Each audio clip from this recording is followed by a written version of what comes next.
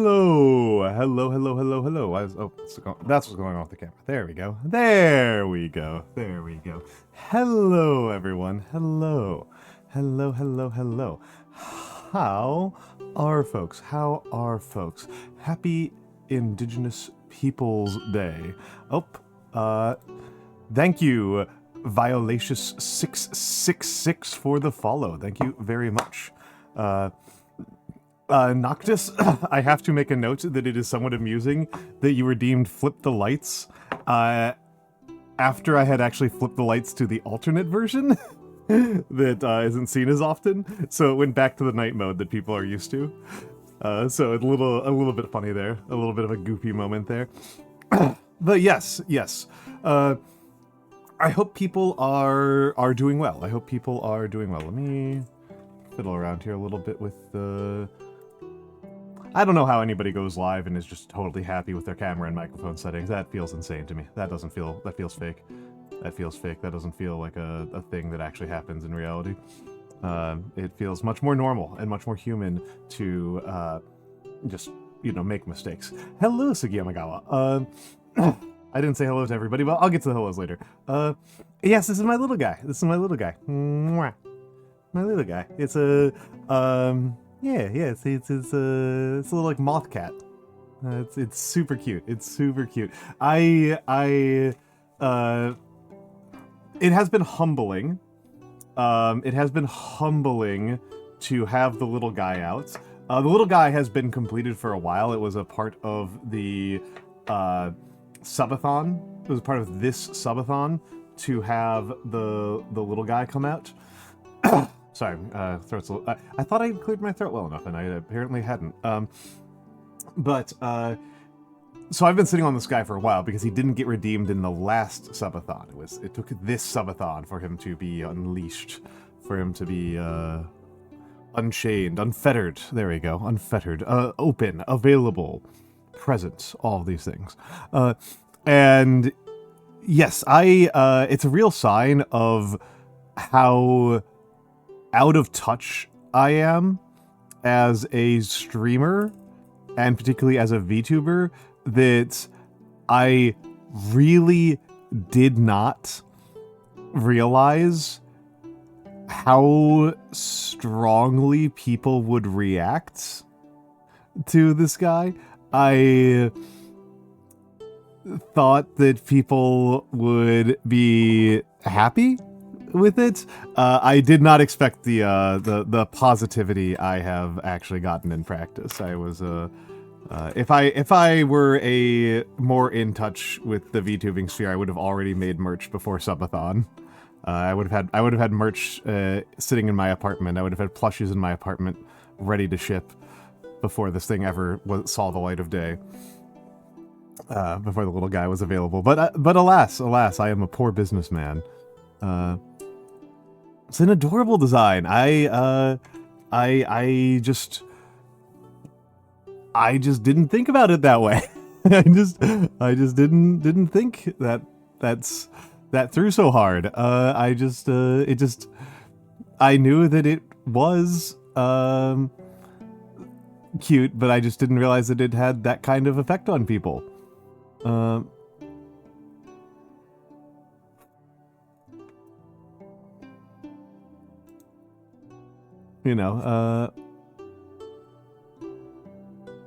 Cute. You want to have a cute little guy with your model? Excellent. Good choice. A good choice. And you are right. Everyone loves a fuzzy little guy. I just didn't realize how much.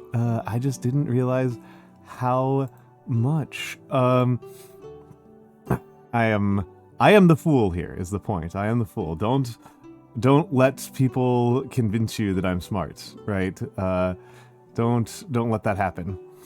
Little guys are peak. Of course you would say that, Matthew. Of course you would say that, Matthew. But yes. I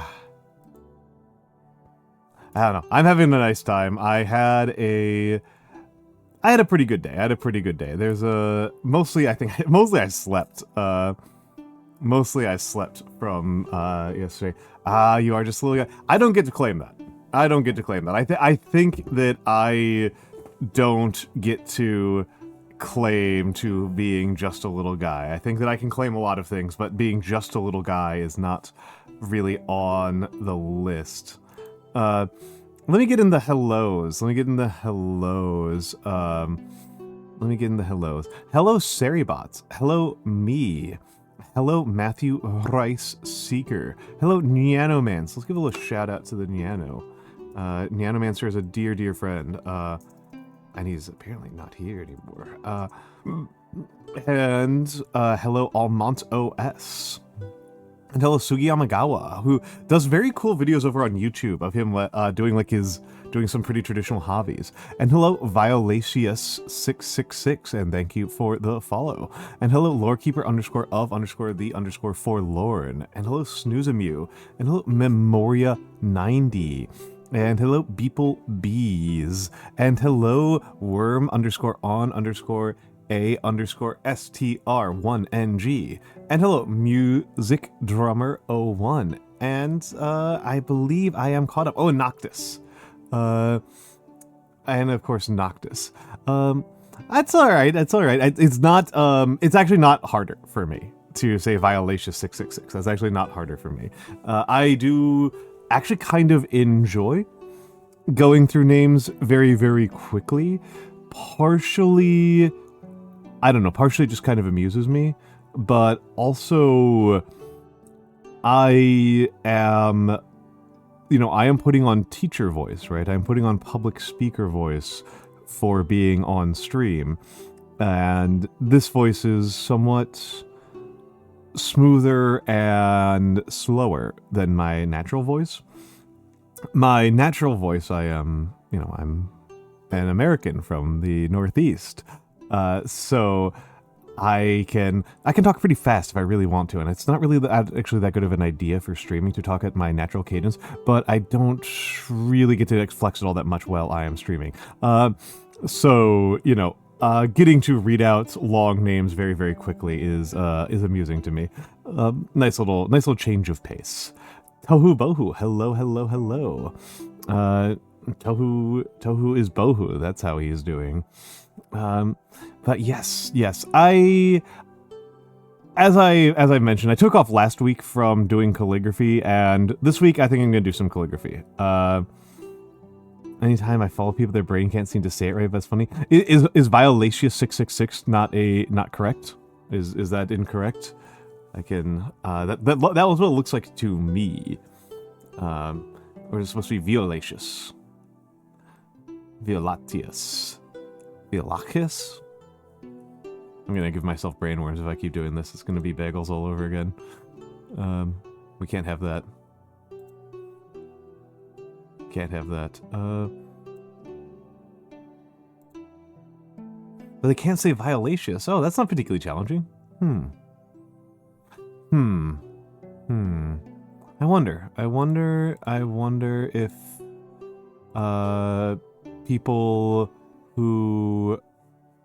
people are not used to encountering names from languages they don't speak with frequency. The Alma brainworms. I mean, it definitely depends on the type of brainworms. There are definitely some brainworms that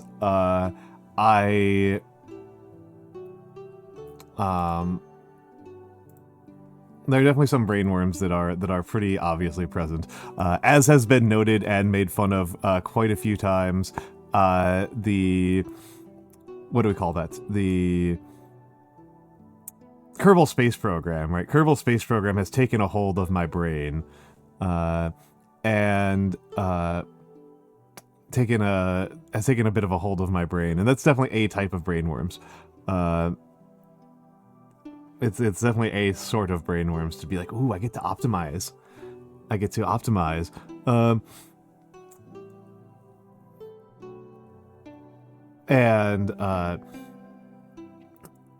But other forms of brainworms are of course rarer.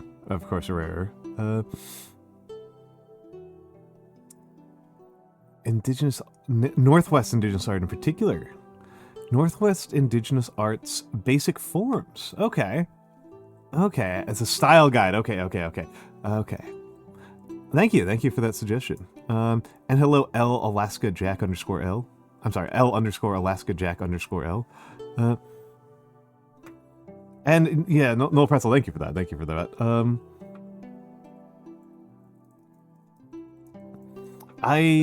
Northwest Indigenous Art has produced a lot of very good anthropology. A lot of very, very good anthropology. One of the truly great anthropologists, Franz Boas, was a specialist in the American Northwest, in the Pacific Northwest, that is to say, as we usually say it as Americans, and produced a lot of really excellent work in a field, and particularly at a time when people in the field were not tending to produce particularly good work, when good work was something of a rarity, and absolute hot garbage was pretty acceptable. So that's definitely like a thing that I end up thinking about, right? That's definitely a thing that's kind of on my mind when we say this kind of stuff, when we're talking about these groups and these peoples. And oh, a second.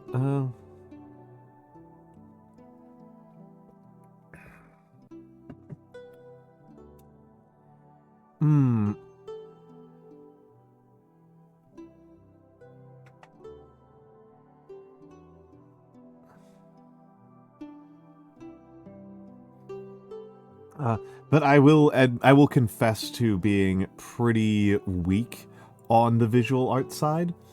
I do calligraphy because it involves a way of thinking that is actually a little bit different, I think, than how most visual artists think, and allows me to sidestep parts of the visual arts that I find challenging. Challenging or even near impossible. So I'm just taking a look at my inks at the moment and just making some thoughts. Yeah, we're all perfect with everything, right? That's the default. The default is that people are just perfect at things. That is the default for human behavior, is for everyone to just be perfect and never ever make a mistake. No mistakes. No mistakes ever. I get to make mistakes. That is why everyone comes here to watch my channel, is because I make mistakes, and it's such a rarity for a human being to make a mistake that we have to go to the zoo and watch Uncle Al make mistakes, right? Violations, I'm actually having a lot of fun with this concept. I'm actually really enjoying this as a joke to riff off of. The idea that the default is that humans are perfect, and it's just Al. It's just me. It's just me who is imperfect. I think this is funny. I think this is a funny sci-fi concept that work comes extremely easily to everyone, skill and power come extremely easily to everyone, and then people wind up having to seek out imperfection and weakness to celebrate. A little like one of the only good moments in all of, what's that movie? Logan's Run. God, Logan's Run is not a good movie. Yeah, Molesocracy. Yes, Noel Pretzel. Yes.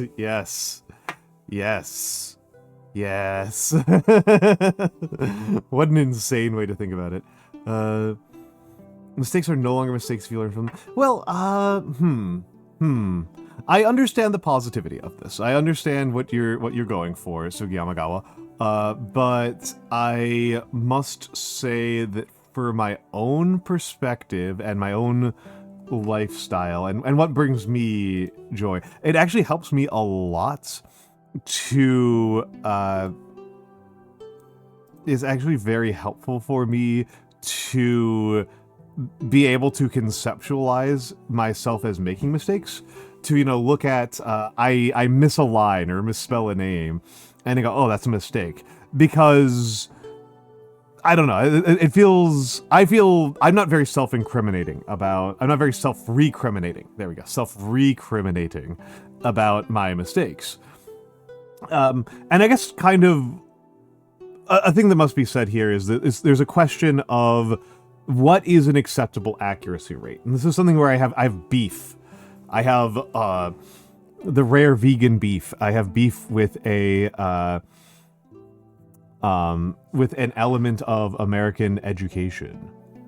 I have a frustration and an anger with a part of the American education system, which is we have a fixed rate of what we consider acceptable mistakes across all disciplines and in all contexts, right? A 70 is bad, and a 90 is pretty good, and a 50% is just flat out failing, right? That's how we do that.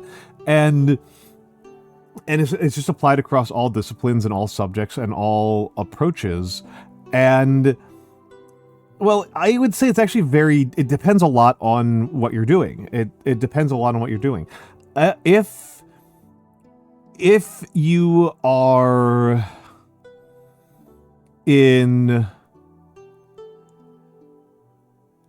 applying for jobs, if you are on the job market, a normal accuracy is under 1%. Hello, Vero Valkyrie. Hello, hello, hello. It is quite normal, particularly depending on your field, to apply to 100, 200, 300 jobs. That's actually like normal.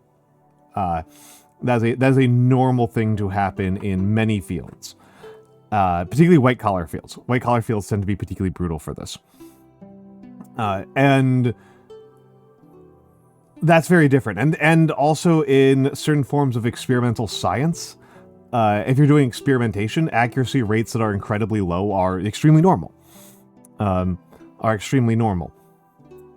And that's just part of the deal, right? You just kind of accept it because of the nature of the beast. And similarly, there's a very different nature for aerospace engineering, right?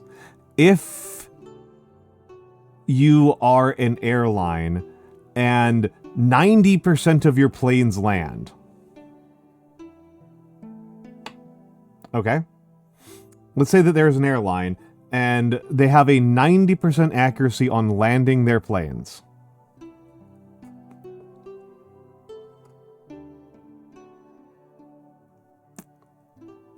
That's pretty bad. Yeah, A- would fly again. Hello, Terry. Hello, Terry. Hello, Terry. Yeah,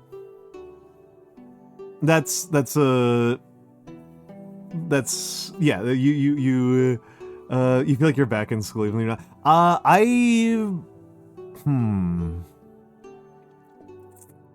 I hope, Violacious, that is not a particularly negative feeling. Hello, Itsy Bitsy Bones.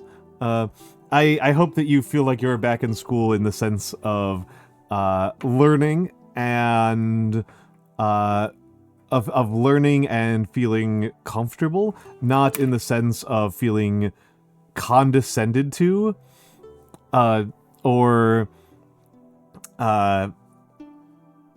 frustrated or constricted.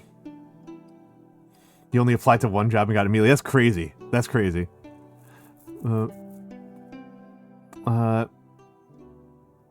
Violacious, remember this is an 18 plus channel. If you are under 18, please come back after you've turned 18. A 1 in 10 chance to 1 out of 10 airlines crashing would be 100 9/11s every day just in the US alone. Exactly, Alaska Jack. A 90% success rate for airlines is extraordinarily bad, right? All right, Violacious. A 90% success rate for airplanes is really, really horrible. You know, that's it is also worth kind of taking. I'm just gonna take a brief aside just because I am a nerd and I love this kind of thing. I love these kind of like slightly uncommon statistics. The majority of plane crashes are completely non-fatal. Plane crashes are shockingly safe. I don't know. Something about that's like deeply amusing to me.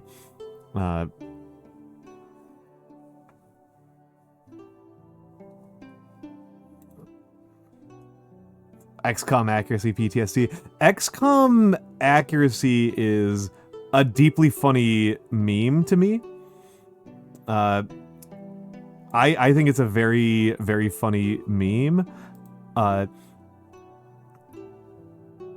This despite most not having pictures. Beeplebees.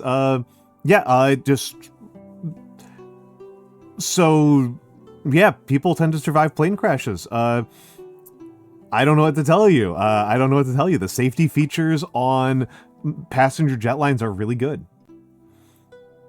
The safety features on a passenger jet are actually just really, really good. They're just phenomenal. I don't know what else to tell you. They're just really good. They're just really impressive.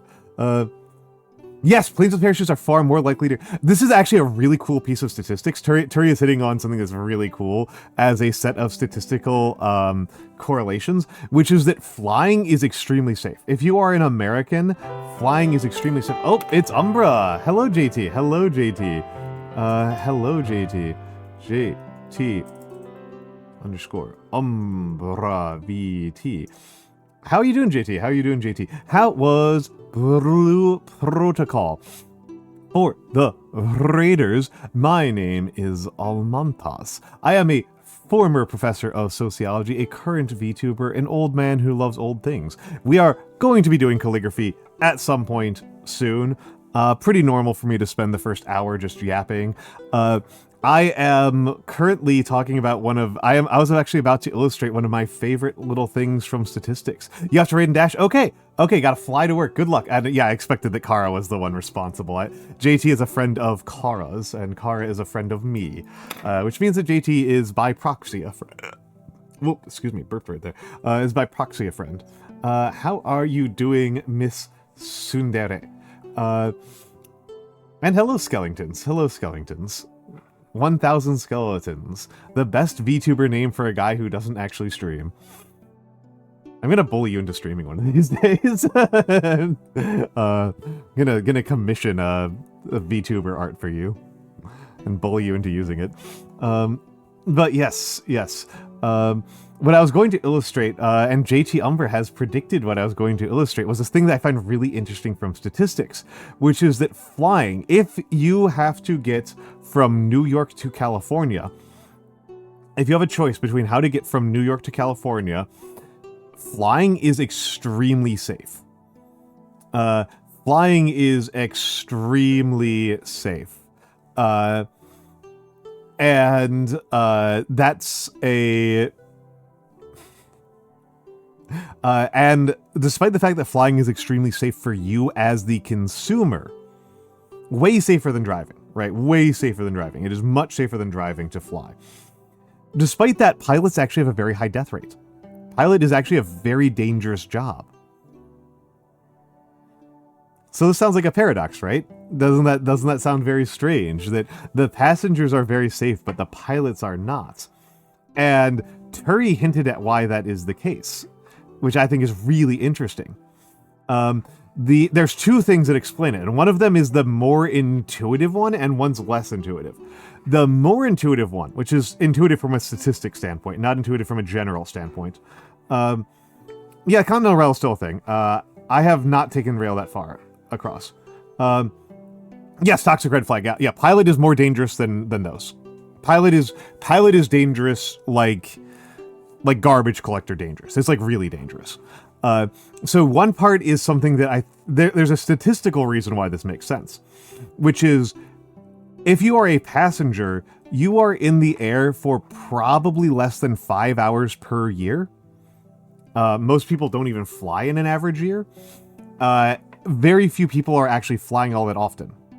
No, it's not. No, not in that sense at all. The big danger, though, so that's one part of the danger, right, is that, like, you fly for 2 hours, the pilot flies for 2,000. Turi has hit the other important part, which is that the bigger the plane, the safer it is. And also, and compounding the fact that bigger planes are safer, smaller planes, they don't let inexperienced pilots fly the big planes. That's the other part of this. The inexperienced pilots, the ones who have the least knowledge and ability and skill at rescuing themselves from a dangerous situation, are put into the most dangerous planes and the most dangerous situations. Interesting, right? And of course, Troy would understand, like, the bigger the plane, the safer it is, because there's a similar thing with boats. If you're a sailor, bigger boats are often easier to control than smaller boats.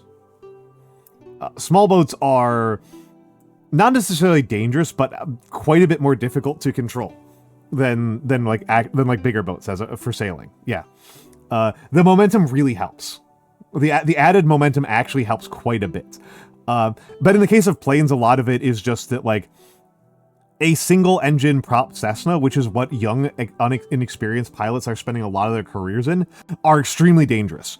And crop dusting missions, which are the low wage type of things that pilots get their experience on and learn to fly, those are actually really dangerous missions. That's actually a really dangerous type of mission.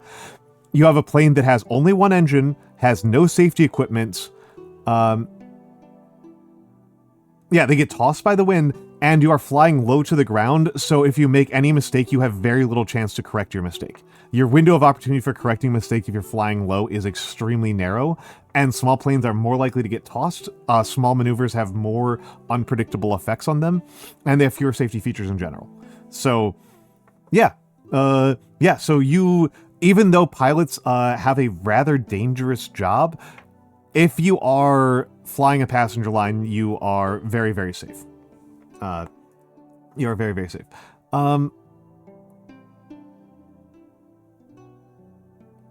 I mean, inertia and momentum would have the same effect here. If you're doing the same velocity with a larger mass, you have more momentum. Hello, SarisBV. Hello, Saris_BV. Thank you for the 100 bits. That's very kind of you. That's very kind of you. That reminds me, Saris, that I need to enable it for this stream. Let me go over here. We are, because this is a calligraphy stream, oh, and Arcane Memory came in. Hello, a sweet surprise. Hello, a sweet surprise from Gwaine and Asleri, and of course, Arcane Memory. Welcome in, Arcane Memory. Hello. You were studying. You were co-working and studying. What were you doing?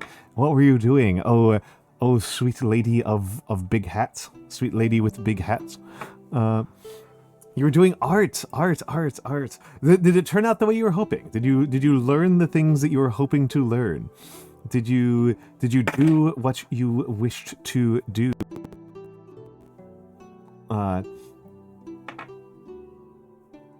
I hope that you did. I hope that you achieved your goals.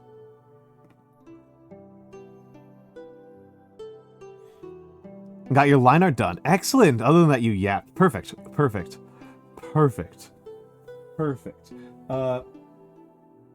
I'm going to...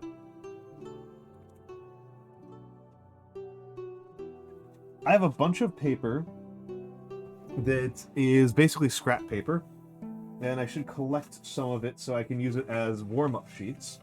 Got your line art done. Excellent. Excellent.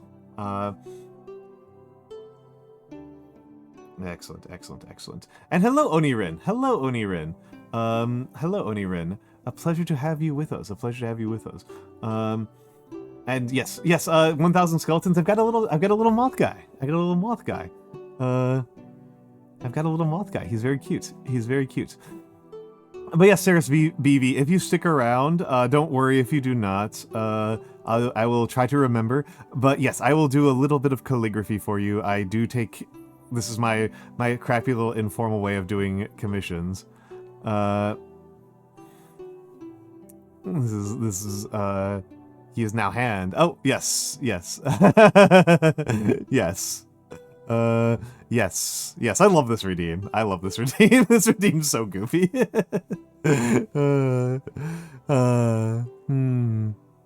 It's so good. It's so good. Let me take a look over in studio mode. I'm gonna do a little bit of setup here.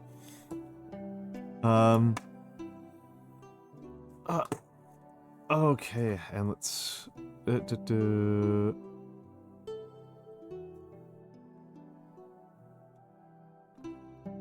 and I think I'm going to stick with the Almantas. It's great. It's phenomenal.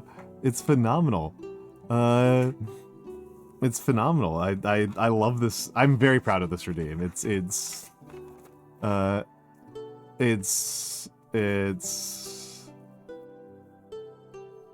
so goofy. It's so goofy. I get so little ability to actually. There's a limit on how much I get to be Gremlin, right? There's a limit on how much I get to be Gremlin on stream. It's mostly just I don't have it in me, right? I don't really have I don't really have Gremlin in me. My Gremlin capacity is relatively limited. Not zero, but I'm no Chibi Doki, right? I'm no Chibi Doki. I'm not even Karat Tsundare, right? I'm just an old guy. So whenever I get the opportunity to be kind of a gremlin, I like to take it. I like to really take it.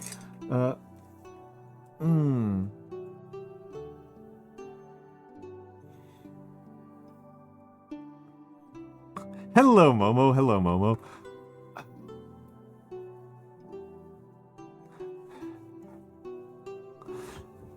What has happened is that I have been owled. I've been owled. I'm really proud of this one. Why is it just your hand? It's holding an awl. That's the joke. It's holding an awl.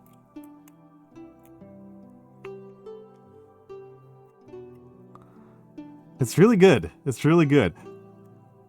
I don't get to do enough like really good puns like that. You know, I gotta take my hits where I can, right? Gotta take what I can, you know?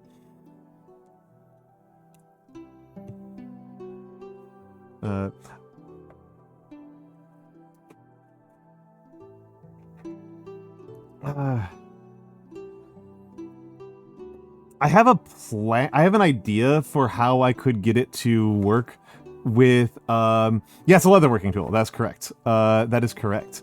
It is my actual arm, as you can probably tell. I think most people can probably, people who have been around for a minute can probably tell that this is just my arm, right? Hold on, let me reset the camera for a second because it's looking weird.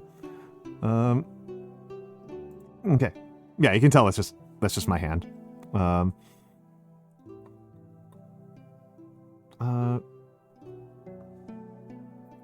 let's just. Okay, the sync is a little bit more cooperative than the Umber. All right, so.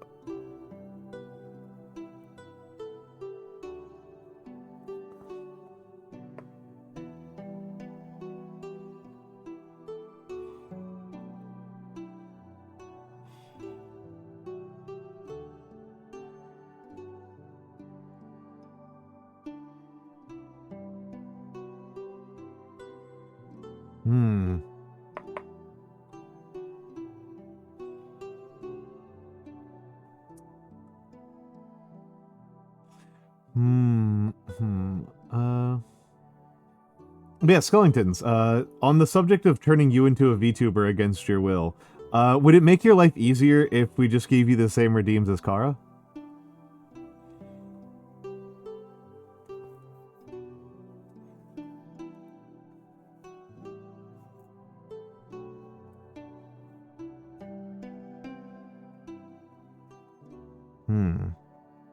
I said this was a little bit more cooperative, and it's really not cooperating very far.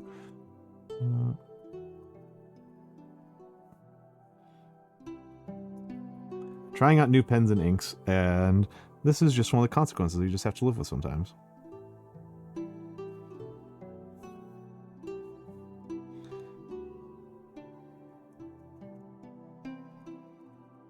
I think... No, that was for 1,000 skeletons. 1,000 skeletons. No, I can't answer. I've only just met you, Violacious. So here's my thing about VTubing, right? Here's my big lesson on VTubing, my big hot take on VTubing. Okay, I think that there's still too much machine oil on this nib. I think there's too much machine oil on this nib. I think I need to wash it off. I think I need to wash it more thoroughly. Yeah, this one's got too much machine. This one's still too oiled. It's not coming through. I'm gonna switch over to a parallel in a second. And I was gonna use parallels all night anyway. That was my plan. My plan was this was going to be a parallels night. Well, we've got a few minutes until ad break. I might run it early so I can take the time to wash this off and prep the parallels. But yes, my big advice, my big hot take with VTubing is get started, right? Like don't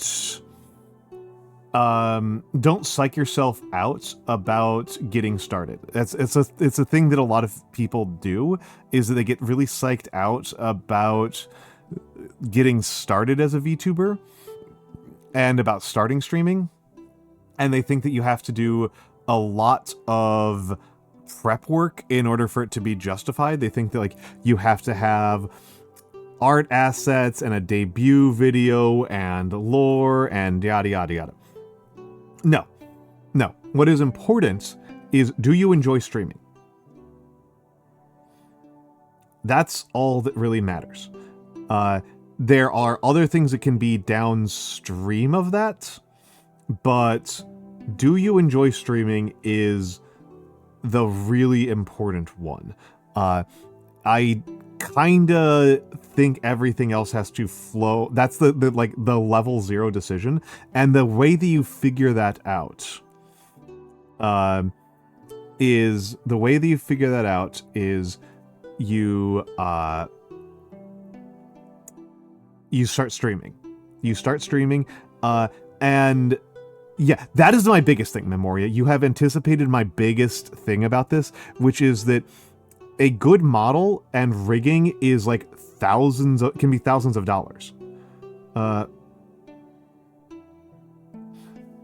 there's free and even cheap models.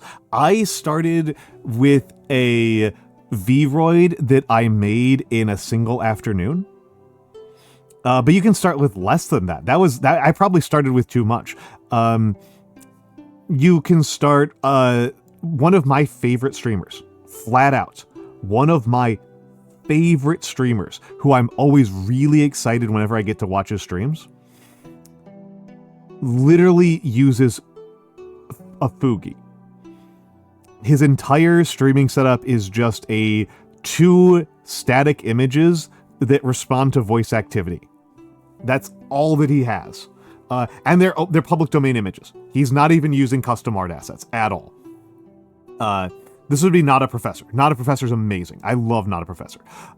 So, like, you really have the start point, the barrier to starting out is very, very low. Hello, Iro. Well, kind of. I am having to... This pen, it needs to be cleaned more thoroughly. I didn't do a good enough job at cleaning off the nibs. Then there's Corpse. Yes, then there's Corpse. Corpse doesn't even use a microphone. Corpse doesn't even have a microphone. I adore Corpse. Corpse is great.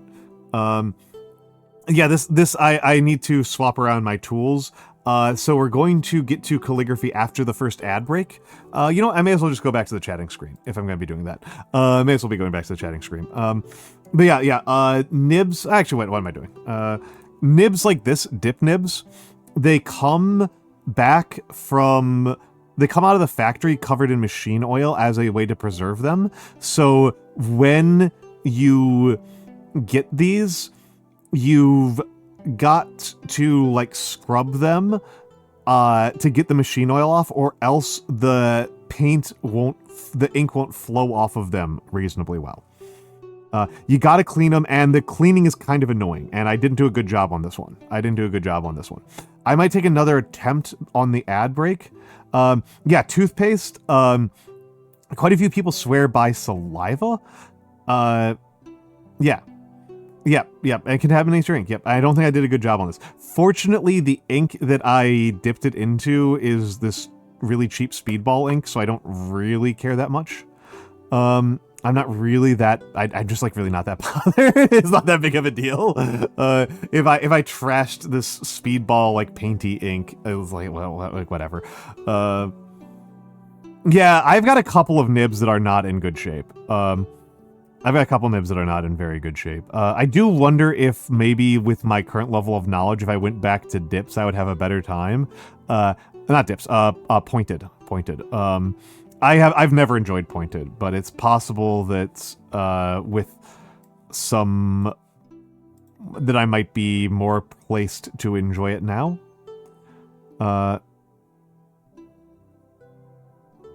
Yes, use Quink. Quink's fine. Again, I pretty much always use Iroroshizoku, right? Like, I am a huge Iroroshizoku fanboy. That is absolutely my color of choice. I'm a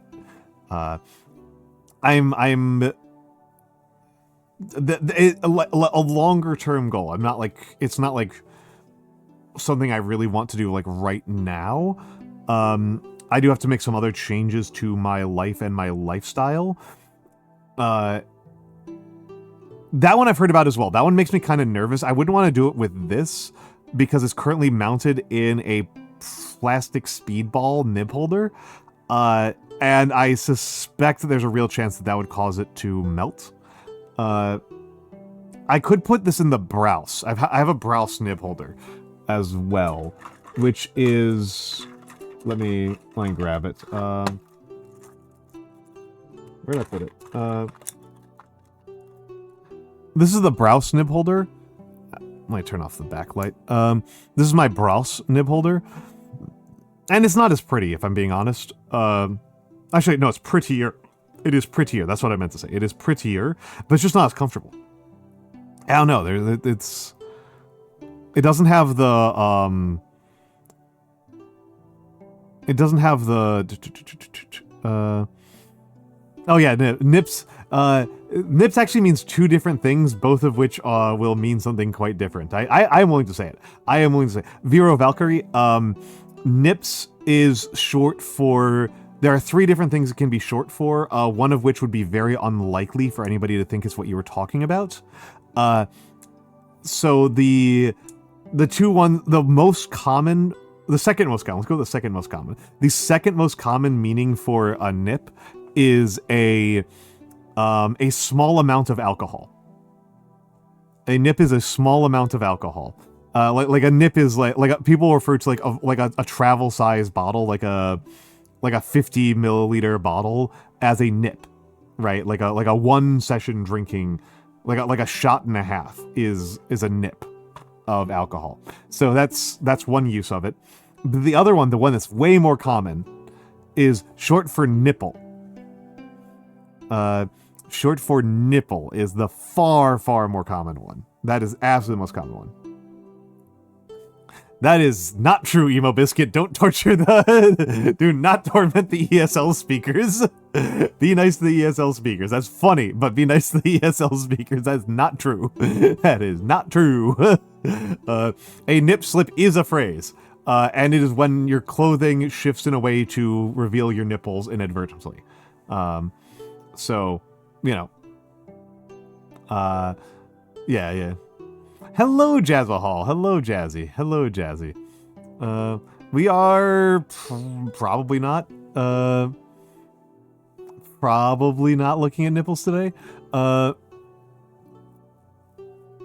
That's... I don't have guarantees. I don't have guarantees on that. I don't think does my model have nipples? I haven't really looked all that closely. I was just like, it has the right amount of chest hair, and I was happy with that. Well, it is worth noting that I don't currently have any method to trigger the nude layer. Okay, actually, hold on. People were asking about the... I was giving a little bit of VTuber advice, a little bit of very basic VTuber advice a few minutes ago. Really important one. Really, really important one. When you buy a Live 2D, if you go up to the level of buying a Live 2D, if you pay for a Live 2D, for like, and these things are expensive, right? If you get a Live 2D, it is worth it to get the nude layer. That is worth paying extra for. Oh, that's true, Noel Pretzel. That's another meaning. That's true. Yeah, it is worth it to pay for it. It is worth it. I did not the first time I got a Live 2D, and I really regret it. Everything else about my Live 2D experience, I was very happy with, but it is absolutely worth it. Because it lets you, even if you never actually have your model without clothing on stream, or in other contexts, it means that you can get new clothing outfits remarkably more easily. That's the reason why. It makes getting new clothing layers way easier going forward. That's why. That's why you want that. That is why you want that. We couldn't do sleeve rolling on my previous model because there was literally nothing underneath the sleeve, right? Like,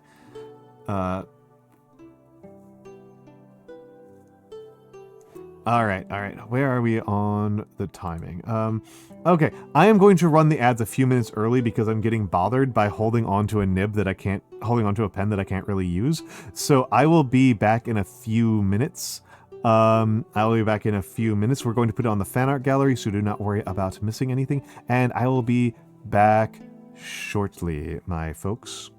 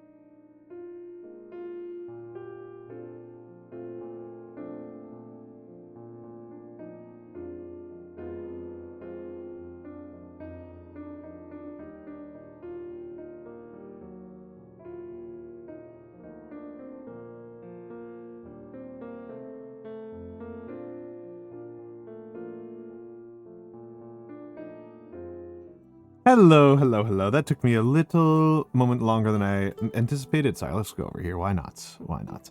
I did re-watch this one, so I'm going to give this another shot. Let's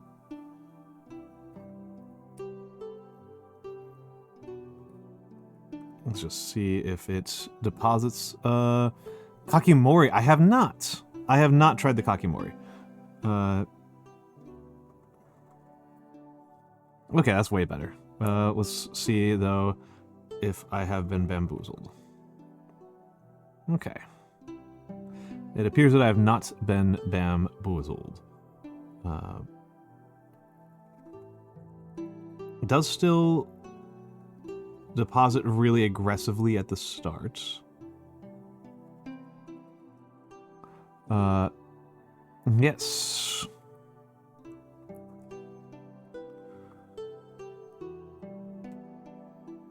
Yes.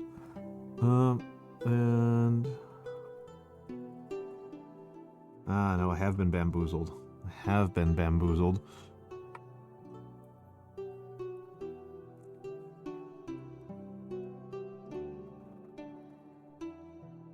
My bams are boozled. Hello, Winday. Hello, Winday. How are you doing? Oh, that is a workout time. That is a workout time. Give me a second. Hello, Giop. How many pens do I have?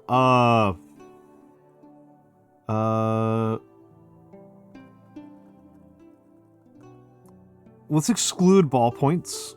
Let's exclude ballpoints and gels, because I genuinely don't know. I don't even know where I keep all of the damn things. In terms of calligraphy pens, I have the 2 nib holders. Right, I have my 2 actual nib holders. Let's turn this off for a second. I've got 2 nib holders. I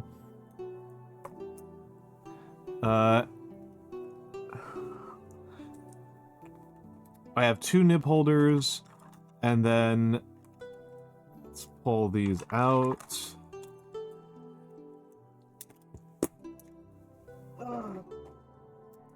Here are... I have a couple of pilot parallels that are actually still unopened, but it looks like I have currently 9 pilot parallels in various stages of inkedness. 9 pilot parallels, a Lamy Safari stub that I don't actually like very much, a Pilot disposable brush pen, and I have another non-disposable brush pen, the Kodotake. And then in terms of fountain pens, another Lamy Safari, a Pilot Metro, a Potterino,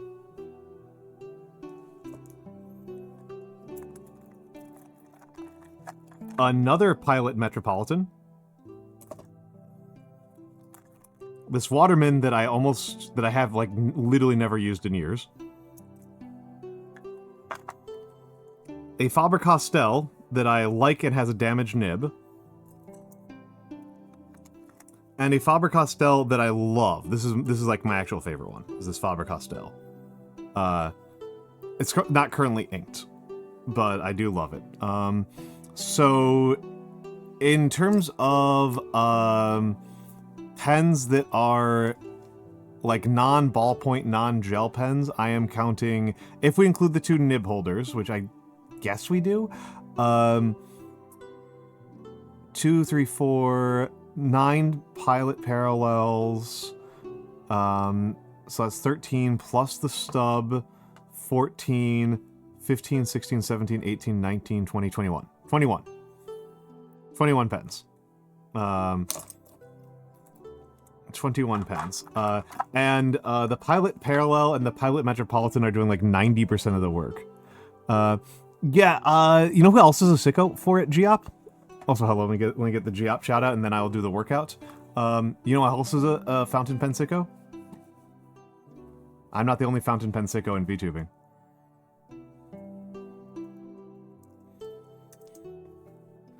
Is Nyanomancer. Nyanomancer is also a fountain pen sicko. Alright, alright. You think she's big corpo? Nice. Yeah, I was thinking of Niano.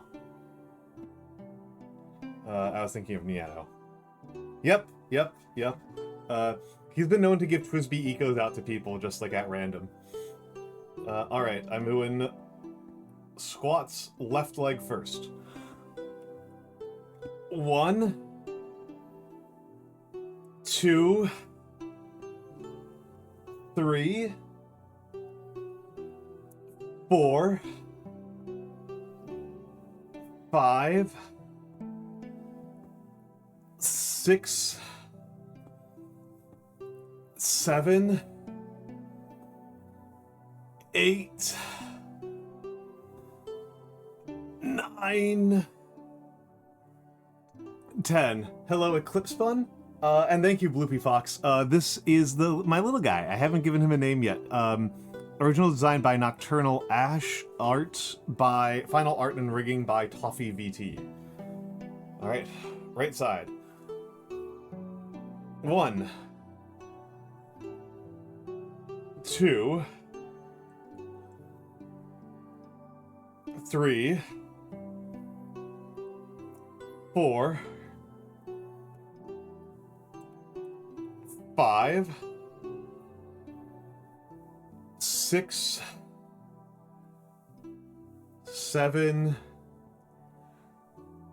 8, 9,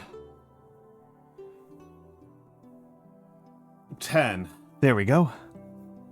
There we go. Let's put some of these away because otherwise I can't use my own desk. We're gonna talk about naming on, what's the name of that day?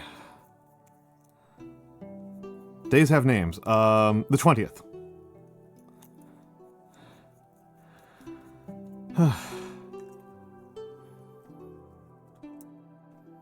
The 20th is when we're going to be having the naming conversation.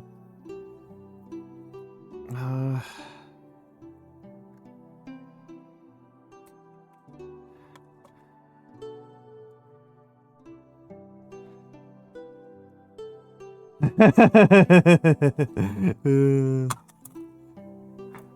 the sound. Okay, hold on. You've been doing kick the can on naming. That's fair. That's fair. People keep on asking though, so I feel kind of obliged. The truth of the matter is that I am really bad at coming up with names. That's like the underlying truth, is that I'm really bad at coming up with names. It's very large, is the reason why I was kicking the can on that one, Vero. I might share it on another day. It's mostly Iroshizoku's. But hold on, how many inks do I have? I might have more inks. I have a similar number of inks and paints. I have so many freaking paints.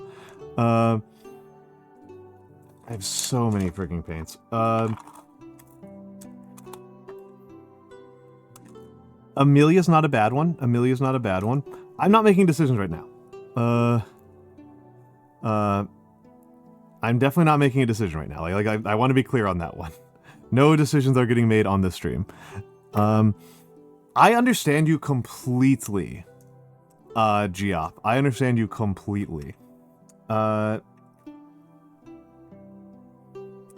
not a big fan of the shimmer inks. I'm a really big Iroshizoku's fan. Honestly, I am contemplating that all of my future inks are just going to be Iroshizoku, and there's part of me that's wondering about just trying to buy the entire Iroshizoku line, because they've just been, they're what I want from a pen, from a fountain pen ink. I know people who don't like them, and I think those people are crazy. I think those people are nuts. I've got Iroshizoku Suryo, Fuyugaki, Yamabudo, what's the other one I've got? Amairo, and Asagao. I think those are all my Oroshizokus. This is my current red, Paradise Red, which is a pretty defunct brand. This is my current black, which I am looking forward to not using. Sailor Black. I have some of the 15 milliliters. That's how I got, that was, I did a couple of the, I've got set B, I think, but I finished off the Fuyugaki. Because I really like Fuyugaki, so I've got a 50 milliliter bottle of Fuyugaki now. I have a bunch of speedballs that I'm not really enjoying very much.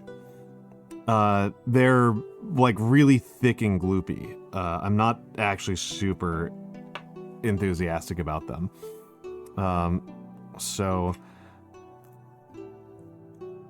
This is warm-up. We're in warm-up.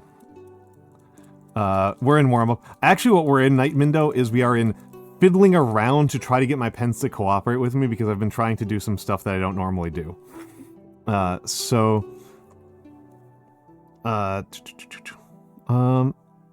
Speedball is an unfortunate name.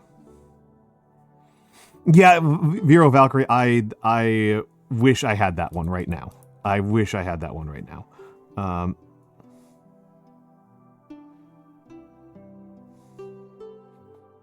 Your preferred name was taken. That happens. That happens. That's why I'm all... Nagi gave me crap yesterday. She's like, why aren't you just Almantas? And it's like, well, because Almantas is taken. Oh, yeah, no, I've got 9 pilot parallels. I actually have like 3 more that are currently still boxed up. I don't really entirely know why I haven't... Okay, there we go.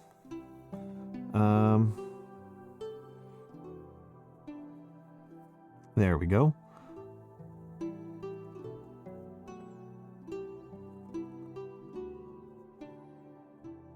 There we go.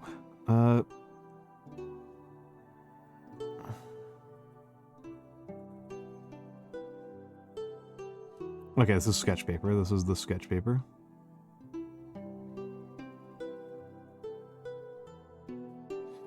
Okay, getting some of the flow.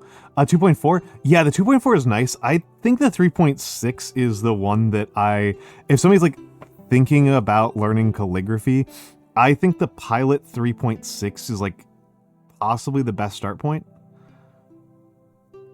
Depending on if you know that you want to go broad. If you know that you want to do broads. If you don't know whether or not you want to do broads, I guess buy a speedball set. Yeah, in case people, all right, Winday, good luck at work. Good luck at work. Yeah, I will stroke in your honor. And thank you for making me tiny.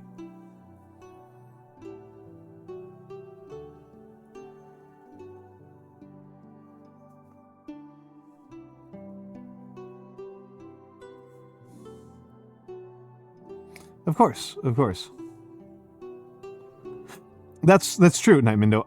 I have the full range. I have 1.5, 2.4, 3.6, and 6.0. I'm using a 6 right now. This is a 6mm, which is huge. The reason why I recommend the reason why the 1.5 I actually kind of just don't like, if I'm being completely honest. I think that the things that a pilot parallel is doing start to kind of fall apart at 1.5mm.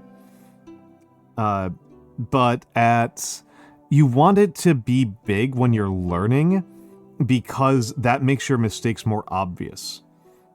And it makes the hairlines more dramatic. So it makes it easier to tell like what you're even doing when you're doing calligraphy. The thing is that the 6mm is just huge. The thing is that 6mm you just destroy, you just run through paper so fast.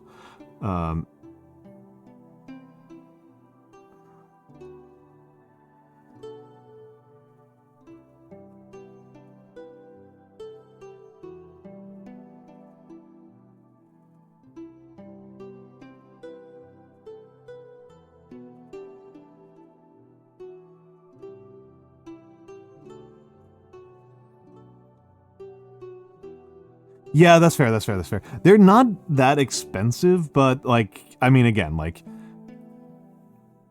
a 2.4 is not bad. Like, I don't want to give the impression I think the 2.4 is bad. I actually work with a 2.4 a lot.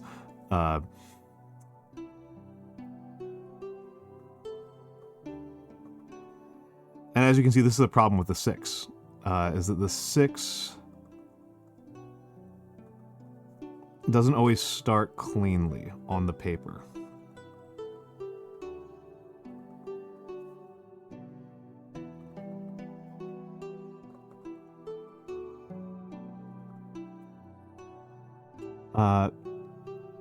But as Lyria hinted to, for anybody who happens to be an ESL speaker, and I know there's a couple here, or just isn't familiar with this term, because it's not that common of a term. Speedballs are a drug term in the United States. Speedballs are when you mix heroin and cocaine.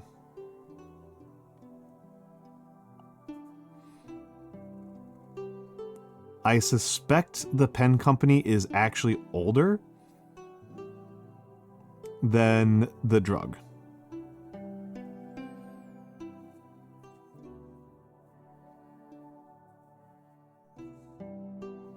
Reeds. Nightmindo, those are reeds.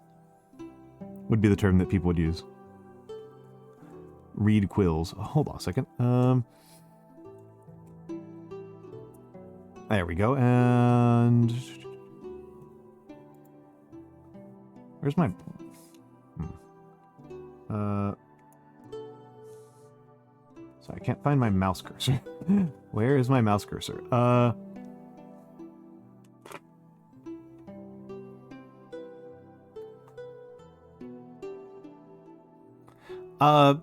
I mean, the good news is that very few people will actually have any problem with that. Also, what the hell is happening to my... Oh, that's what was happening. Okay, okay. There we go. That should look better. Potato Cat! Potato Cat. Let's give a little shout out to Potato Cat. I like Potato Cat. She is a cat that is a potato.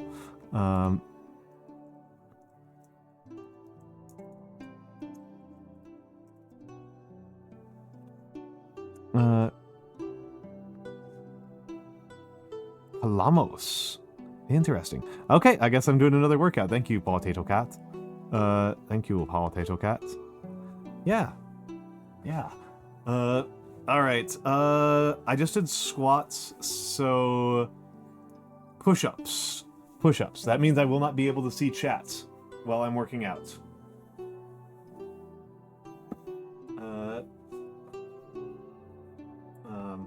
Yes, Potato Cat is a nice streamer. She's an Indonesian cat girl.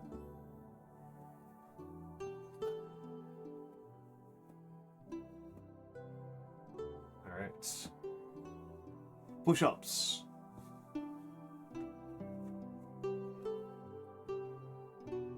One. 2. 3. 4.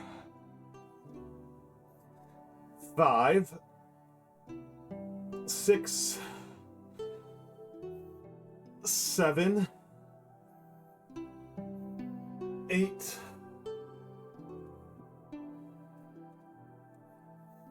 9,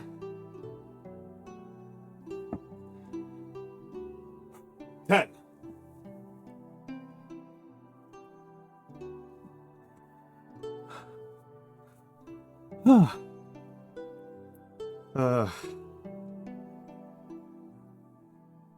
Potato Cat does many things with their voices.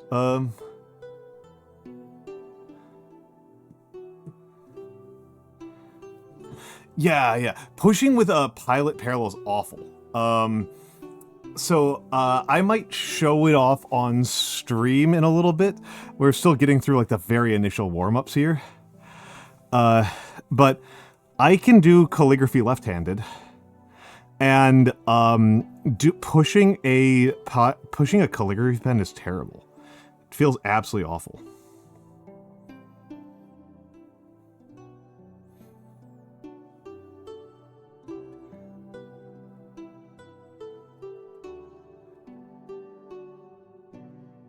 And here's a problem with the parallel, right?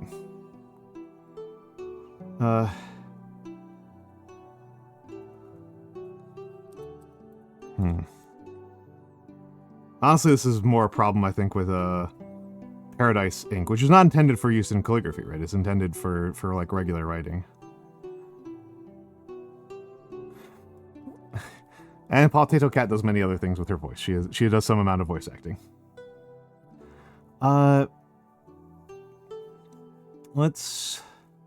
Well, you can. It just barely works. Like, I'm already having enough trouble getting it to pull properly, right?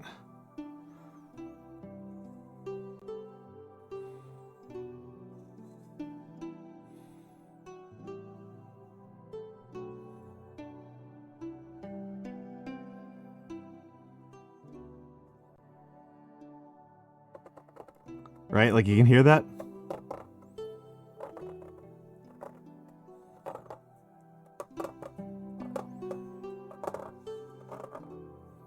You can hear that. Dreadful, dreadful, dreadful.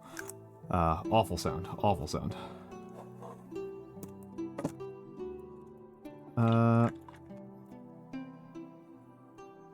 Let's see. Okay, this pen's pretty close to dead. Doing left hand with a marker is way better than doing it right-handed. Oh god, my cable management is coming home to roost. Let's see if I can do this. Oh yeah. But this is a 6mm. That's a 6mm right there. 1mm is huge for writing, but for calligraphy, it's unremarkable. Hold on, I'm gonna mess up. My tracking's gonna be all messed up for a minute here, and also flashbang.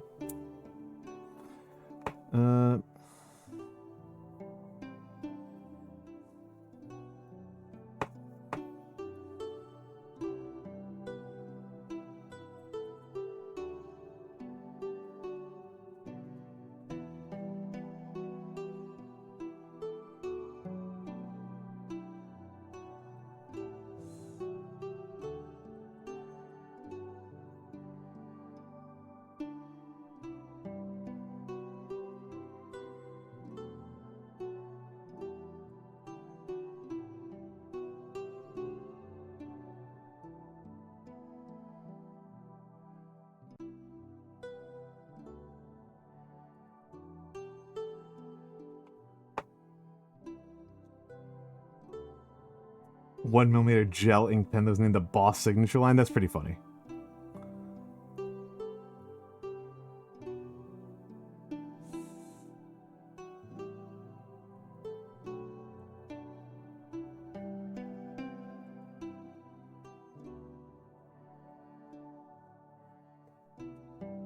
God, I'm rusty with the left hand.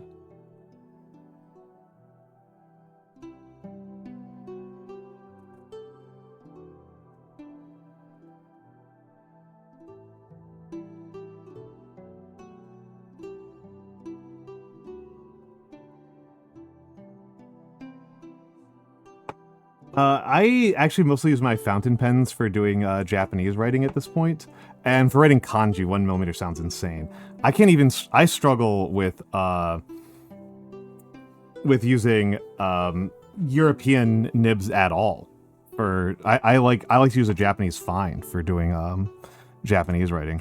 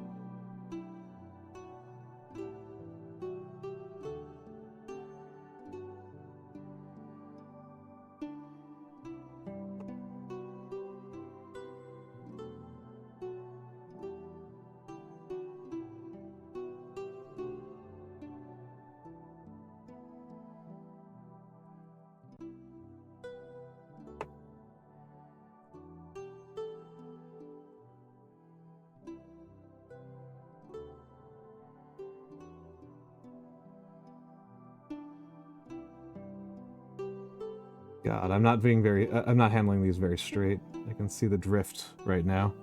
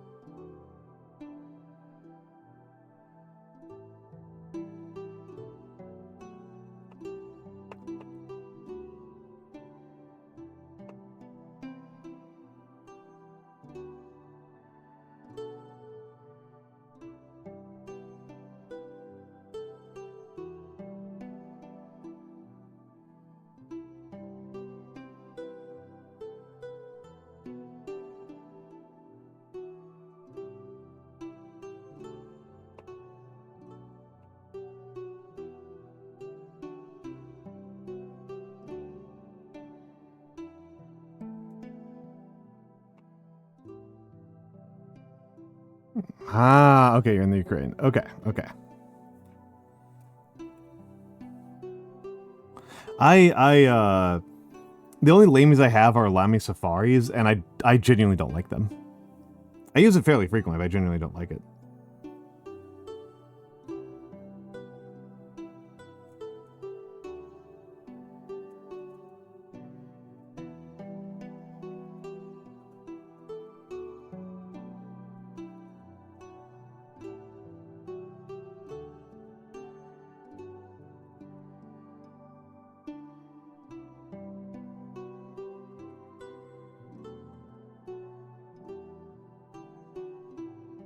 You can see I'm much worse with my left hand.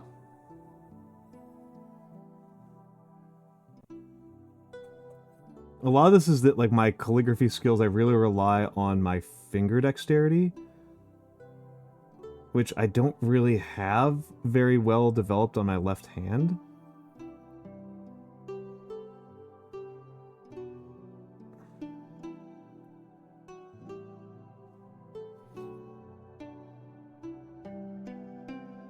And so I'm using a lot more of my biceps. Hello, Mr. Cadzilla. Hello, hello, hello.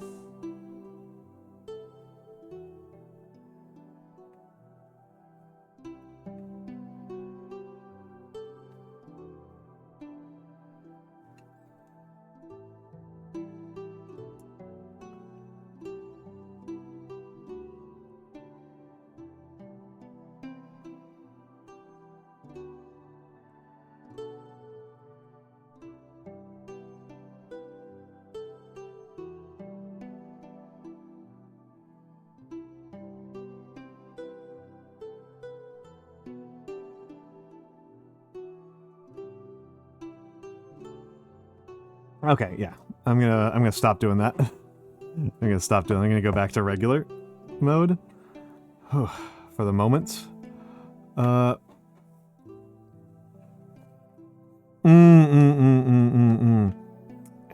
never used the Kakuno, but the Kakunos are so cute. The Kakuno is such a cute pen.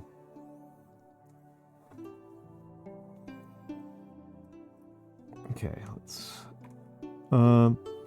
put you back.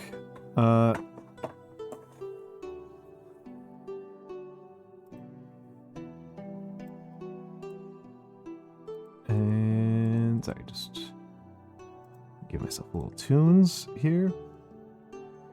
Okay, so let's just make sure this is flowing nice and easily.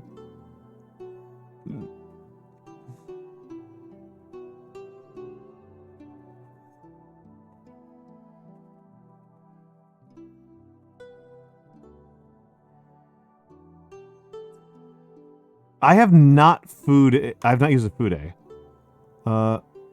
Oh, sure. I'll show you in a second what my problem with the Safari is. I just want to test out something here. I'm going to be doing something that's a bit against the manual.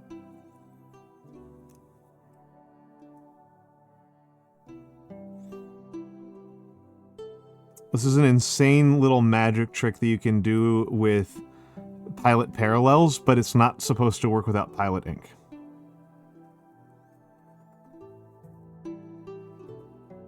And it might not have this time.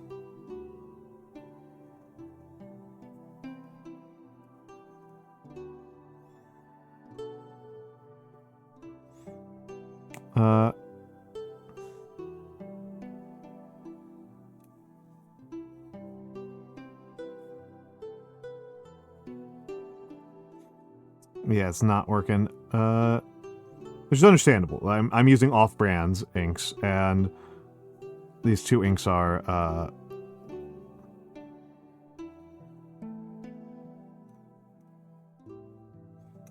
not super mutually compatible.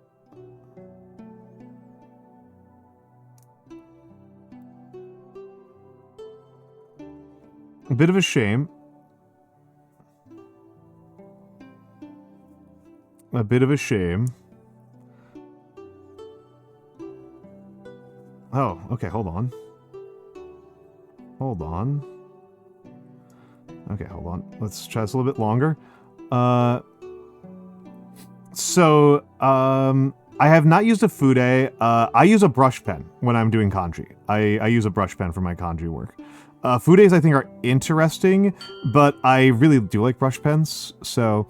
Atrex Nightmare Rage, thank you for the follow.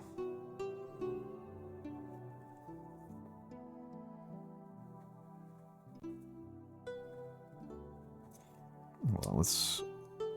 And hello, little cutie fish.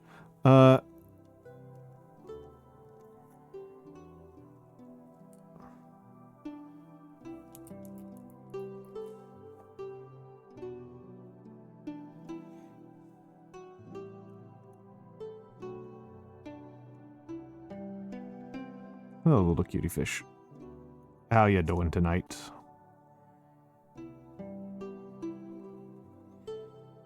Okay, it's starting to work a little bit. It's starting to work a little bit, but looks like it's going to take a lot of time, and it doesn't transfer very efficiently. So it might not be worth it. What I'm trying to do is that if you are using pilot parallels, there's actually a... No, this is actually much weirder than that. Pilot parallels have an attribute that only really works well with the Roshizoku inks. It kind of doesn't work well with other brands, where if you have two pens with different inks, and you hold the nibs into each other like this, they will cross-feed, and it'll produce transitional inks. It'll produce a transitional ink. However, these are non-Iroshizoku inks, so they're not cooperating with me, which should be expected. Yeah, it's a very cool trick. I am trying to do specific things with red and black, and I don't have a Roshizoku red and black on me. So I'm not going to be able to show that off. So, Vero wanted to know something, okay? My Safari, right? Let's turn off this. Apologies for the D-flashbang. Okay. So I've got this Safari, right? I'm holding a Safari in my hand. Okay? Are you looking at this, Vero?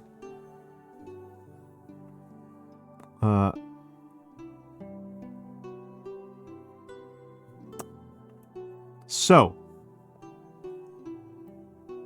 it has these planes, right?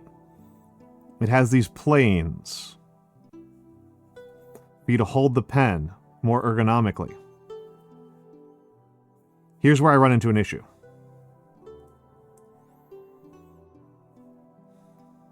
Do you see the issue? I'm curious if you see the issue.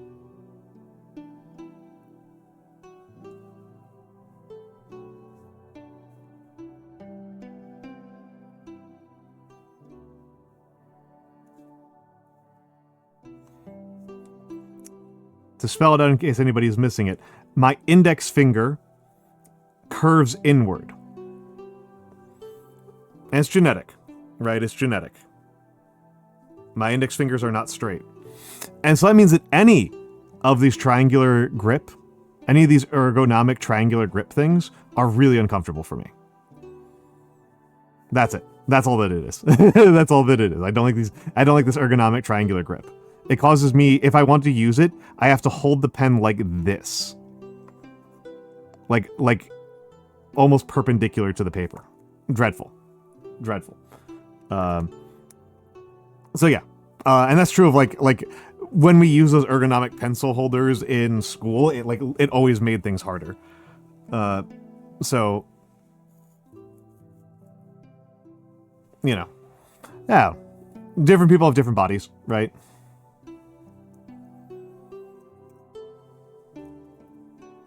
Different people just have different bodies, right? Like, another consequence of this is actually on this finger.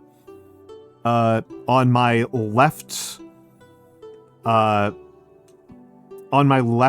hand, ring finger. Because it curves like that, standard typing is actually a little bit more... I have to, like, adjust my typing layout for using QWERTY keyboards. It's not a big deal, but it did get me yelled at a lot when I was learning on a typewriter. My typing teacher thought I was simply typing wrong, and was like, no, that, like, I have to, like, bend my whole wrist in order to hit, I think it was, like, Q or something like that with the ring finger. Dreadful. Yeah. I'm old, Vero.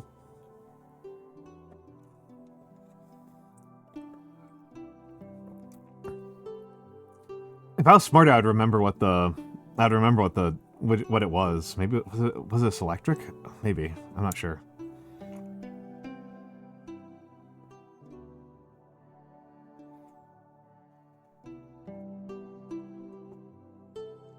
Well,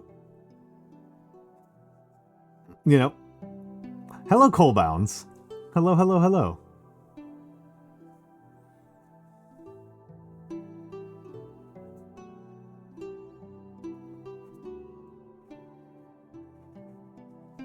Okay.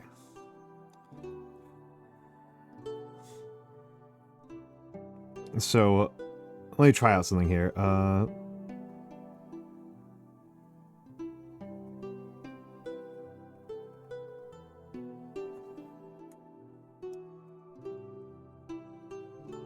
I know some people who just like typewriters. I never had the romanticism about them.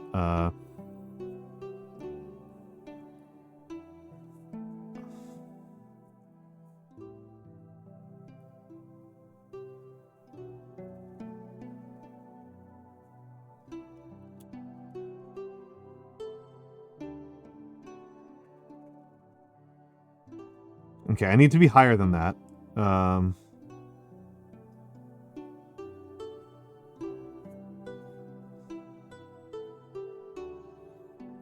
I need more height than that for the 6mm, but I think this actually might work. No, I want the red for the... Well, let's try it the other way. I think of typewriters and like stereotypical authors in certain movies. Fair enough, fair enough. He's older than atomic bombs. Atomic bombs are relatively recent tech, man. I still think human society is not quite adjusted to the existence of nuclear bombs.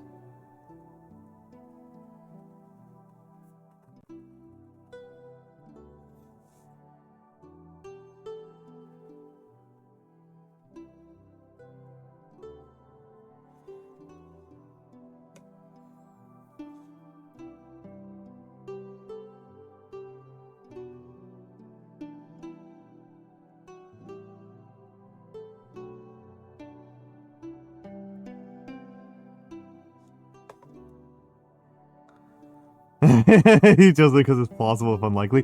People make jokes about me being older than the dinosaurs, so you know, almost generous of you, right?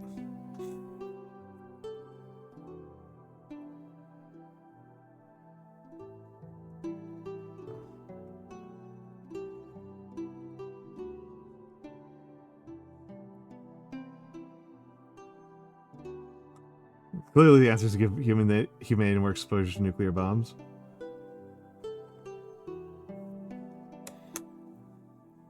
But enough about my stand-up skills. Ho ho ho.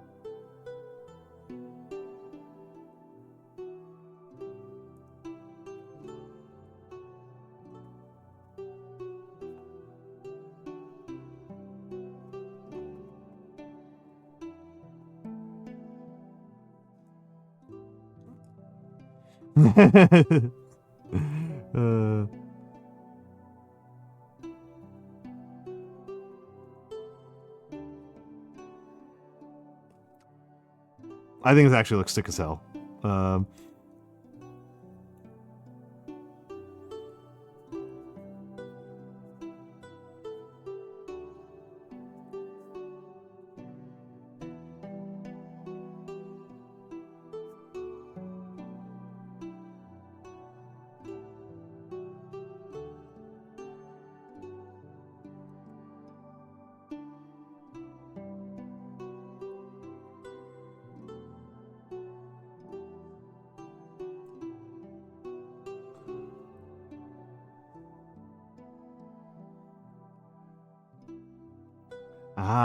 See, Coalbounds, one of the things that's kind of funny to me in this space is that I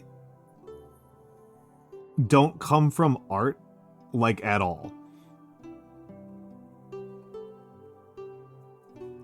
I come pretty much entirely from the sciences and social sciences.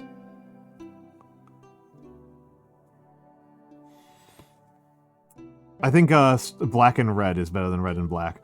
I've never taken a design course. I don't know diddly about design. Had to be functional, not or it wouldn't have detonated. Yeah, that is a big thing, Nightmind. I agree. Honestly, I think there are some things that classes... I don't know much about your education system, but in the US education system, some of the ways that we teach things are so bad that it's like literally worse than not teaching them.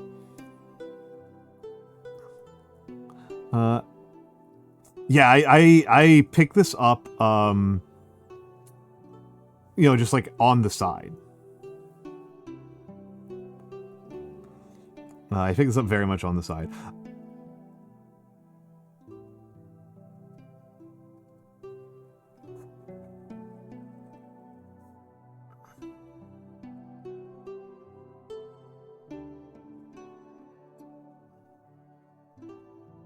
This was a bad performance.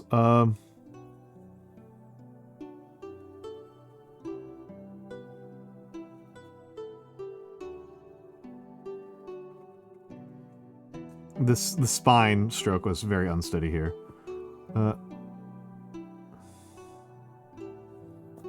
Fair. I mean, I'm very much an American, right? I am extremely an American. I think people can hear the Americanness in my accent pretty clearly. But, you know, oof.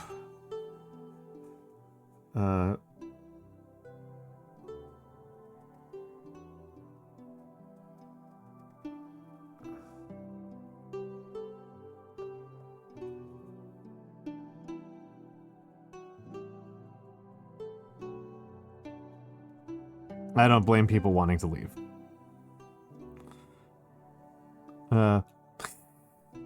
Exactly, Matthew.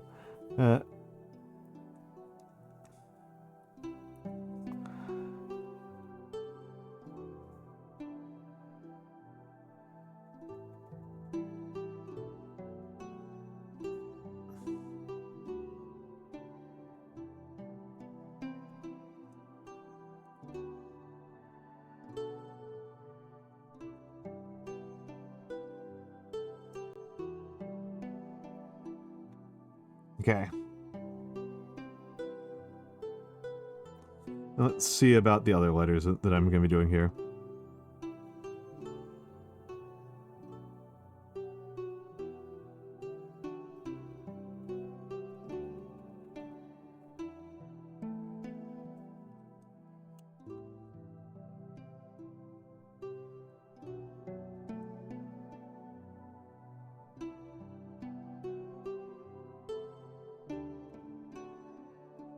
Seems something funky about this one.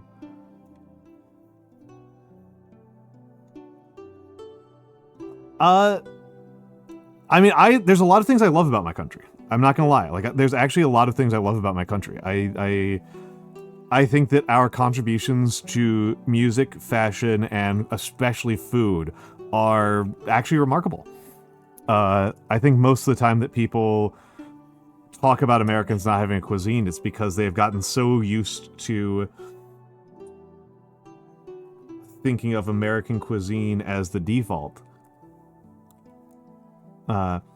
Deep fried pickles, barbecue is the big one.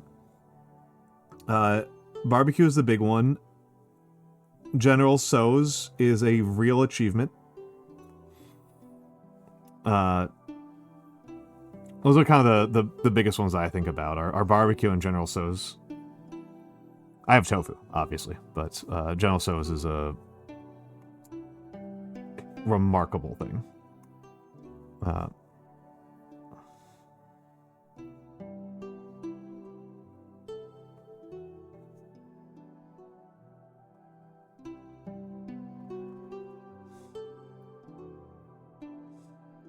I mean, chicken tikka masala is an English invention.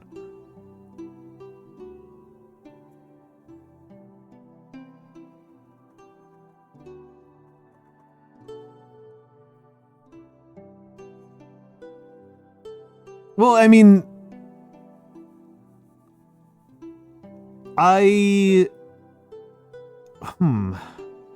like General Tso's Coalbound, like I don't know if you're how aware you are of this, but General Tso's is like fully American.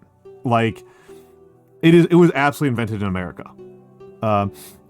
Actually, Nightmind, this is actually something that's really funny. Is that one of my favorite things to hear from people from China? I've heard this from a couple different Chinese people. Like people who live in China, that Panda Express is basically just what Chinese food tastes like in China, but with better ingredients, which is really funny to me. What have you got for me, Noodles? What have you got for me, Nudes? What you got for me?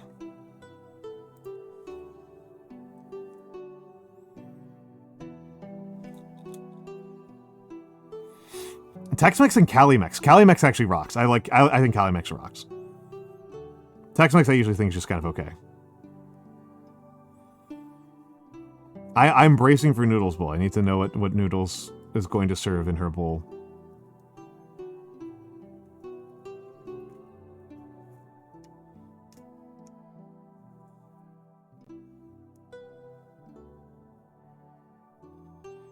Mixed canisters of trail snacks, yeah.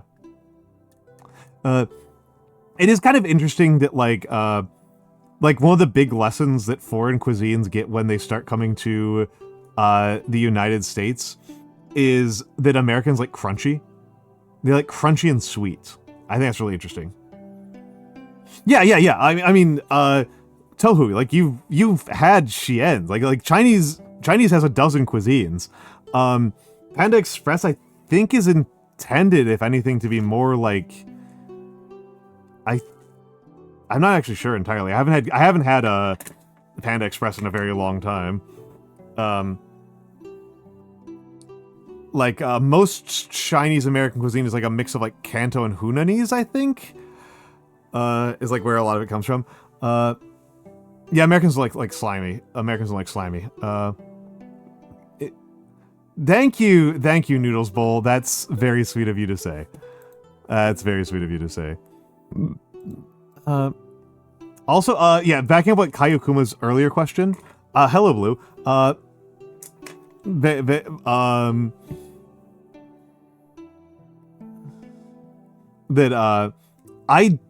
am pretty sure hamburgers were invented in the US, but I'm not actually sure.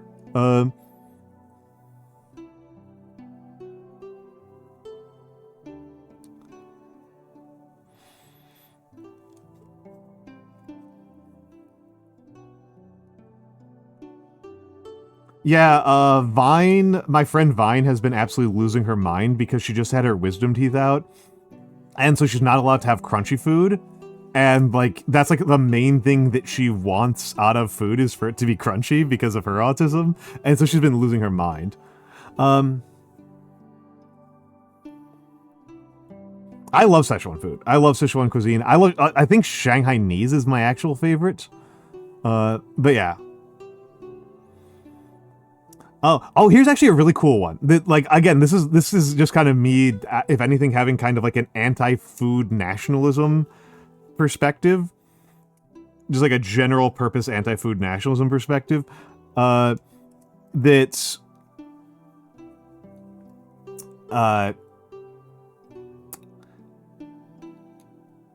American marinara sauce, right? American marinara sauce is actually the more traditional marinara sauce. The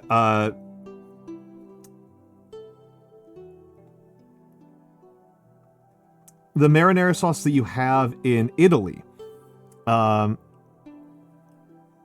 marinara sauce that you get in Italy, if you go to Italy, will have seafood in it. And the reason for this is that mar means sea, right? Mar means sea. You know, MAR is sea. So, like ocean. right? And so Italian people were having marinara sauce and going, what the hell is this? And they added seafood to it. It's a seafood tomato sauce. But in the US is the older version where it's not it's not the sauce of the sea, it's the sauce of the sailors. It's just preserved tomatoes. Right?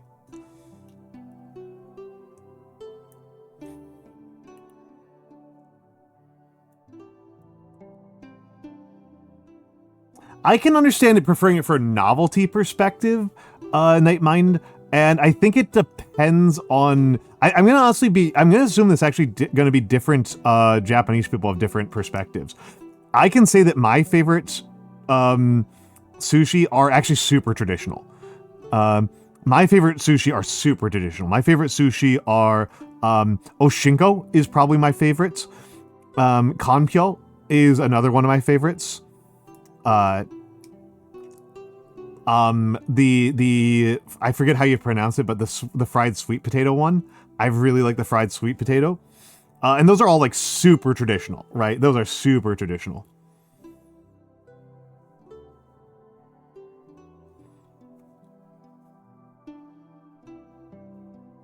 We're about to get hit by ads, folks. Oh wait, no, we've got 7 minutes. We're fine.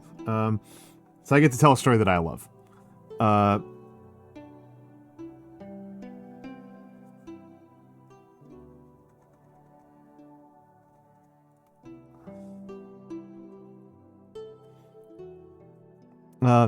But yeah, the thing is that cuisine's actually, I think like cuisine nationalism is ultimately kind of a dead end ideologically and intellectually, because chefs, people like to cook across borders.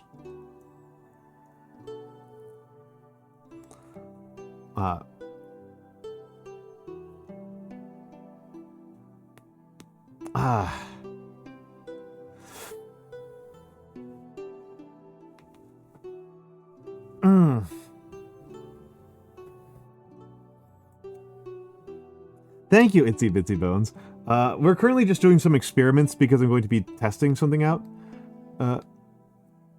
Well, here's actually a story I love. There we go. That's what I was trying to remember. There's a story that I love about international food cuisine. There's an international food thing that I love, which is that there's an article on Vice. There's an old article on Vice, like 2005, 2010, somewhere in there, that's titled "Brooklyn Barbecue is Taking Over the World." Okay? Apologies to the regulars, you've heard the story like 8 times. It's an old article titled "Brooklyn Barbecue is Taking Over the World." Okay? That's the title of the article. And so here's the thing. So it's this article that is about chefs, right? It is about chefs from Seoul and Madrid coming to the United States and doing a study session, doing some study in Brooklyn, and then going back to Madrid and Seoul with a Brooklyn barbecue. Okay? Right? Coming back with a Brooklyn barbecue. Hello, broth soup gravy. Thank you. I actually love cooking. Cooking is actually my favorite art form.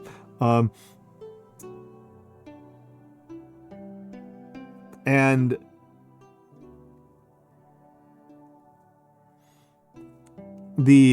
so there's this article, right, titled "Brooklyn Barbecue is Taking Over the World," and it's about these chefs from other countries coming to the United States, learning how to cook from chefs in Brooklyn, and then going back to their countries and adding Brooklyn barbecue dishes to their repertoire. Okay? We're all following along here?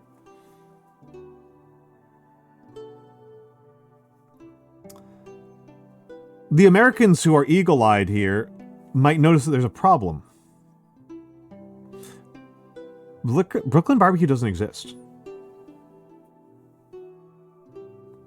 Like, I don't know how many people here have lived in Brooklyn, but Brooklyn doesn't have a school of barbecue. I'd live in Brooklyn. There's no Brooklyn barbecue joints here. The main barbecue joint is a Texas barbecue joint that serves Kansas City style. Yeah, there are places in Brooklyn with barbecue, but the big one is the Texas one that, again, does, no. What's going on? Yeah, Casey Style rocks. Casey Style rocks. Casey Style's really good. What's going on is that they are learning Kansas City and Texas style in New York. And this was back during, like, the second Bush administration. Right? This is back during the second Bush administration. So if you are from, like, the Bush, if it is Bush era and you are going back to Europe or Asia, Texas has a very low cultural cachet. Texas has a very low cultural cachet. And then, on top of that, nobody's freaking heard of Carolina or Kansas City. Yeah, the thing is, Maddie Holmes, right? Like Kansas City barbecue as a style, that's gonna sell in Tokyo. Like, there's no reason why people in Tokyo wouldn't be able to appreciate KC BBQ. Like, but they're not gonna know what it is, right? Like, they're not gonna know what it is because they're not gonna be able to recognize Kansas on a friggin' map. So it's literally just a marketing term. It's literally just a marketing term. They're just calling it Brooklyn because the alternatives are something that nobody recognizes or saying Texas, and Texas has very low cultural cachet. And this article has made the rounds. I mean, they could, I guess, but they called it Brooklyn because Brooklyn barbecue. You know what Brooklyn barbecue has, Blue? Brooklyn barbecue has something very valuable for it, which is alliteration. It has alliteration, and that's nice. So it's just a marketing term for Texas and Kansas style barbecues. I think it was often more Texas style, which is kind of interesting to me because Texas style kind of sucks. And Americans in North Carolina, in particular, lost their goddamn minds. The North Carolina legislature passed a law that they would refuse to recognize Brooklyn barbecue as a legitimate form of cuisine. Very funny. Very, very funny. And yeah, Tohu's correct. Yeah, when was the last time you actually ate at a restaurant that just self-consciously called itself Tamil? Yeah, who would use alliteration, right? Right, Kayakuma?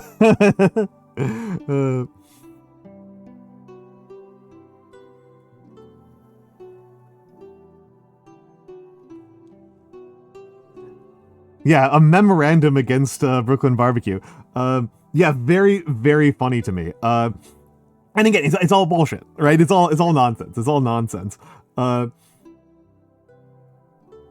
of course, here's the thing, right? Is that, like, you're not going to find Brooklyn barbecue in Brooklyn. We've got, at the very least, I know 3 New Yorkers here in chat.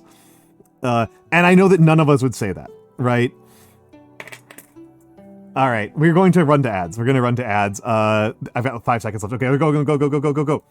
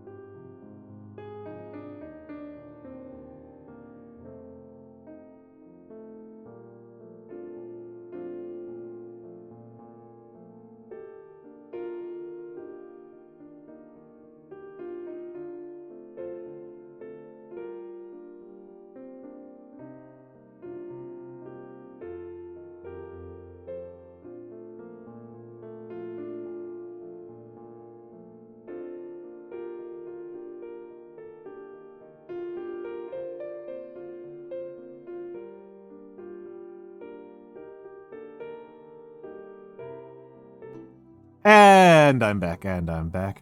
And I'm back. Hold on, let me check out the chat. You guys are having a fun time in here. Oh.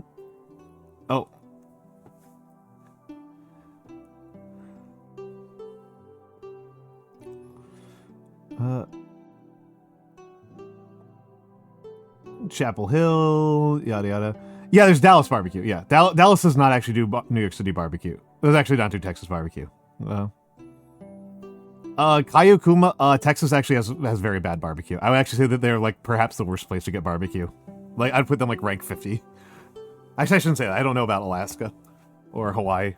I've never been there, but like by default, a default American barbecue place is going to be better than Texas barbecue.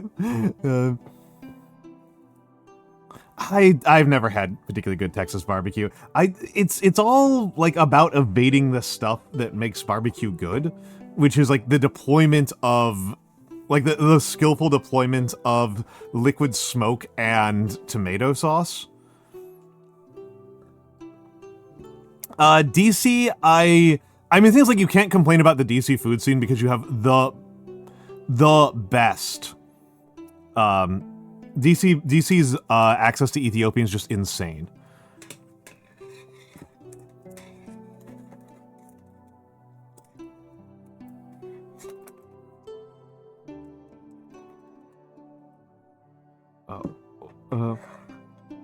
Yeah, I can't say to that one in specific because I've never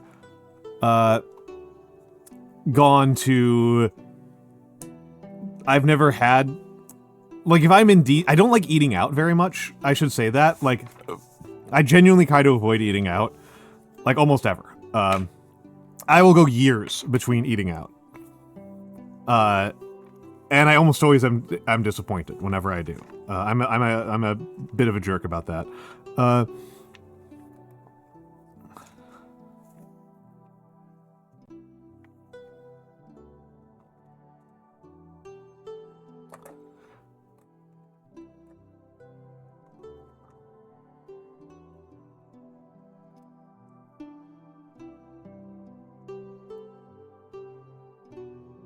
Oh, what's up, Cheesily? Hold on, I'm missing some things. Chat's moving a little bit faster than I think. I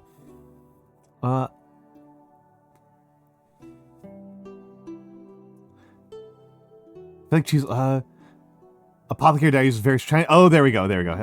Has Ming and Tong. Okay, Ming and Tong are very, very far apart, but like it's fine. It doesn't matter. Yeah. I mean, here's my like my thing about like I think a lot of areas you can just kind of find good food pretty reliably. Like I kind of think in most areas of the country you can find decent Mexican and Thai. Like not even like particularly hard. Not even like a big challenge to find decent Mexican and Thai. Hello Omdus. Hello Omdus VT. Welcome in. Also Nightmind, did you Nightmind may have missed this. But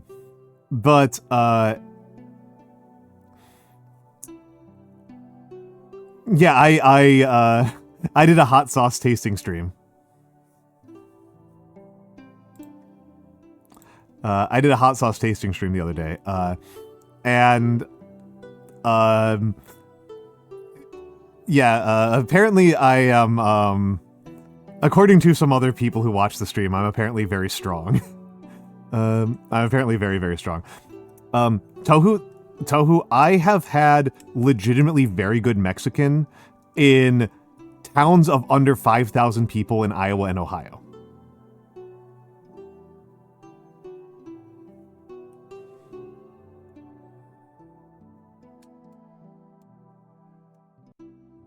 Chic, that's actually really cool to know. That's actually really cool to know. No wonder I like them. I like almond. I like almonds. I like almond as a dessert flavoring. Admittedly, I only ever have maraschino cherries with Manhattans. I never just like eat a maraschino cherry. It's I have with a Manhattan, which is the only cocktail I like. Yeah, I did not find the Bay Area that expensive. When I've only been to the California, I've only been to California. Thank you for the almond, Matthew. I've only been to California for Offkai. That's literally my entire California experience. And the experience there was that I didn't actually find it especially expensive. I just found it really loud. I just found it really loud. I don't know what was the deal with that.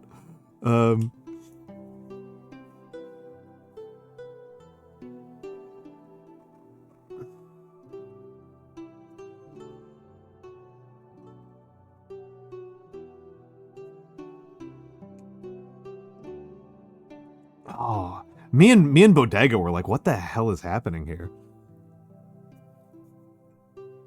I really particularly remember some guys playing a game of pick-up basketball and having a sound system that I could hear from 5 blocks away. That's what I really remember. Oh, I felt like it was so loud compared to New York.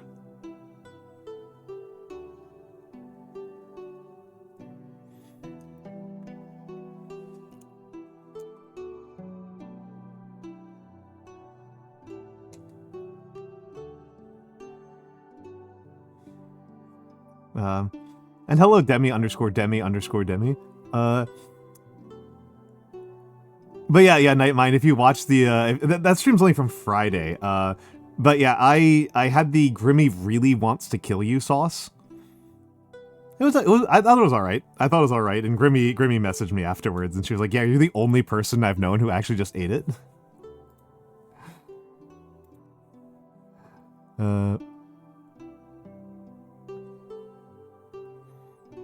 Which made me pretty amused.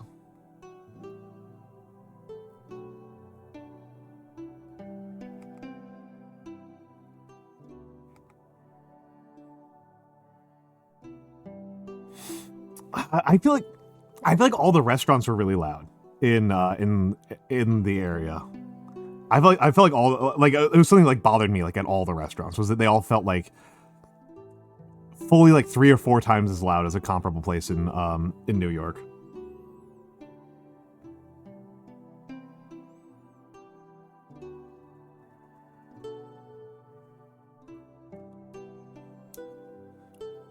I don't know. I mean, it was something that me and Bodega talked about. Because it drove both of us kind of nuts.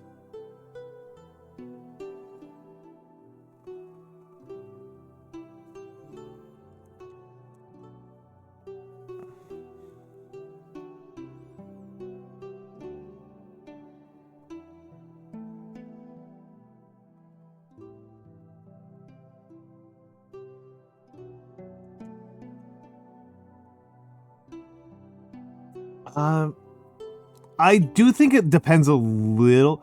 I didn't even think diners are supposed to be particularly quiet. The big thing that's loud in New York is actually being in the subway tunnels. And that's actually kind of variable by stations. The other place that's going to be loud is obviously Times Square. But I think it's pretty established that New Yorkers hate Times Square. Well, I'm from like I'm out in like suburban Brooklyn. Like I am what people might sometimes call borough trash. And so are a lot of I mean that's where the majority of New Yorkers live. That's the main that's the population center of New York.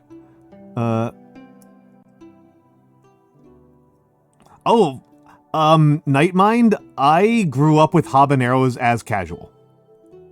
Like habaneros are like what is like what my family uses as like in like casseroles.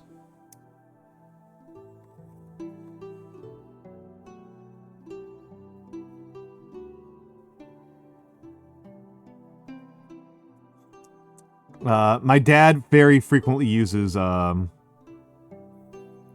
mean, basically, okay, yeah, if you're primarily, I guess. Yeah. Detroit. I like Detroit. I don't love Detroit, but I do like it.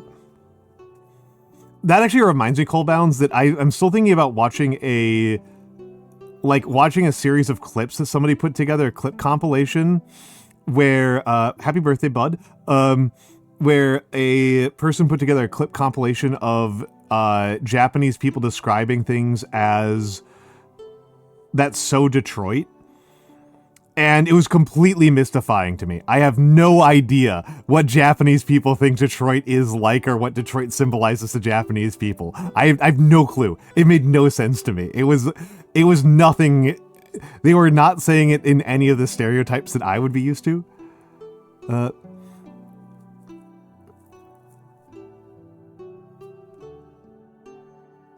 Like, I'm just baffled. I mean, that said, Tohu, like, even, I don't remember, like, even, like, the more loud places in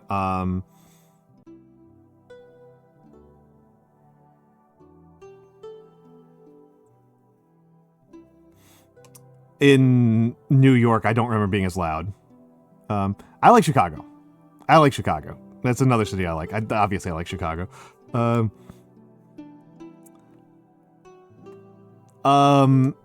Yeah, yeah, no, I mean, getting used to peppers is like a practice. Like, it's a thing that you build up, and you can lose it. You can lose it surprisingly fast.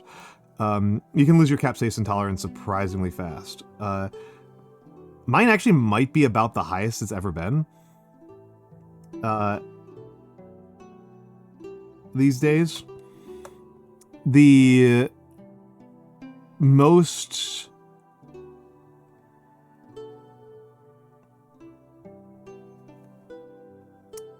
what's the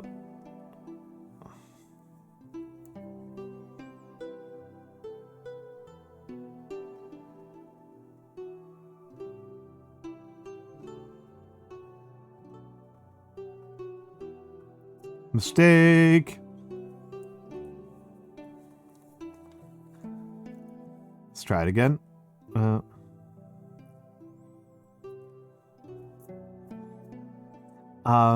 Yeah, I am used to people talking about people like me, white dudes, as having very low spice tolerance, so it's kind of fun. Nightmind. I'm used to the stereotype that Americans have a low spice tolerance. That's because, like, you know, if you know a lot of South and Southeast Asians, right? Southeast Asians and South Americans, right? The Americans. Yeah, what about it?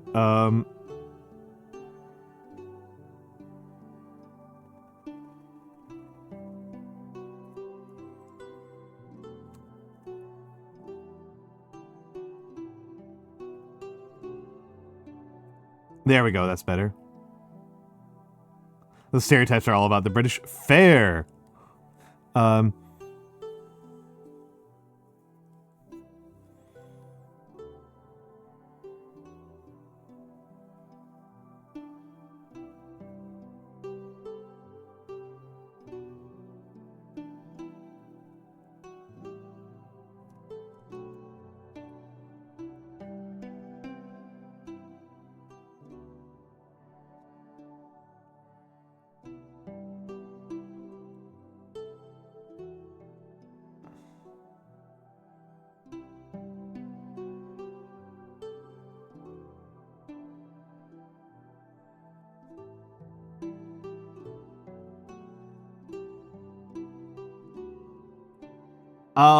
Grimmy's is... So the Grimmy's going to kill you sauce. Grimmy wants to kill you sauce. I would estimate, like... Actually, like 5 or 10,000.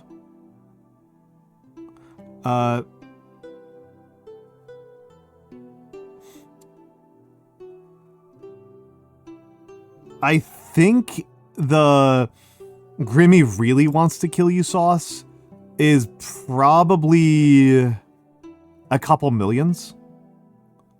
It's a really big one. No,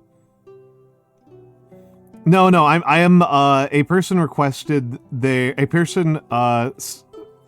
requested this name to be done in red and black, and I'm testing out different ways of doing it in red and black.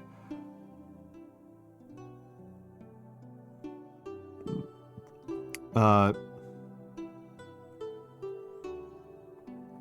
could probably figure out how hot it is on this, how many Scovilles it is. That really wants to kill you. Yes, I do. I do owe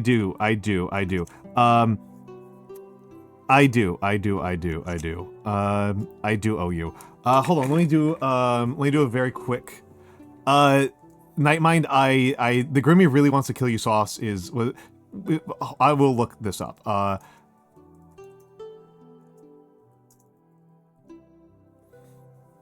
I will look up a comparable thing for it.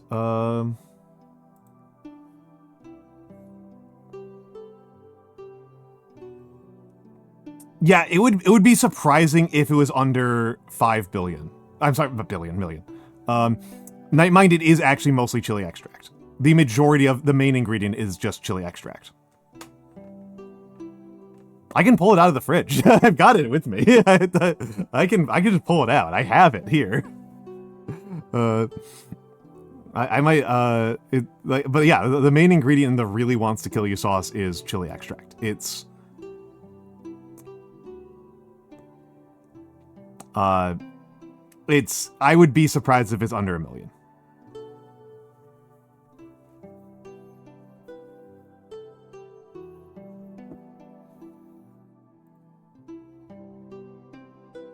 It's not capsaicin isolate. It's chili extract.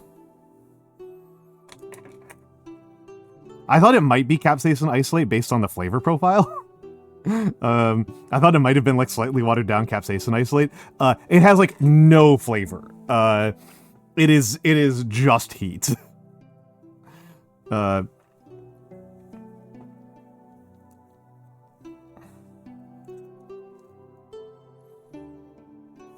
Yeah, that's it. Legitimately, that seems reasonable to me.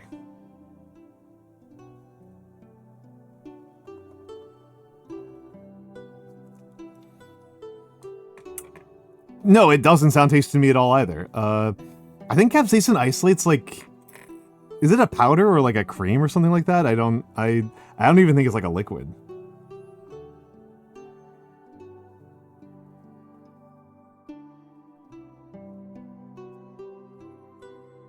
It's a crystal? Yeah, that makes sense to me. I mean, I don't know. I would make it in a chemistry lab to prove that I could make it. I mean, that makes perfect sense to me. Alcohol-soluble crystal, yeah. I mean, it's an organic, right? It's an organic, so it's basically just like... Not a lot of organics actually have that much color in isolation. Most organics, when they're isolated, have very, very little color.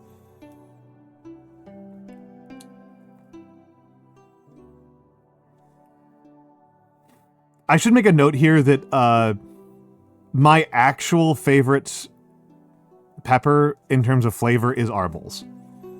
I really like Arbles. Which means, unsurprisingly, Cholula was like actually one of my favorite ones that we had on the pepper tasting. My favorites that we had on the pepper tasting were the Hellacious, the Cholula, and the Grimmy Wants to Kill You.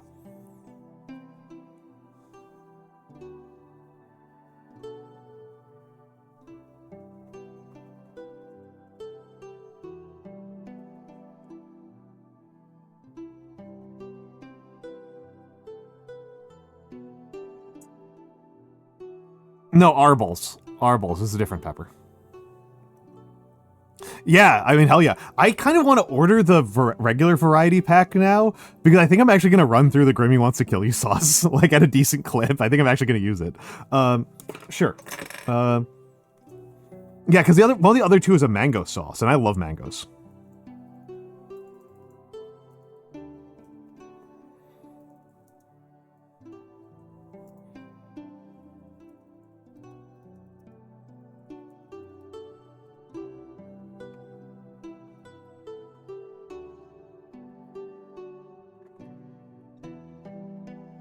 I love mango. I have a mango sitting on sitting outside. That's just.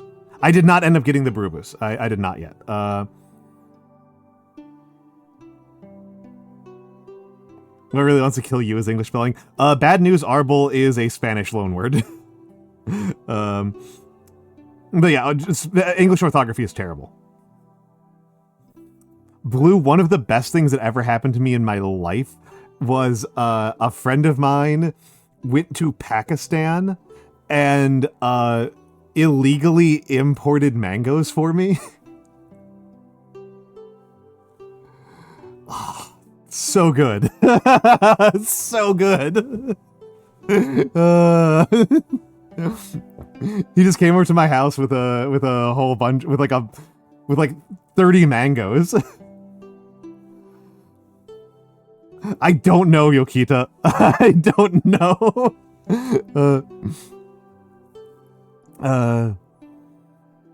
I don't know. Yokita, I'm jealous. I love mango so much. I have a single mango sitting in my kitchen just ripening, and I can smell it now, and it's so good. Didn't have the sniffing dog. Well, I mean, Kayakuma. I not to be mean, Kayakuma.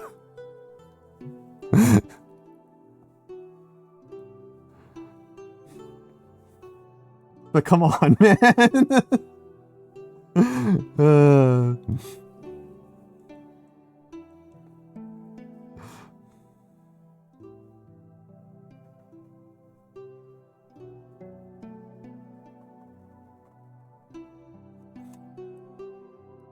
I do love the long pepper. I do love long pepper. Yeah, Southeast Asia has some cool condiments. Nightmind, have a good night. Have a good night. Have a good night. 16 mangoes for $8. That's so good.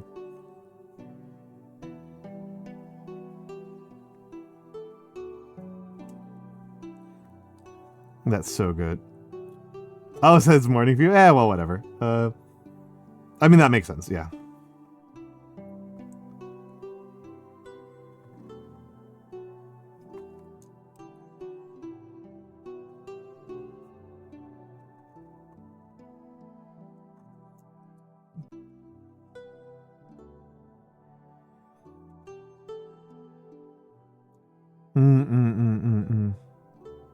You miss Prickly Pear Cactus?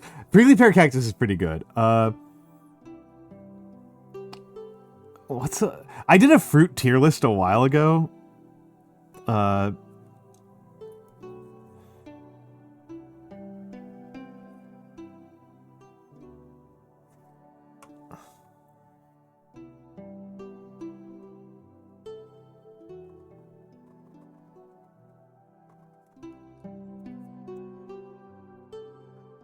Gotta eat them fast, heck yeah.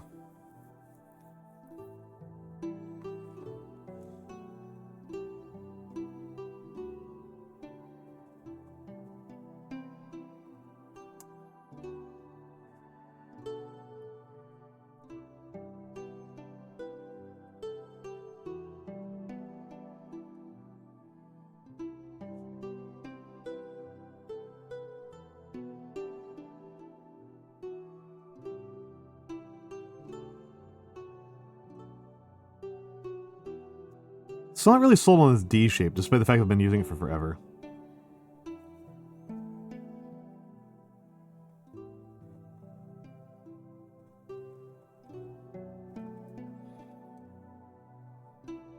Yeah, real mangoes are really good. Honestly, though, my favorite fruit... Mangoes are probably my favorite fruit, but a close second for me is raspberries, and we get pretty good raspberries in the US. Artichokes? Okay, yeah. Artichokes are crazy to me because, like, the vast majority of artichokes I've had in my life I was very indifferent to, but every once in a while I have an artichoke that's just insanely good.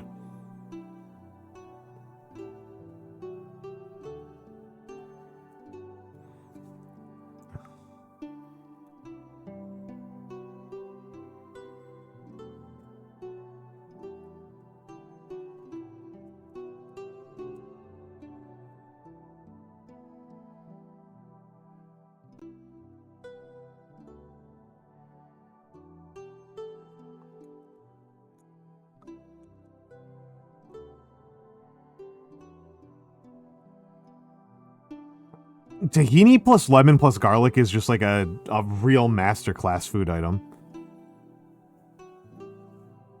Mm.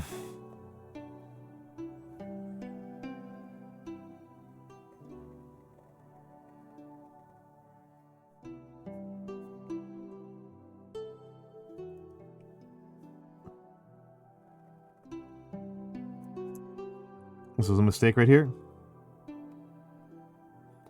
Yeah, I've never had a custard apple.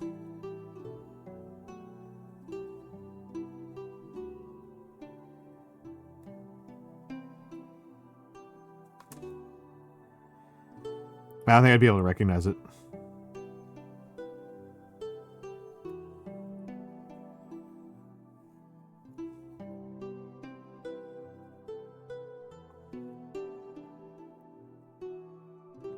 Okay, hold on. Let's do. I'm trying to do it the opposite way. Ah, it looks like an artichoke? Okay, okay.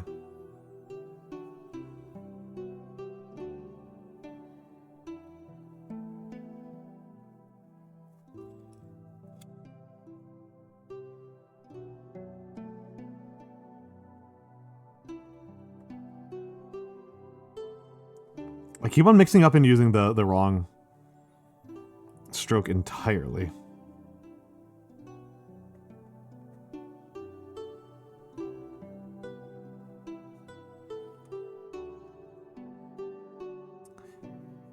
$8 for one? Yeah, I understand that.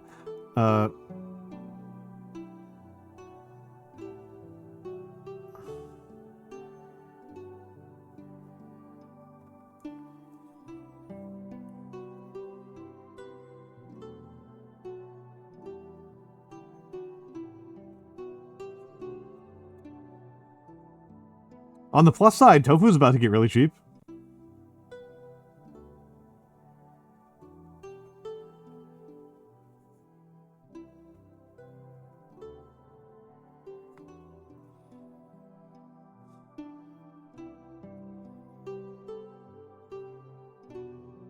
See, that's not the main reason why I say to learn cooking. My main logic for cooking is that I think that almost everybody is a better cook for themselves than anybody else will be.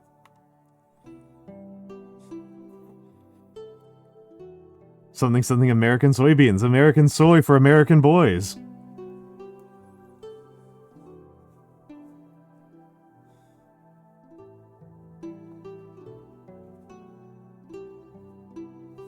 This is how I win.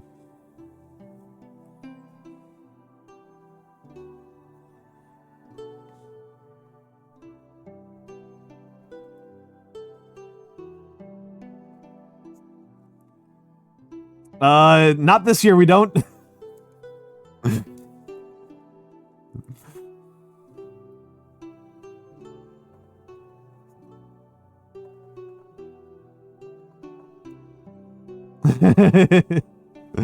Usually, yeah. Usually we do, yeah. If anybody who's lived in the rural Midwest would probably recognize that we just have enormous amounts of. I'm gonna let Lightbox Coon rest for a minute while I think. That like a farm in the American Midwest is like 2/3 corn, 1/3 soy. And it's kind of interesting that in the case of both soy and corn, a pretty large percentage of those aren't for human consumption. Corn is like largely, it's not even entirely beef. It's beef. It's like a third for animal feed, and then like another 30 to 40% for industrial. For industrial purposes, for making like industrial ethanol. Ella Prime 123, thank you for the follow. Thank you for the follow.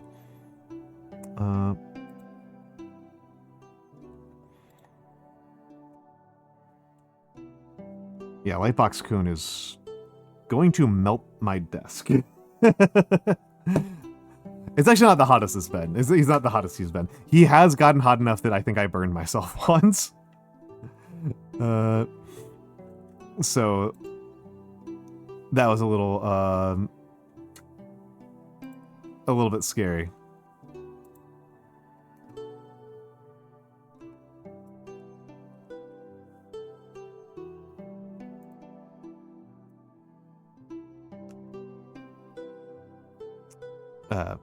But pretty rare.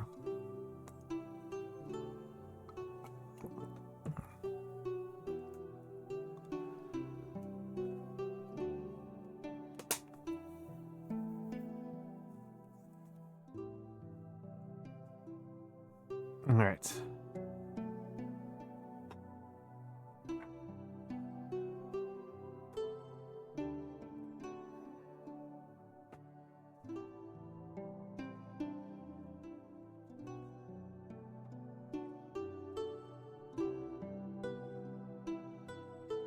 Looking around for some scrap paper.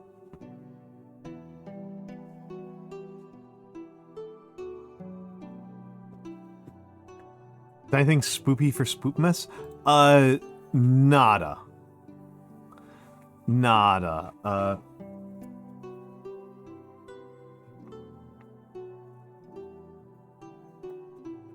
Not even put a serious thought into it. I don't tend to really do much for Halloween. I don't tend to do much for like any holiday. I live a lifestyle where I don't know, I feel like I'm very spontaneous. An Aliens marathon? That's not the worst idea. Hagstone Witches for Turn of 28? Heck yeah. Heck yeah. The honest truth of the matter is I just always forget to do any of this stuff. I just always forget to do any of this stuff. Hello, lesbian cat. Hello, lesbian cat. Welcome in. Welcome in.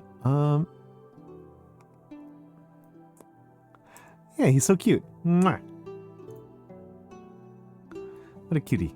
Mwah.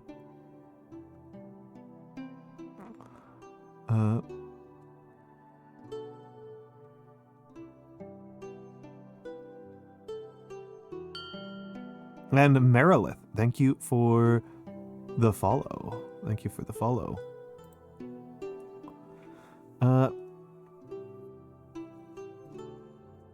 Yeah, it's really good. It's really good. It's really good. Really good. So cute. Okay.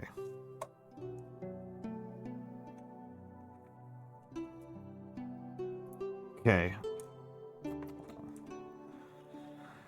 Let's do a little bit of math here. Let's do a little bit of math here. Actually, I was gonna do the math the hard way, but I think there's an easier way. Which is measuring, right? So just shy of 9 inches.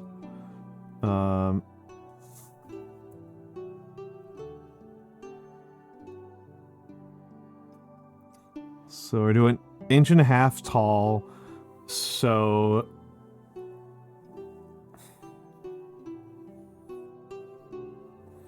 that's a very cute idea, Nightmind. I hadn't thought very hard about it. I hadn't thought very hard about it.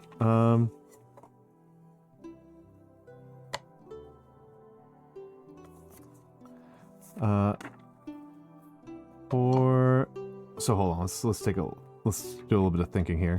The vegan moth is just eating acrylic. Okay, so I want to start at about the 4-inch mark.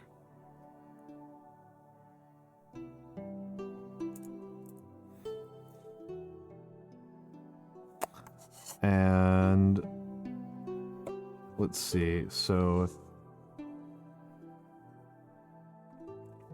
measuring, so let's call it 1.5. So 9 minus 1.5 divided by 2. 9 minus 1.5 divided by 2. Hold on. Why am I trying to do this mentally? I don't know. I'm stubborn now. I'm going to try to do it. 9 minus 1.5 is 7.5. 7.5 divided by 2 is 3.75. 3.75. Okay, there we go.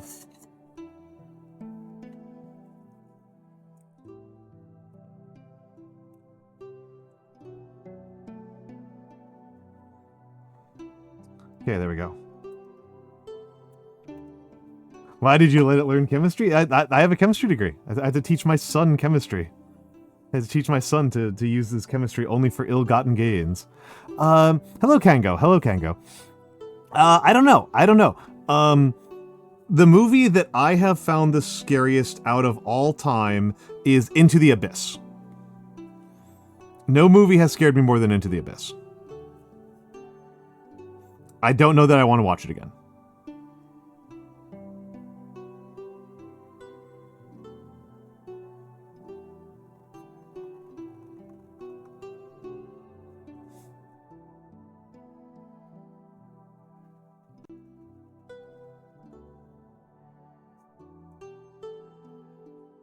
No, it is not. It is about... I don't think you can brew alcohol from acrylic, no.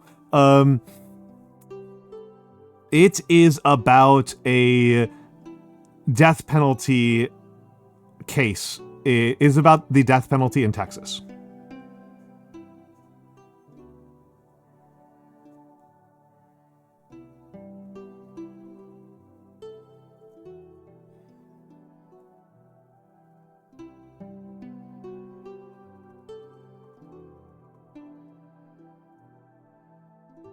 Yeah, it's Herzog. Yeah, I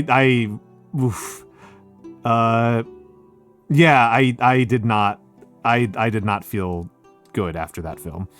And I still don't.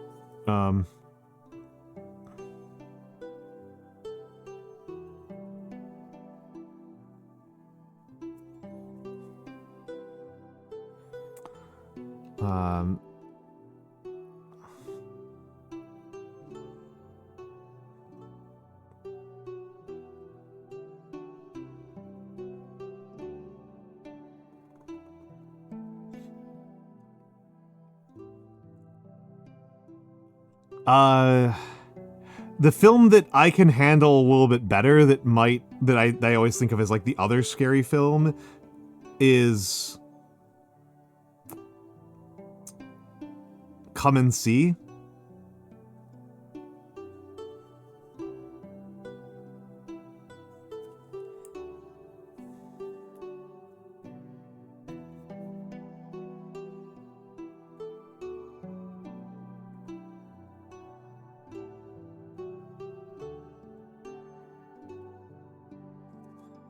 Hold on a second, I'm just paying attention to the calligraphy. I'm locking in a little bit.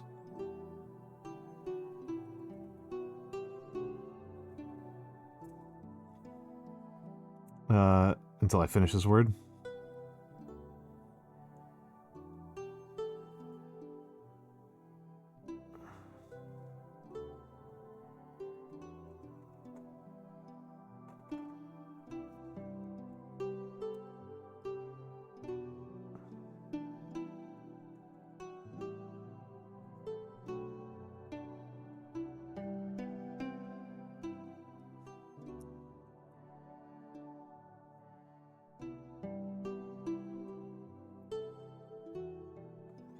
But yeah, Kango, I'll accept a rec from you. If you want to put in the suggestions chat, it's more likely to be seen there.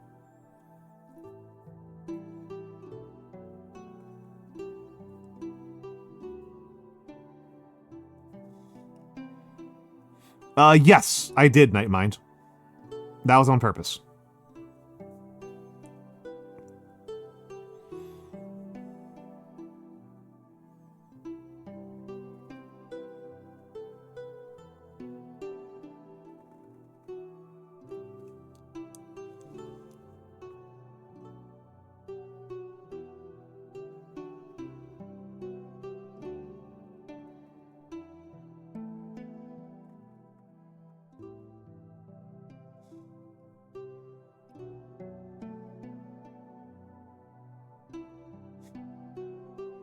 I want the contrast between the clean and dirty. This one, I actually want to bleed more. I actually want more bleed there than I got.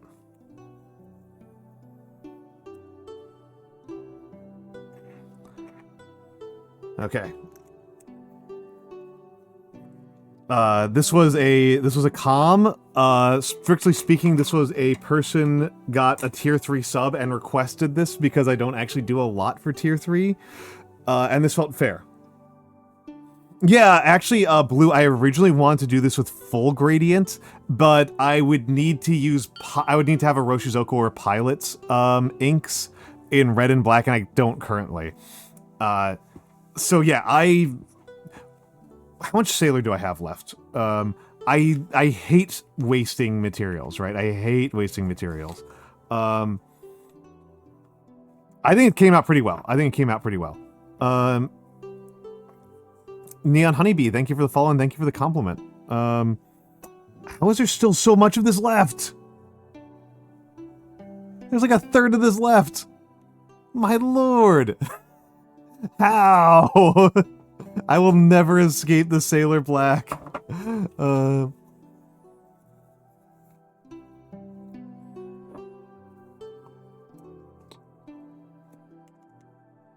Yeah, no, this came up. I'm actually pretty happy with this one. I'm glad I spent like an hour experimenting on this one. What music do I enjoy? The music I am listening to right now on the back of this is on top of what I'm listening to on stream, because I have really horrible ADHD, so I will often listen to doubled music. I am listening to astrophysics. I listen to a lot of synthwave these days. More traditionally, I tend to listen to death metal. But yeah, I listen to a lot of synthwave. I listen to a lot of death metal. There's a few rappers I really like, but it's really just Tech9 and the Coup. I listen to I like Caitlin Myers these days. I think my Kokoro has been on the rotation a lot for me lately. Yeah, a lot of Perturbator.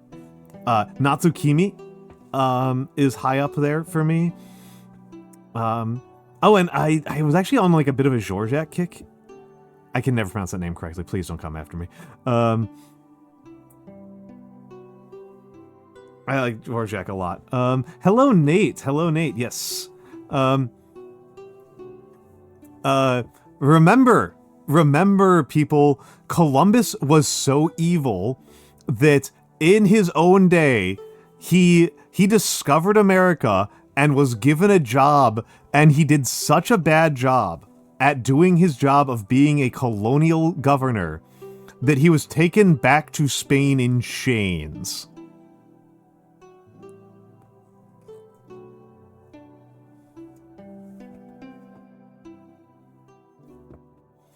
Yeah, I think Sailor might be fine for other situations. It is not good for how I use it. It is way too wet for using as a calligraphy ink. It is just way too wet for calligraphy.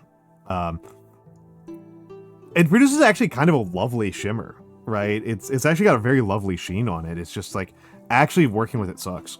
Like, it's kind of a funny thing. Like, I've talked to like quite a few people. I'm a big Pilot guy. I am quite a bit. I'm a big Pilot and Iroshizoku guy. I know quite a lot of fountain pen enthusiasts don't like Iroshizoku because it's too like plain, is the phrasing I tend to hear. It's too like simple.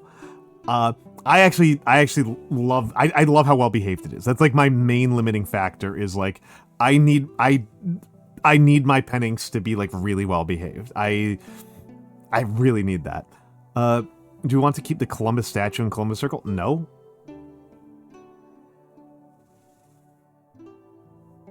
No. I'm sorry, I don't care if it's anti-Italian discrimination. No, thank you.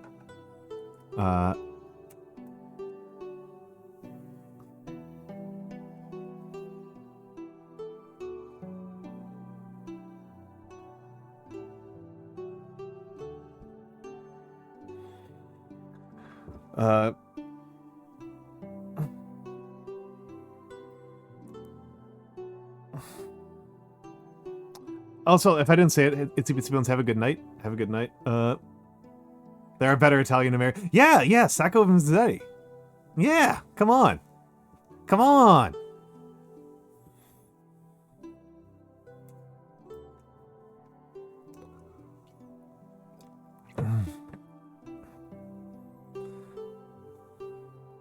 Are there any Italian American authors I really like? I mean, things like Columbus didn't even set foot in the land that would eventually become the United States. So, like, who gives a crap, right? Like, we don't even have to use Italian Americans. We can just use Italian Italians. We can use Italo Calvino. Let's just go for Italo Calvino. Screw it. Just take a huge, leap.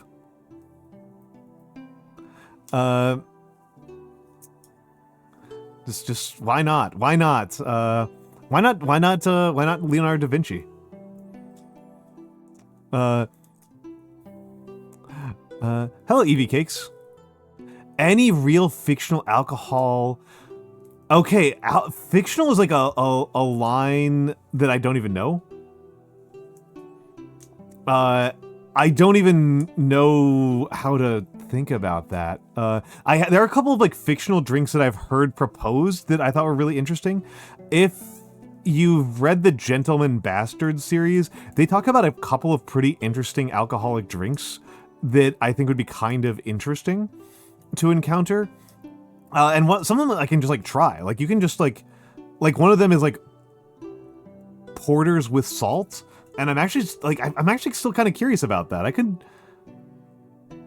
Why don't I just do that? I can just go buy some Founder's Porter and just see if like adding salt to it is gross or not.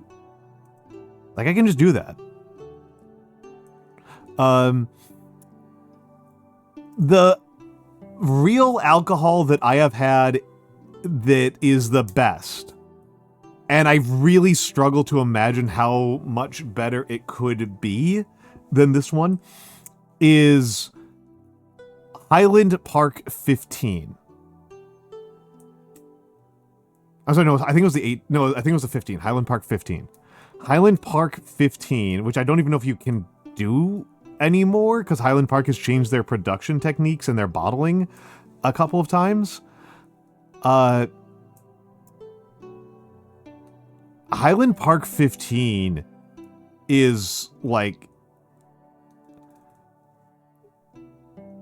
really phenomenal.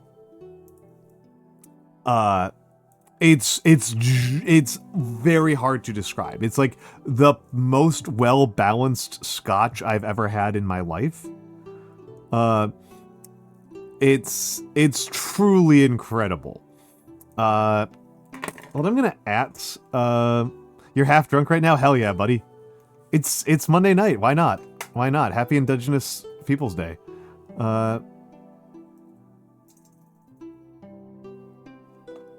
Happy Indigenous Peoples Day. But yeah, the thing is, like, I am a... Here's a belief I have. I'm gonna say something philosophical here.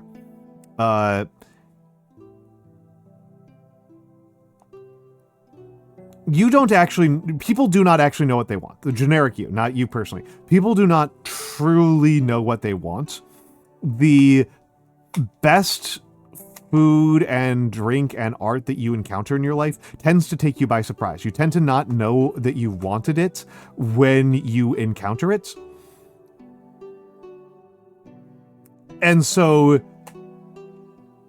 the best beer I can think of is there's a pepper beer from a local brewery that I had in New Jersey that I don't think has been made in like a decade. And I would not have had that just like on my own, right? Yes, it's a Serrano. There's a Serrano mango beer from Central Jersey that I don't think has been made in like a decade. And they didn't bottle it. Like you had to like go to the bar. Similarly, the Scorpion beer from Founders, they don't bottle. Founders does not bottle the Scorpion. I don't know why this is the case, that nobody bottles their pepper beers. Maybe like pepper beers are just like even more unstable than regular beers. But man, pepper beers. And I wouldn't have done that on my own. And the best beer I've had that was not a pepper beer, probably the Bengali 6-point, but not the formula that they've had since like 2020. The pre-2020 Bengali 6-point. I'm sorry, 6-point Bengali.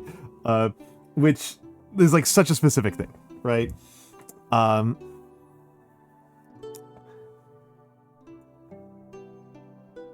have not had Drops of God. I've never heard of Drops of God. I've never heard of Drops of God. Whomst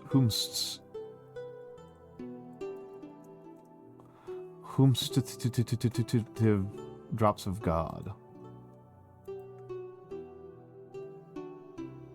It's a Japanese manga series.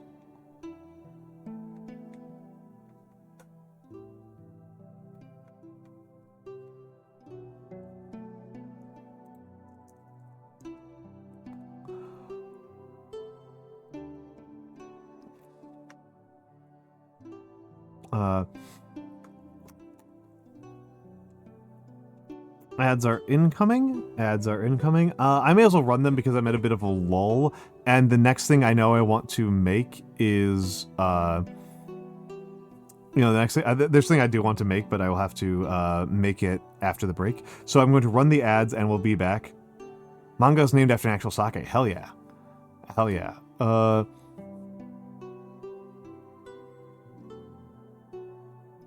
I love hops. I love hops, Vovern.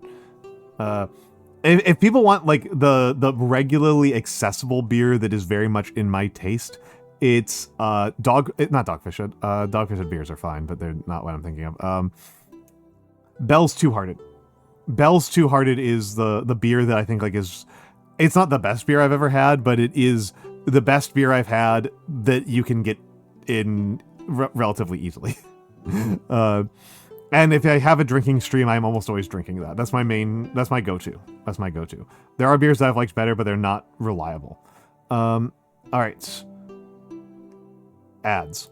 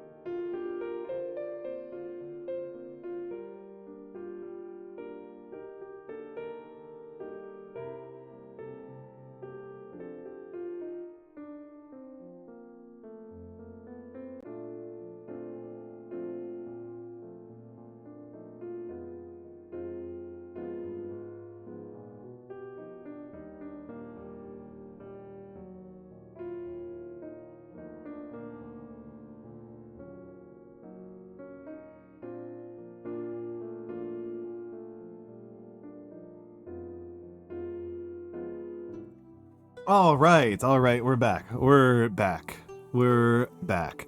I am. You're gonna turn in? That's all good. That's all good. It is 1 a.m. It is 1 a.m. Let me just write down the date on this one. Have a good night, Tohu. Local prison service. That's terrifying. Have a good night as well, Matthew the Rice Seeker. Have a good night.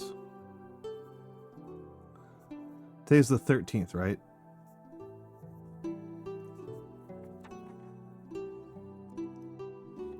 All right. I need to organize some of my crap over here.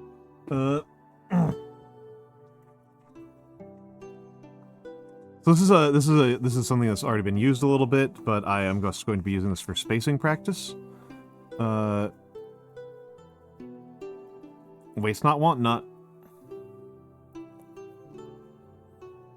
I'm pretty small. I don't have a lot smaller to get before I'm off screen. It's the first time I've heard somebody complain about me being small, not being small enough.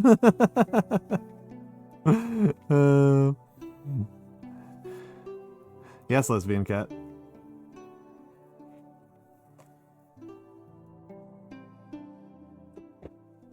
An ad about fentanyl. Who out here advertising fentanyl?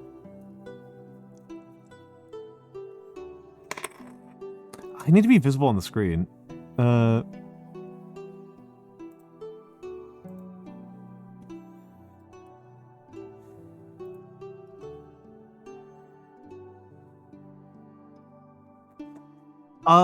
Fentanyl is it's a painkiller.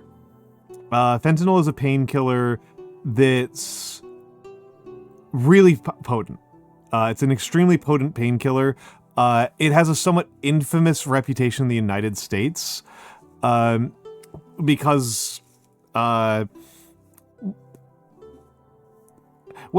I mean, it's the painkiller that you give to people when, like, they get their legs blown off, right? Like, it's like a very, very potent, painkiller. Well, no, the argument that gets made is that if you use it in an uncontrolled dosage, it gets very dangerous. And people have been, supposedly, I don't know how often in reality, because I've not really read the statistics, have been cutting other drugs with it.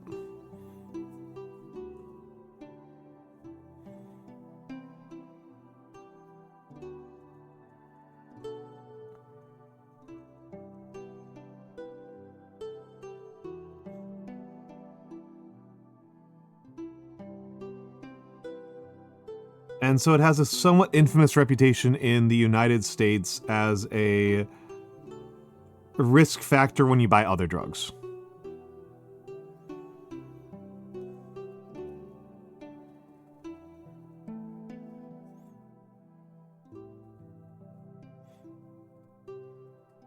And despite what you may think, I'm not actually a huge drugs guy.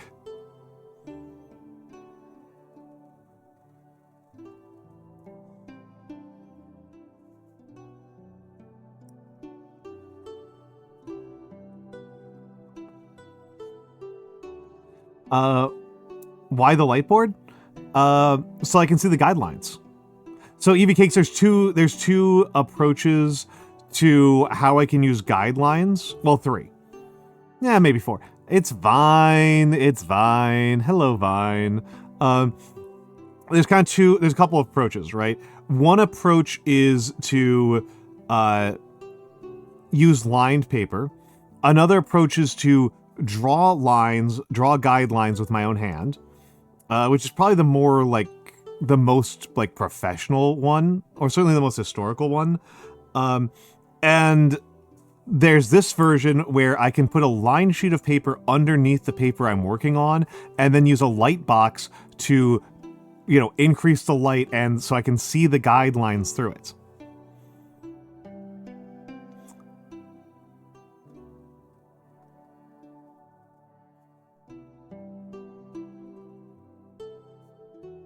I'm not happy with these peas. I didn't do it. I've done a little bit backwards today, but not a lot. I will pull it out for you, Vine, because I love you. But let me just finish this word up first.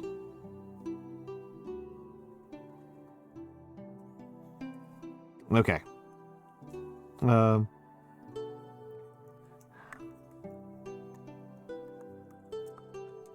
Too late, Vine.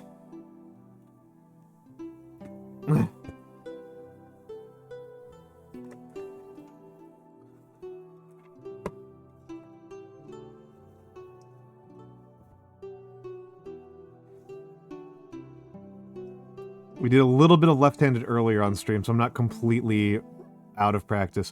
But I did want to write something else nice here before I got to the end of stream.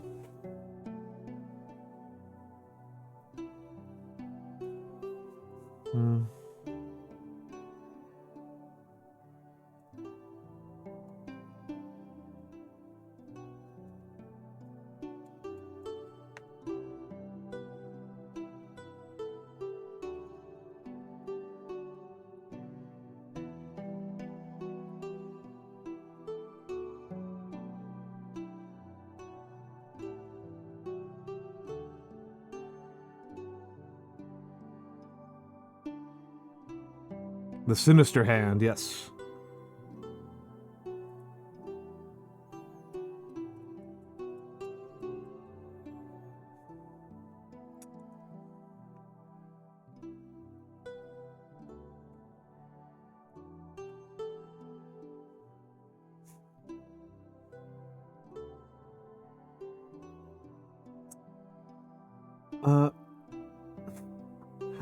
Thank you, EV Cakes.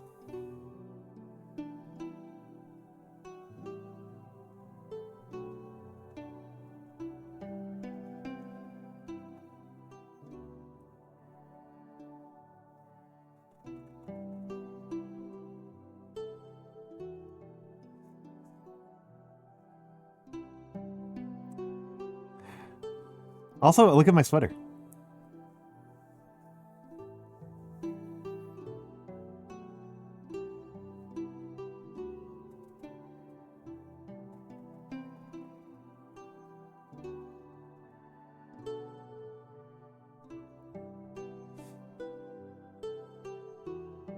Hello, Quinn.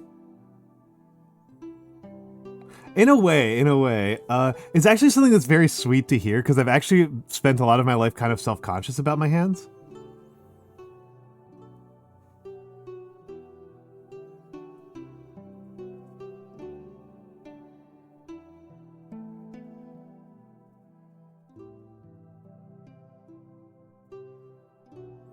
Well, it's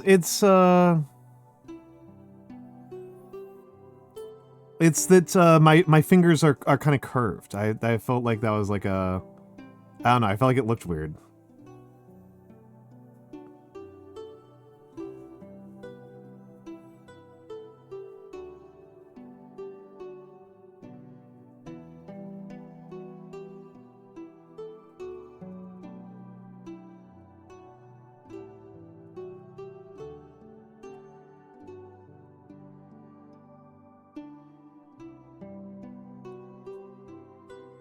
Alcohol really is hitting you, EV Cakes. Yeah, body insecurities are strange like that.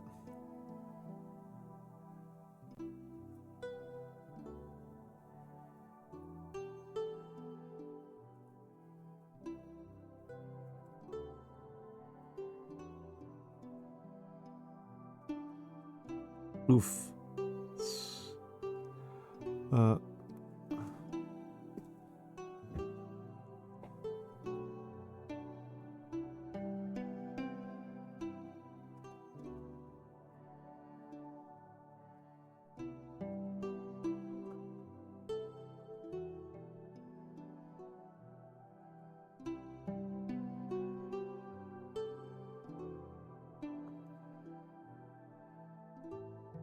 Excellent. Piano hands is a compliment.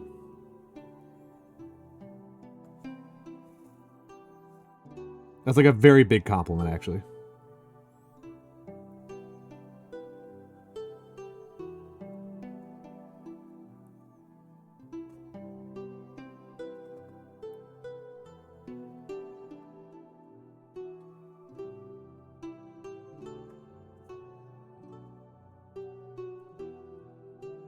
And hell yeah, keep lifting weights.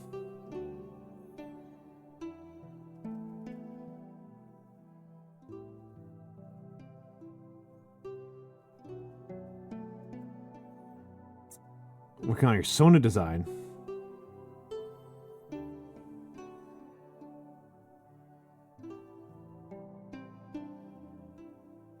And I'm back to normal. Bodily doubling, shameful. I'm glad that I get to do that for people. I'm glad I get to do that for people. If you know me in more casual environments, I actually am really bad at it.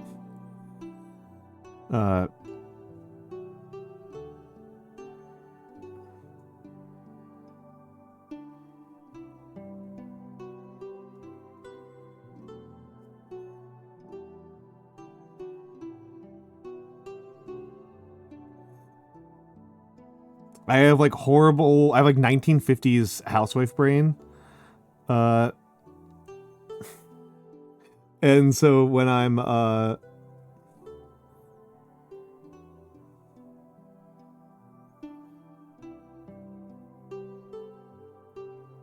if I'm trying to like co-work with people in real life, I'm like trying to entertain them all the time.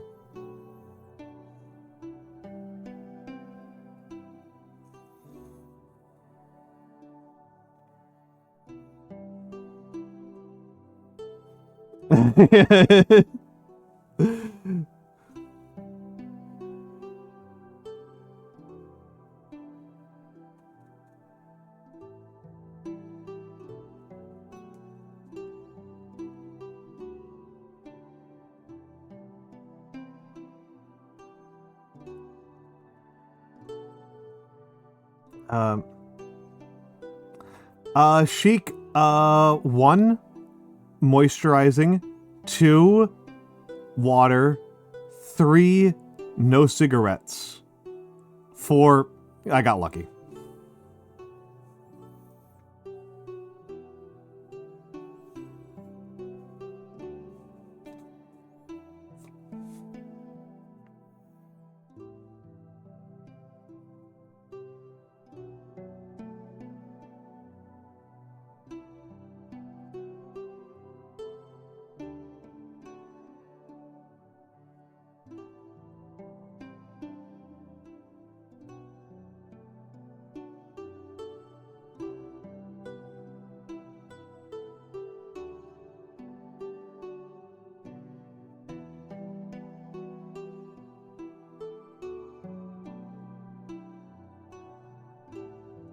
Cigarettes seem to be like the #1 thing that like makes your skin terrible.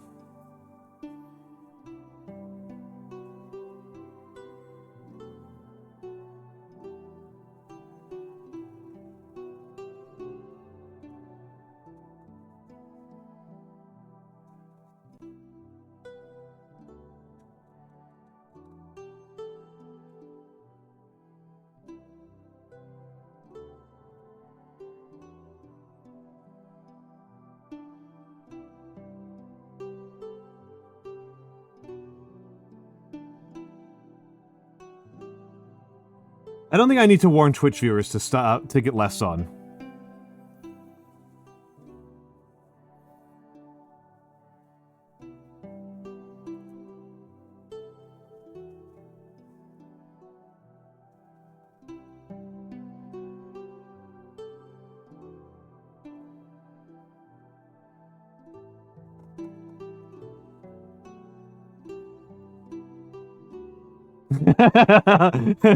Thank you, Quinn.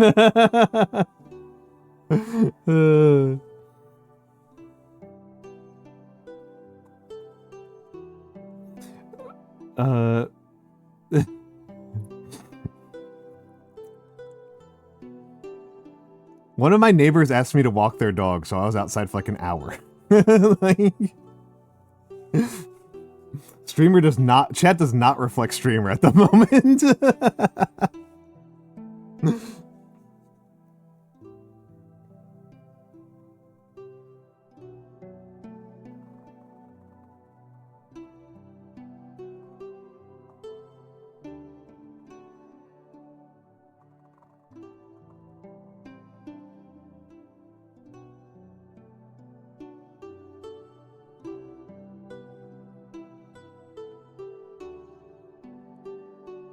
Kango, that makes perfect sense to me, that you spend a fair amount of time outside. That's like completely coherent with everything I know about you. Vine, I don't really know what actually I know exactly what I'm basing this on. I assume that you're one of those people who just like freckles and peels.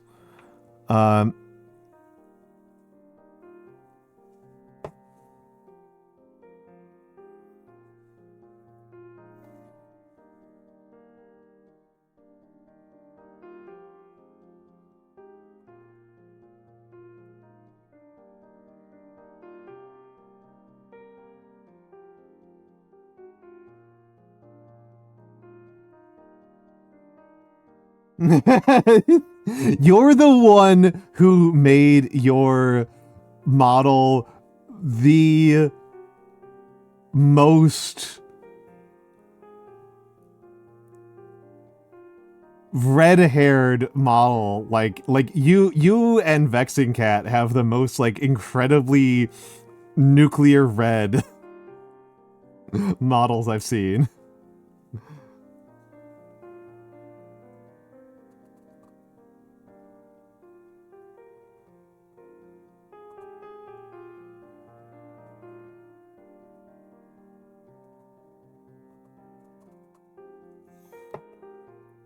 Okay, let's put this back on normal orientation and turn off Lightbox Coon.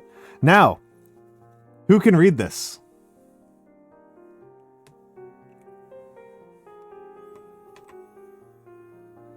Oh,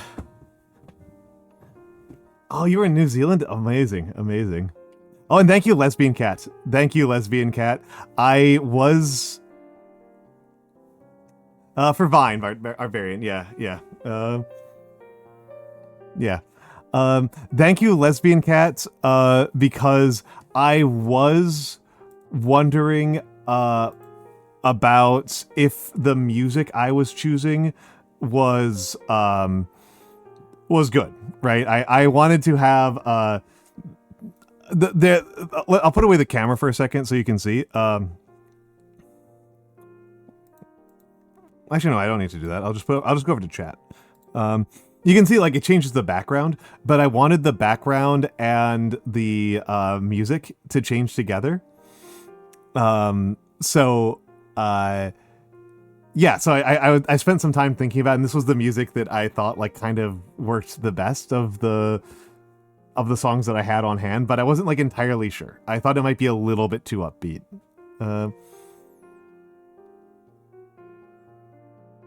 I actually didn't remember that, Kango. You may have told me and I forgot. I apologize. But I actually genuinely did not remember that. You have a very American accent.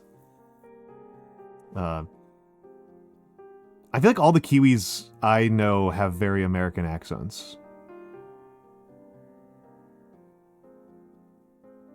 The only ones I can remember off the top of my head are, oh, you're Kiwi? Huh.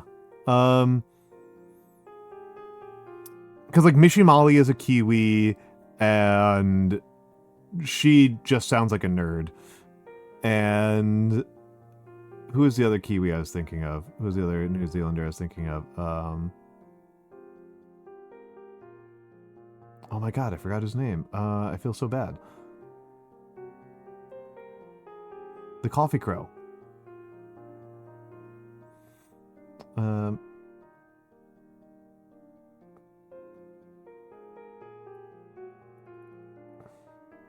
You did mention that! Yeah, Koran. I hope Koran's doing well. I haven't heard from him in a long time. I hope he's doing okay. I hope he's okay. I should reach out to him. Yeah, you did mention that you're Maori Lesbian Cat. I just forgot. I'm sorry. Vine, my core audience is Americans with sleep disorders. Like me. That's what I think of myself as. The Americans with sleep disorders. Oh, not the frame. There we go. There we go.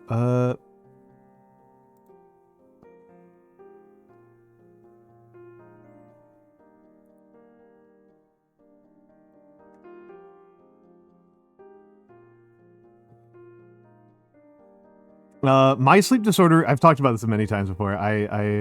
My sleep is so bad that, like, my mom noticed when I was a baby. I'm amazed that he ever had internet in that house. Hello, B from Discord. Hello, hello, hello. What?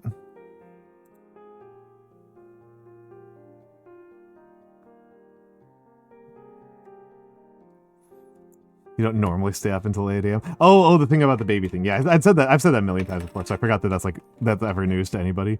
Yeah, no, I've got really terrible sleep.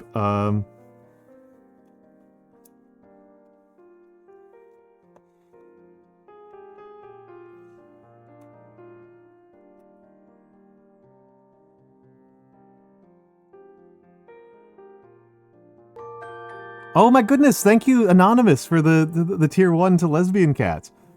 Thank you so much, that's very kind of you. As you all, that means that lesbian cat gets to dance and tank.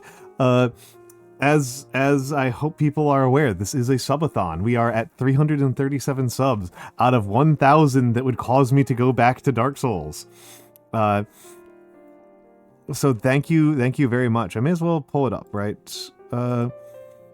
Yes, next up is the blindfolded writing stream. And then 500, I will cosplay. We'll do a cosplay photo shoot of me. I will cosplay photo shoot. So that is where we're currently at. Thank you all for your time and attention during this very critical month for me. Subathons are a very large percentage of my entire income for the year. Oh my goodness, B from Discord. Thank you for the 3 community subs. Thank you so much. Including Nanomancer. You got Nanomancer. You got Nano. We love Nano. Yes, this is a fairly large percentage of how I support myself and how I get through the world. And I really appreciate any support that I get from you all. It's really generous, and it makes this possible and makes my, I want to keep doing this, right? I want to keep doing this, and that's that's you guys make it possible, right? So thank you all so much. Thank you all so much.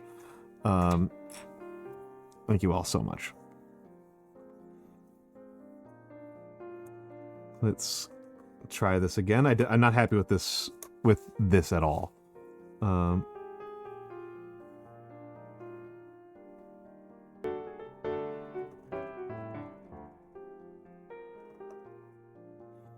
Oh, Mr. Schwartz, thank you, Mr. Schwartz. I do have a rule that I do a commission for anybody who gives me 100 bits during a calligraphy stream.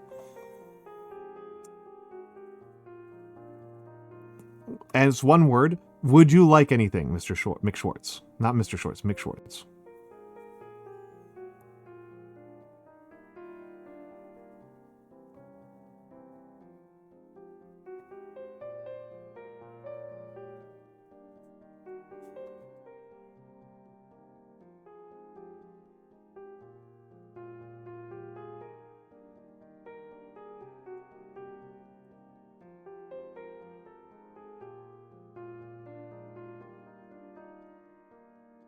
Much better, P. Okay, I can do Mick Schwartz. Not a problem.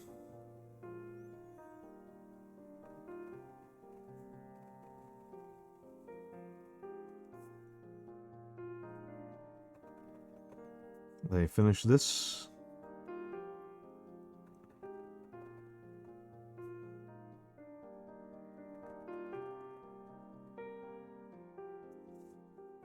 There we go. There we go. Else.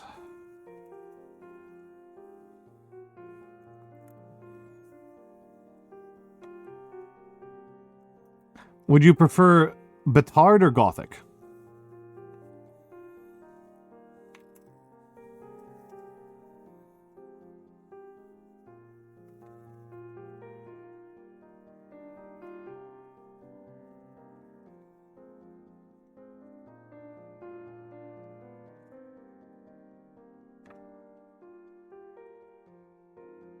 Gothic, alright. Alright.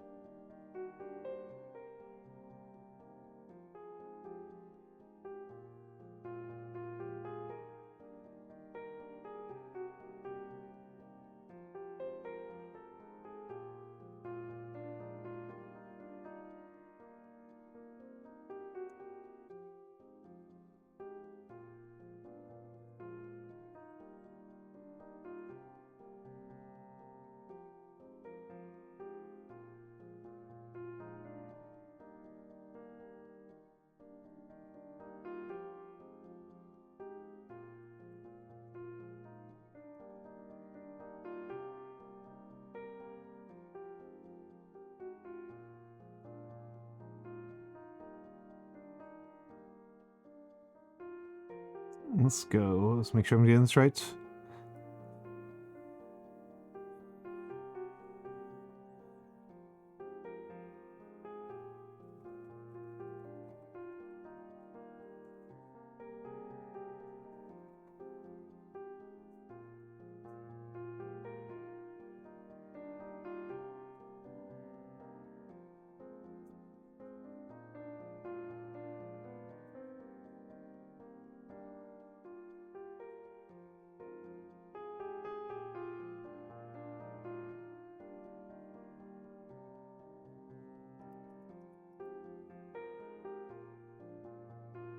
I am moth adjacent.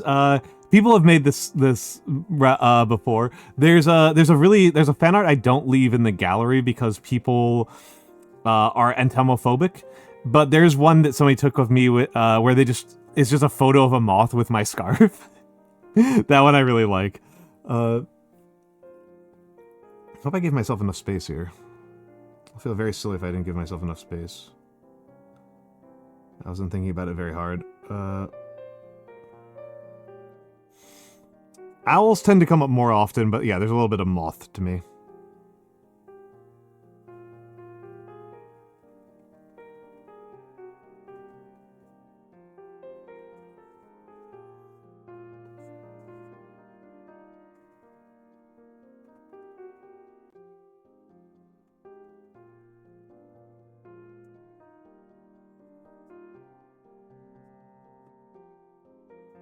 Lepidopter mantis, yeah.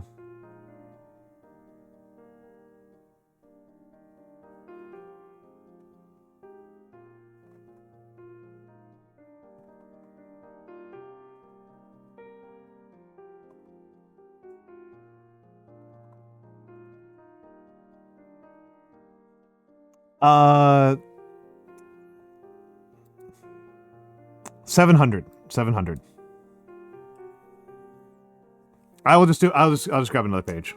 Let's grab another page. I screwed up the spacing on this one. Which is, I'm fine with doing that because I'm not actually very happy with the M that I did there.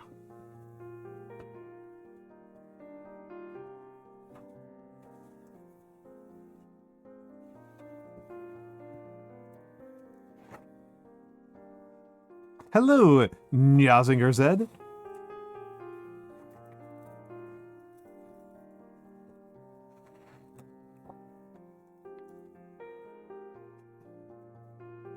I mean, it's fair to say, it is fair to say, B from Discord, that I am just a fluffy man.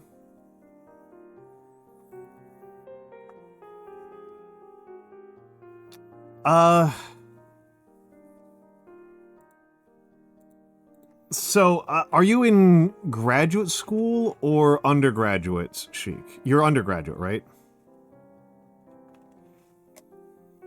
And are you intending on going into graduate work? right? That's a big question. Yeah, fluffy. I mean, look at this. Look at this vine. You think I wasn't fluffy?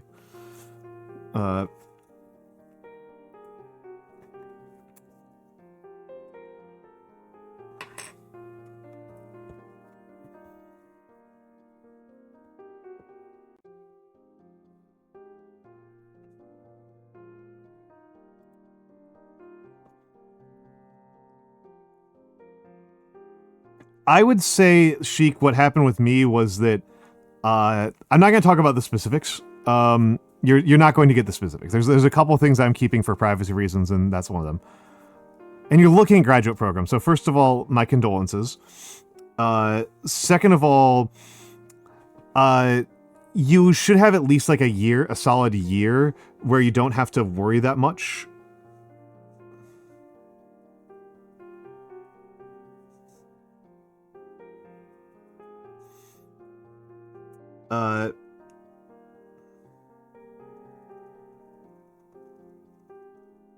The center of an academic career, though, is the research question. You know, you're going to find a question that just makes you so curious you can't stop looking at it.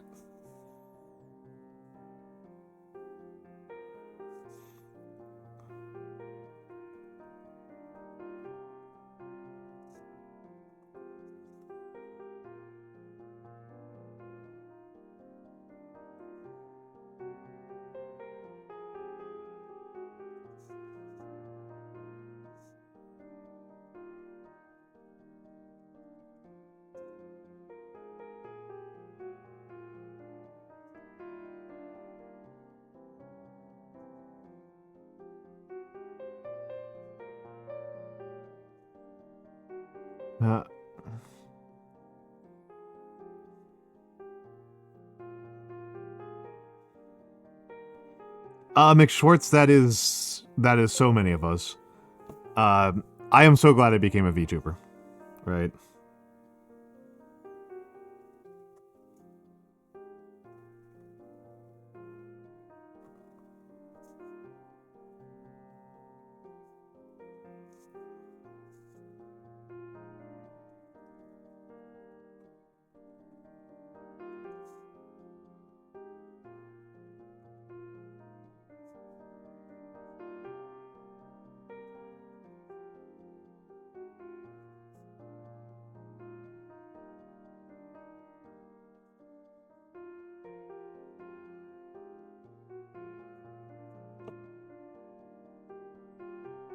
Yeah, thank you. I try to do. I think it's a good feature. The Mother Mafia _ thank you for the follow.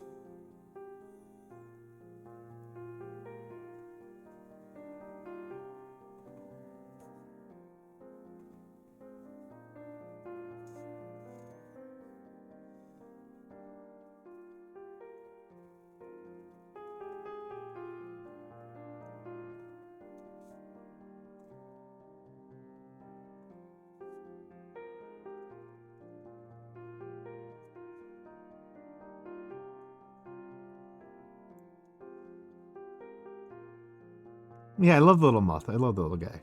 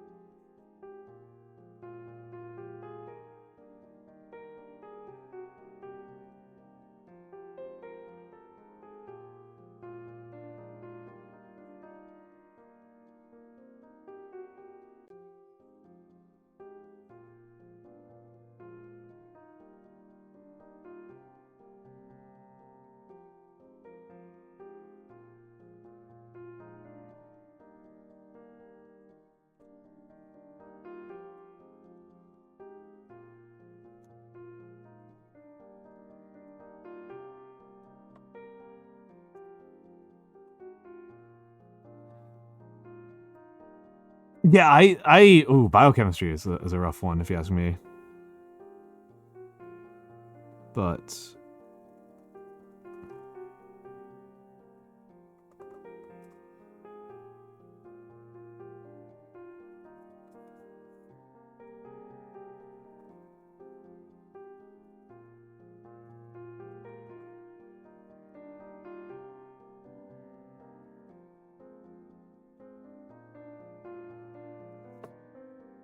there we go. There we go. How's that going? How's that looking?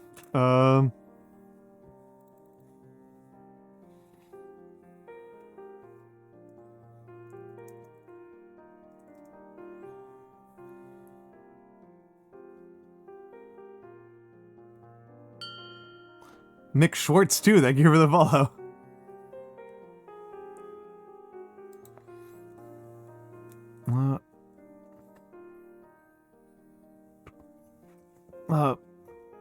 But yeah, my advice about graduate work is that, like, it's all about the research question, right? Everything else you do is going to flow from your research question.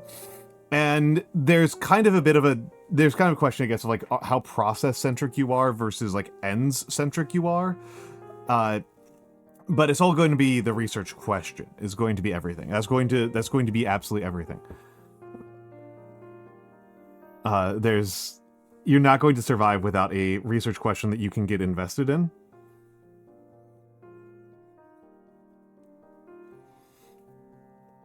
I don't even know what else to say. Like you've got to have a good research question. You've got a research question that you love. V from Discord. Have a good night. Have a good night. Thank you for stopping by. Have a good night. Yes. Well, I mean, it's actually kind of a funny thing, Mick Schwartz, that a funny thing to me is that my in my own I have actually become very sympathetic to the way that older writers talk about like the muses visiting them, right? That like creativity, like the muses visit them, and like that or that God writes for them, right? That's divine inspiration. I'm actually quite sympathetic to that now. Like, I don't have any supernatural beliefs, but the idea that, like, my creativity is something that I don't own, that is something that just, like, strikes me, feels far more reasonable to me than it feels unreasonable.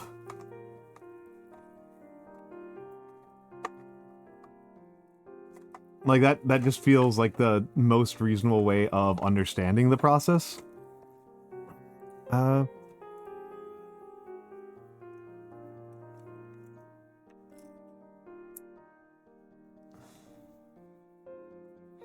Yeah, it's all serendipity, and I think it's actually really more remarkable to me, and this is particularly true from like a writing, from like a person who writes a lot of short form stuff, is that my best and most well received works are not the ones that I thought would be well received. Right, like I have been stunned by the stuff that people thought was like really cool and inspiring and interesting. I was like I didn't think this was that even good.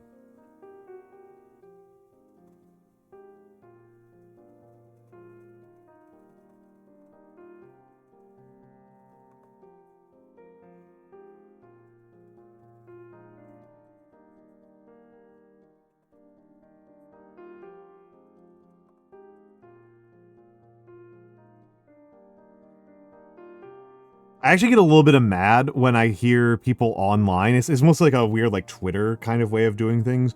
They're like, how did people think this was acceptable to like write this book? And it's like, why would you think the writer would have any concept of how good their writing is? Like why would you think that they would even come close to understanding that? Like why? What makes you think that? What makes I don't even know why you would think that. And apparently it's normal to think that.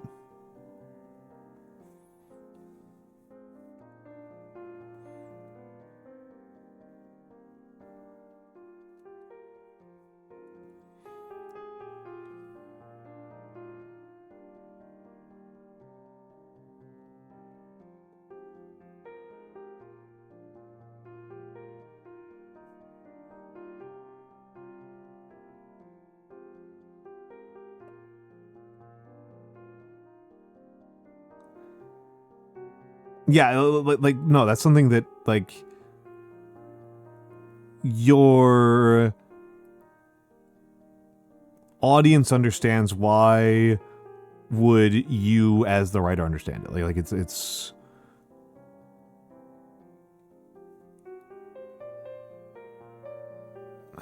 I don't get it. It's not obvious to me why somebody would yeah. Like no. Like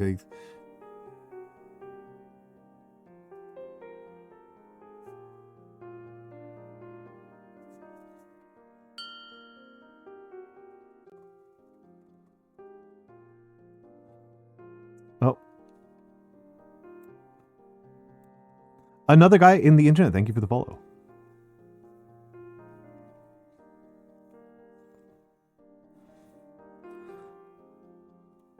Yeah.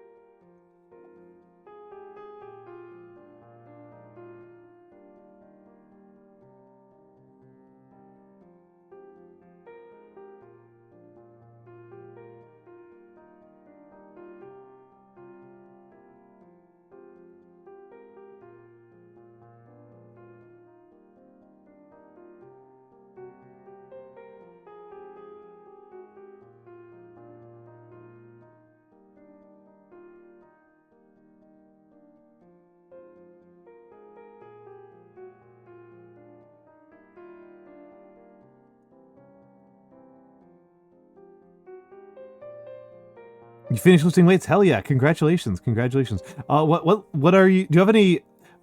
I don't really have any weightlifting goals these days. I do like lifting weights, but mostly I just kind of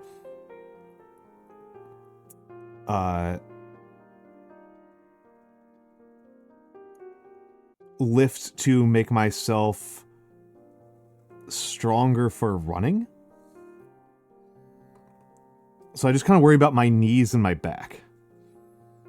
I'm just really kind of worrying about knee and back pain. That's really kind of the only like weightlifting goal I have.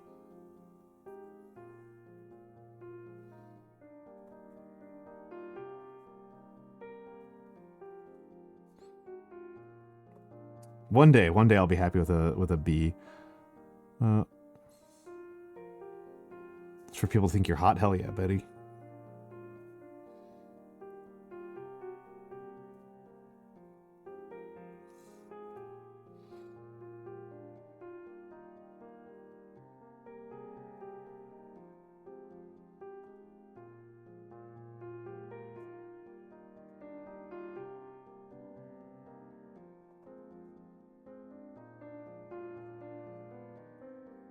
Yeah.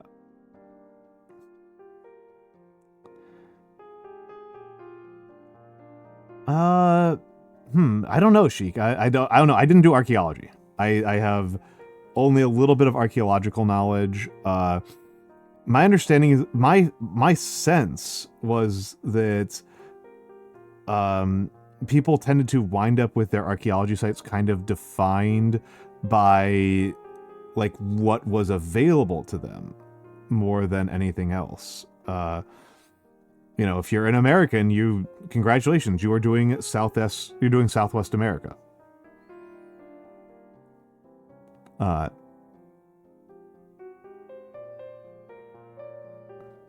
It's not so much that exercising makes your mental health better, it's indisputable. Not exercising makes your mental health poor. Crazy. I have been thinking a lot over the past couple of years about the phenomenon where esports players hate their lives. And it's a really interesting contrast where it's expected and normal that a esports player will be miserable in a way that is just not true for other athletes. And it's possible it's just a matter of social script, right?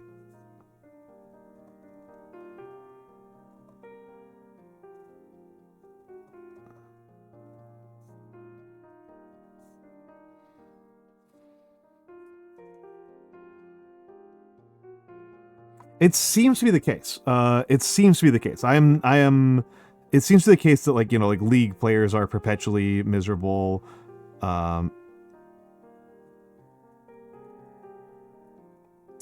Poker players I know are miserable. Professional poker players, like the John Boyce video about why do I do this for a living is incredible.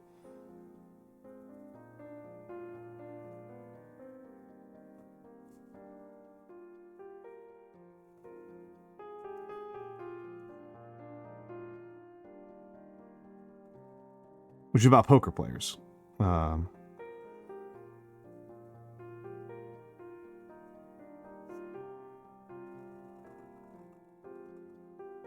Right, and like that's functionally an esport.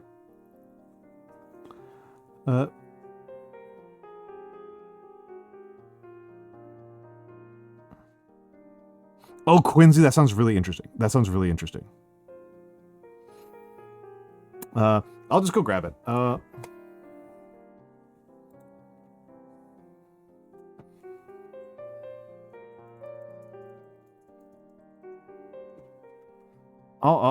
Yeah.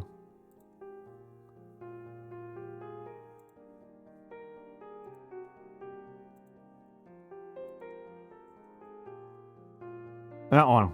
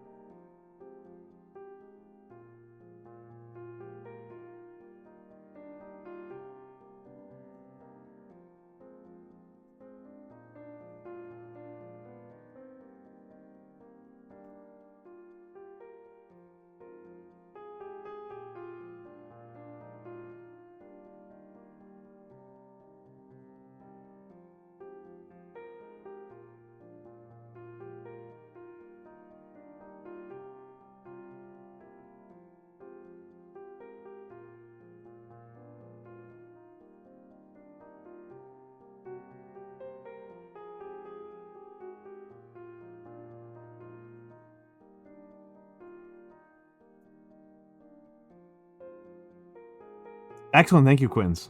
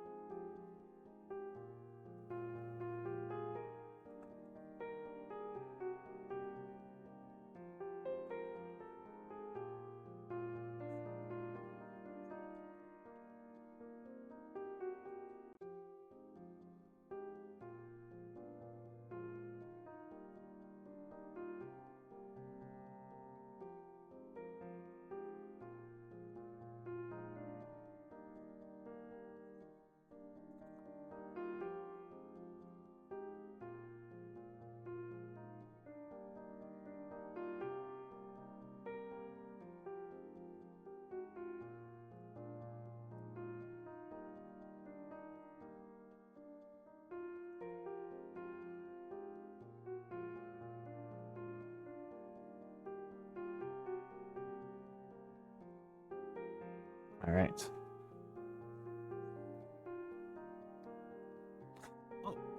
I mean, technique is critical. If you're doing any heavy lifting, technique is extremely important. I keep on emphasizing that I think deadlifts are an amazing lift that people should do more often. Also, if you do deadlifts with improper technique, you will be very, very, very unhappy.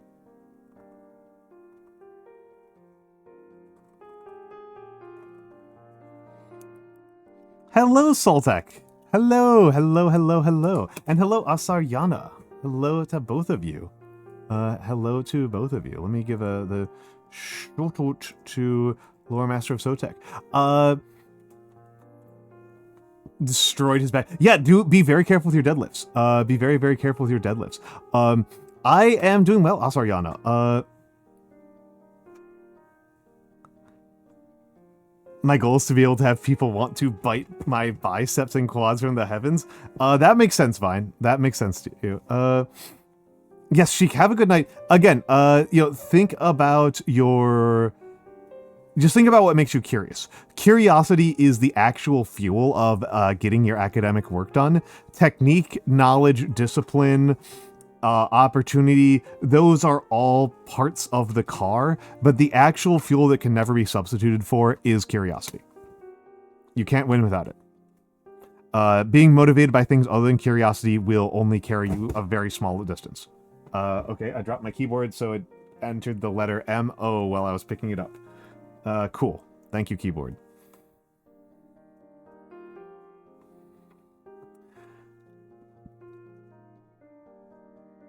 But yeah, how are you doing? How are you doing, Sotek, and how are you doing, Asayana?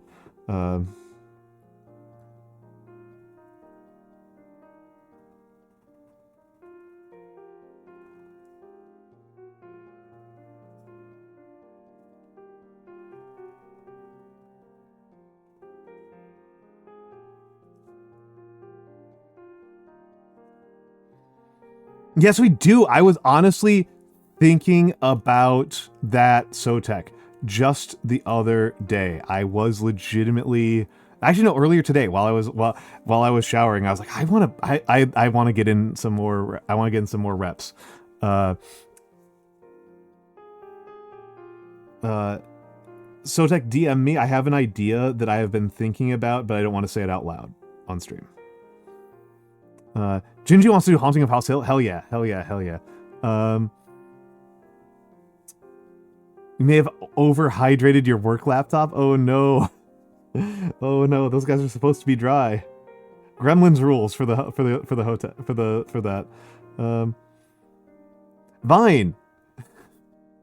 Vine, you should consider this character growth. I literally told you not to tell me things because I'm so bad at keeping secrets. Hello, Vertebrae. Have a good... Sleep well, sleep well, sleep well. Or just enjoy your lurk and enjoy, like, the co-working. I don't know why I assumed that you'd be going to bed.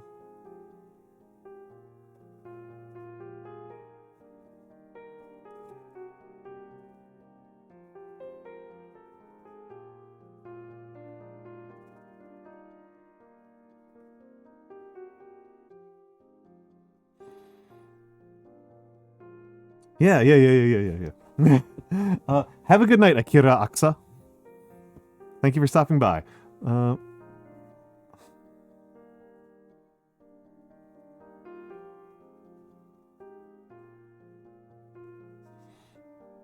Okay, this is going to be a birthday letter to, unsurprisingly, Envy. But I fucked up the spacing a little bit. This can be worked on, this ligature. Queen of Paper, it's, for me, it's actually very straightforward. I'm not very smart. That's it. That's it. I forget who knows what. And I forget what things are actually supposed to be secret. That's what happens.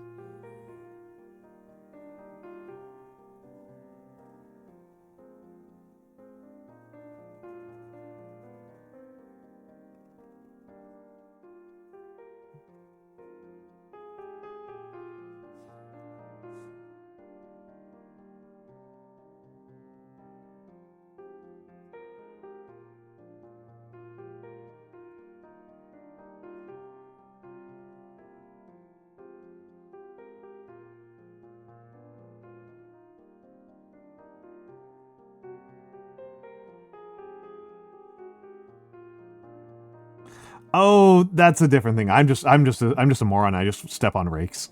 That's what happens.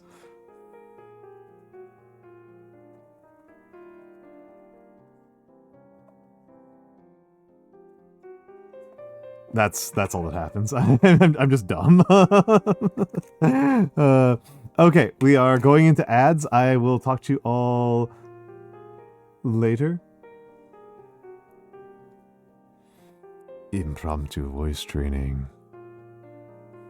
Yeah, exactly. Beautiful angels. Honesty is just cognitively easier. It's just cheaper.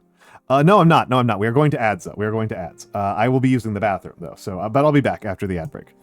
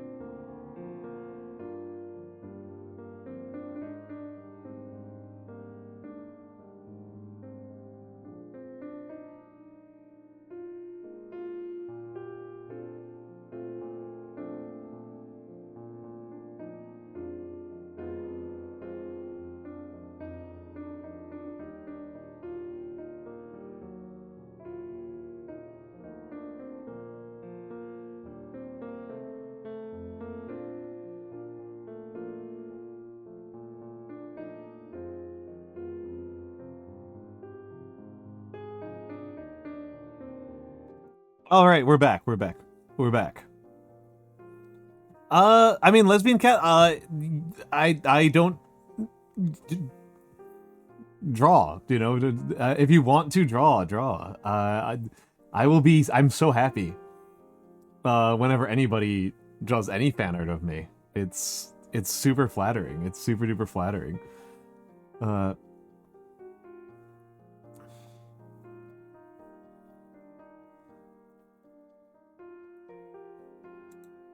All right, so.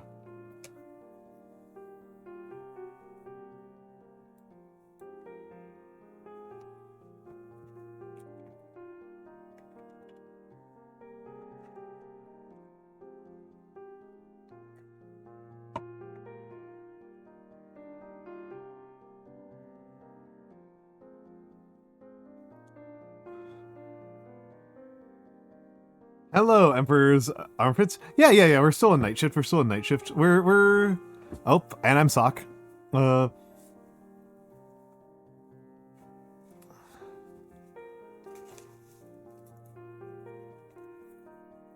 Okay, let's take a look here. Okay.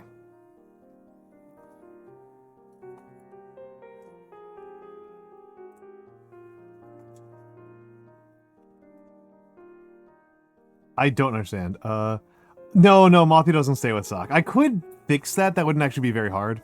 Actually, it's very easy. I might as well do that right now. Hold on. Let's do that.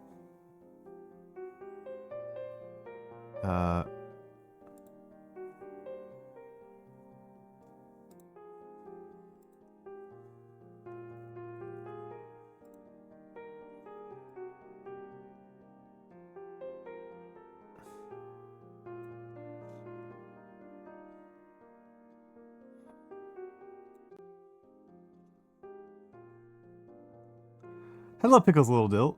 Hold on.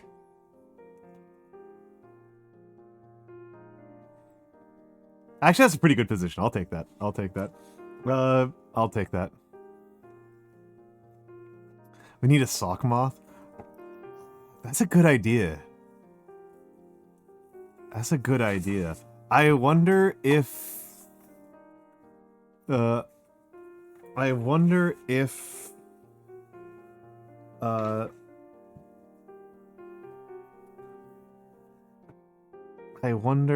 I keep on saying I wonder if I'm not actually finishing my thought.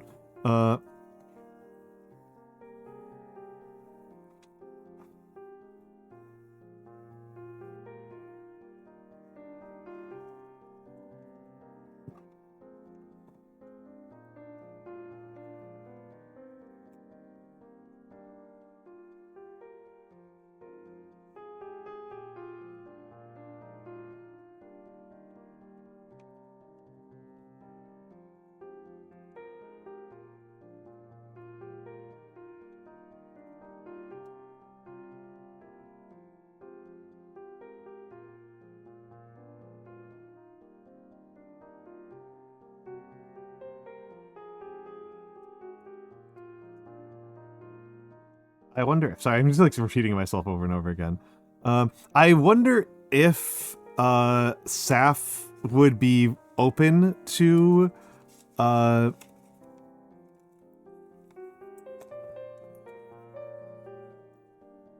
would be open to a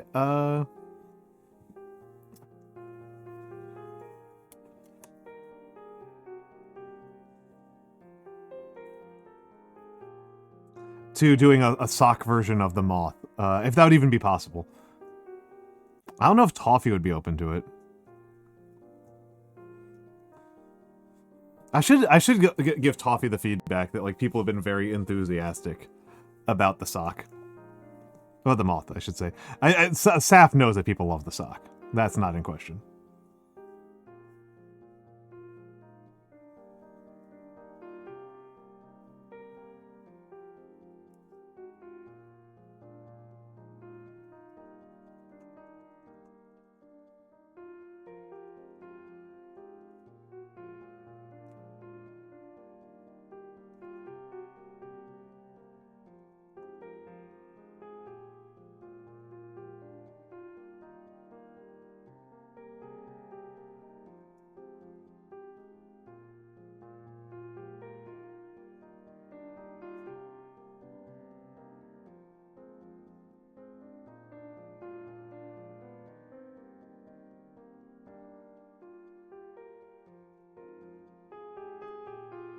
making waves in the sock community. It's so fucked up that I am not VTuber male. That Sock's VTuber agency made a VTuber male and it wasn't me. I even applied to Socks on the basis of I'm a sock.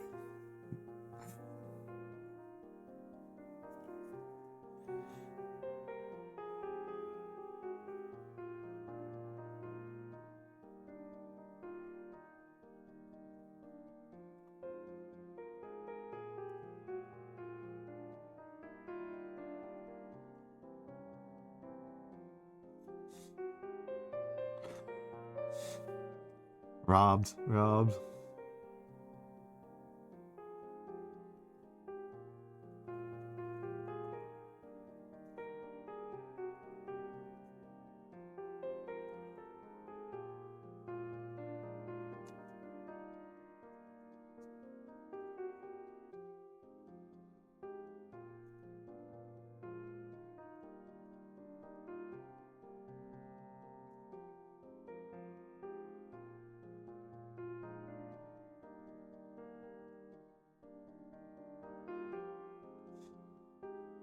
How long you doing this before? Hi Rickacy.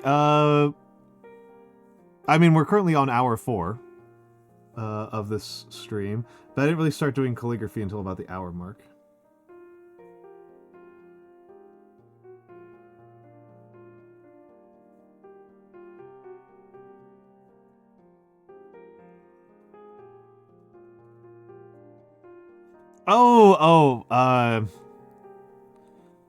Couple decades.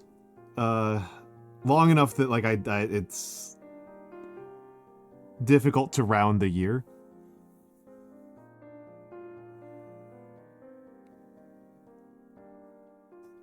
It's worth saying that I didn't really do it very seriously until I started streaming.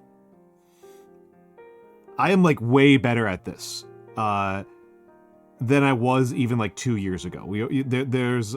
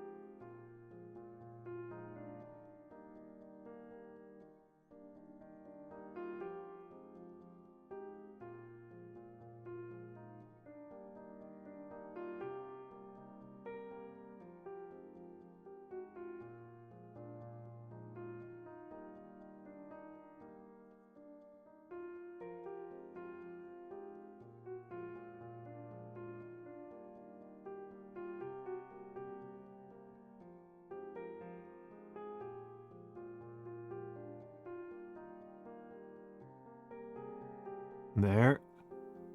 Yeah, Almantas. Yeah. It was actually bought Montas before. Yeah, I was about to say, no, was it, I thought it was Nagi. I thought it was Nagi was the one who was like, what is wrong with you, Al?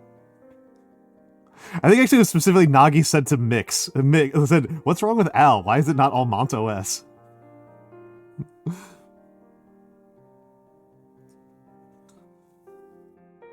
Yeah, you relayed it to me, and I was like, yeah, I'm just and like the answer is as ever, I am actually the least intelligent and funny person involved in this stream.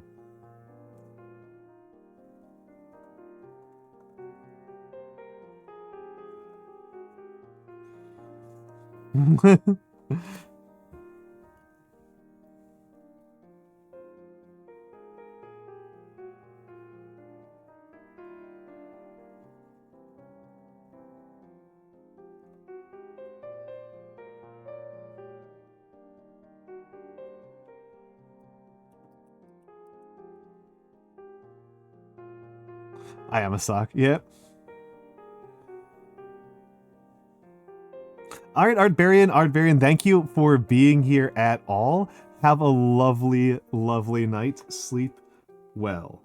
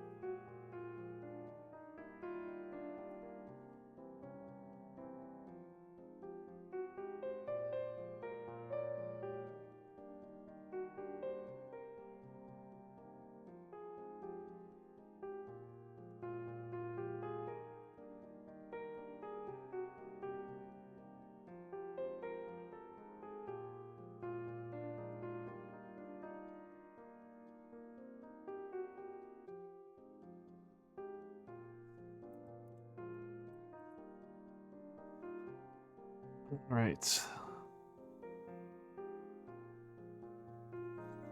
I didn't think that this was going to pace out correctly, and then it's like, Australia's a really long word.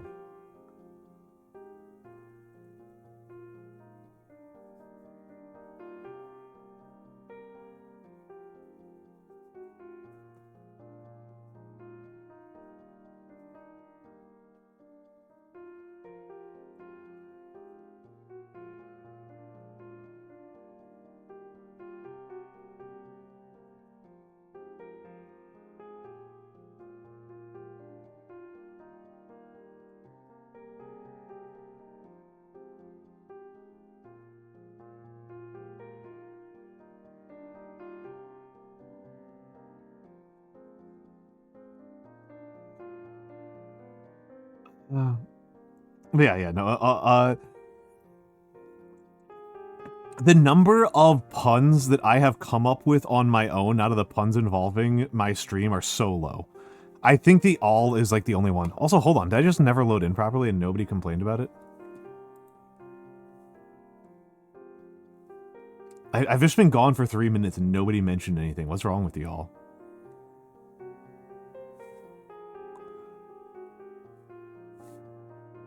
Hold on, this is actually pretty easy to resolve. Whoop, whoop. There we go. There we go. You're only listening? Put so much effort into this calligraphy and people just listen. It was 3 minutes, because Sakmantas was 13 minutes ago, and when Sakmantas went away, it was, I didn't reposition correctly.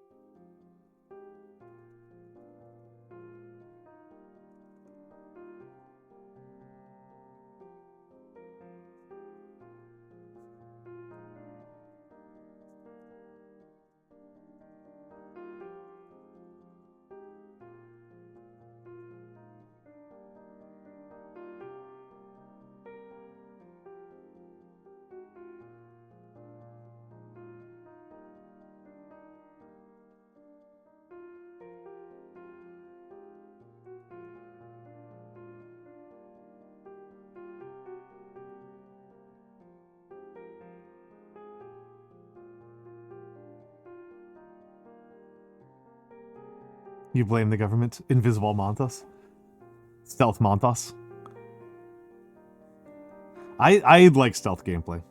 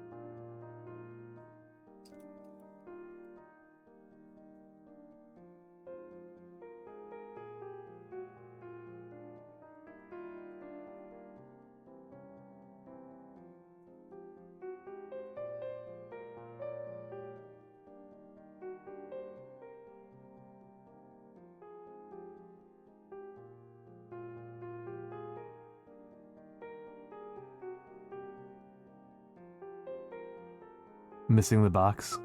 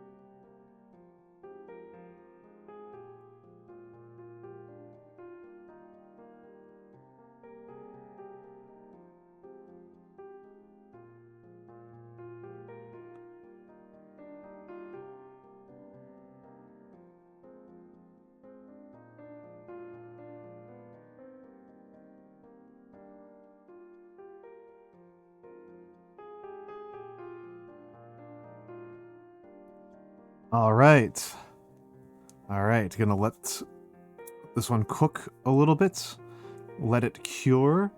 Let it heal. Let it dry.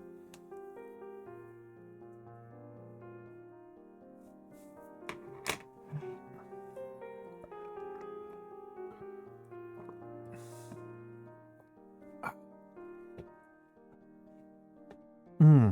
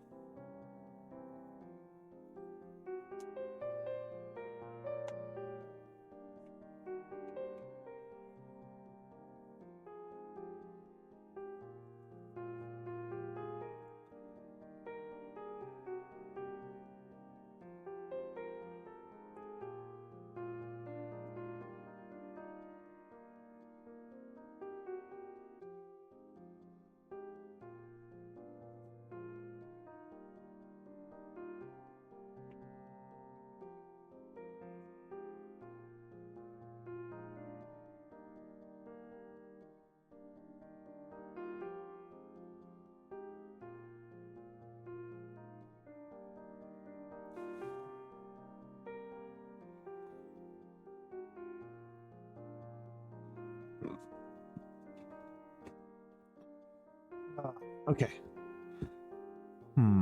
What's next?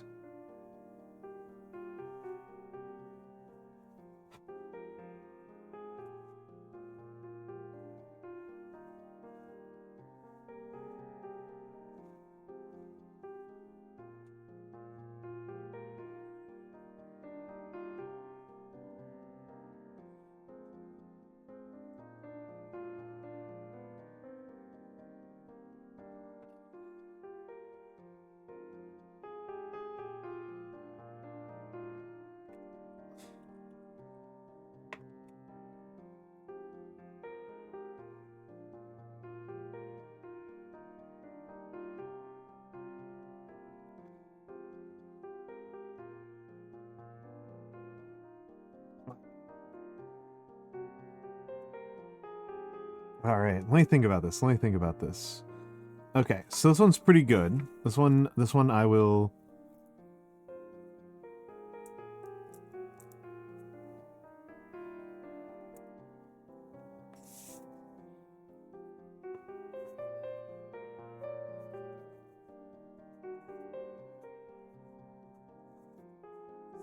Okay, okay. So this is for Envy.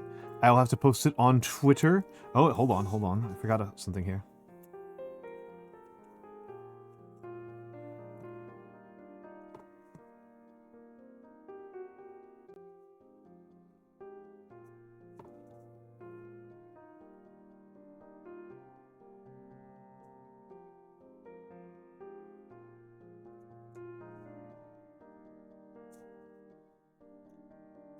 There we go.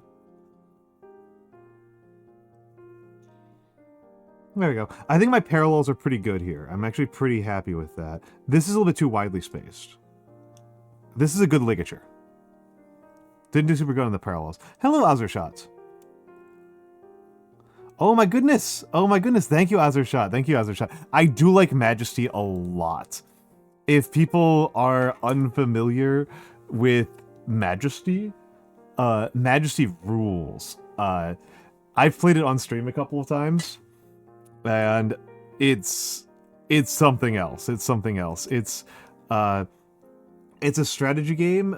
It's a D&D like adventurer type of game, except that you don't control the adventurers. You just control the kingdom that inspires and that supports the adventurers, and it winds up being a pretty goofy experience as a result of that. It winds up being a pretty goofy experience as a result of that. Photoshop the kerning. I'm not going to Photoshop the kerning. I'm not going to Photoshop the kerning. I'd have to learn how Photoshop works. I have gone all these decades without actually learning how Photoshop works. I've never even used Photoshop. I've only ever used GIMP, which I don't think works for this purpose. And I don't know how any of it works. I don't know how any of it works. My image manipulation powers are I use OBS is where I do my image editing. I do my image editing inside of OBS. And I just move around things like paper dolls. That's how I do it. That's how I do it.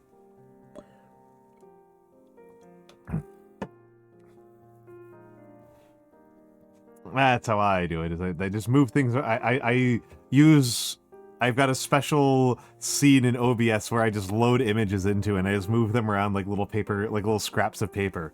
That's how I do image editing. I don't know how I'm doing anything, man. I don't know how to do any of this. The bigger problem is that I'm a little directionless now on what to do with the rest of stream. I do know I don't want to go as hard as I did last night. Last night was too much. Was too much stream for me. That was more stream than I that's too much stream for me. That's too much. I don't want to do like 10+ hours. But 4.5 hours is so short. But I also don't know what to do with myself.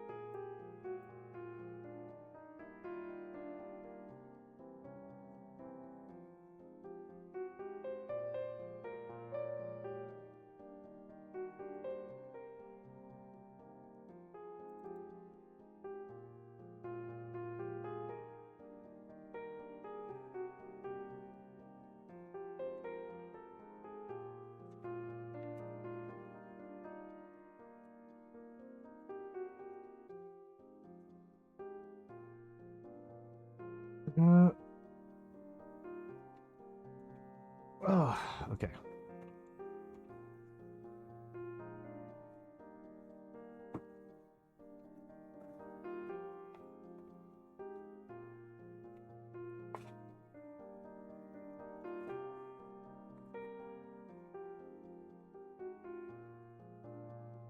Let's see, what pens do I have that are inked up?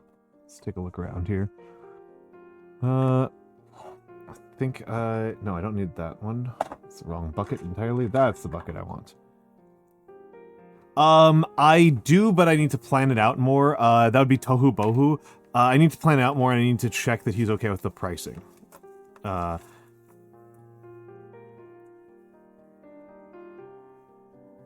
That's one I don't want to do, like, off the cuff. Especially because I'm feeling, like, a little bit shot right now. I don't think I want to go over to Kerbal Space Program. I don't think I want to do that right now.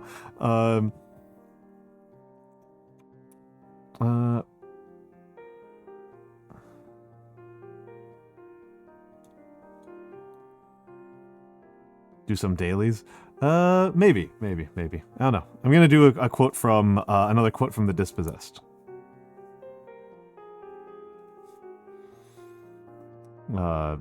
Because I really like The Dispossessed.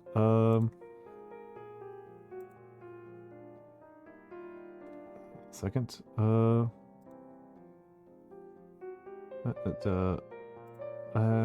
hold on.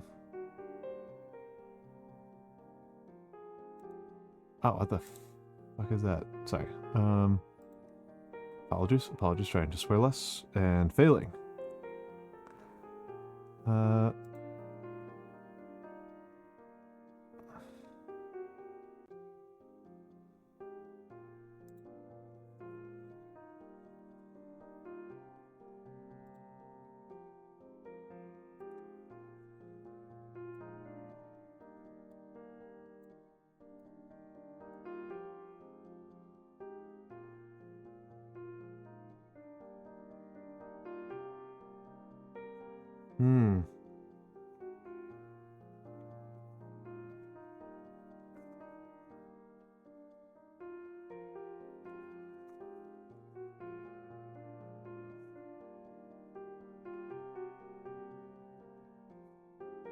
There we go.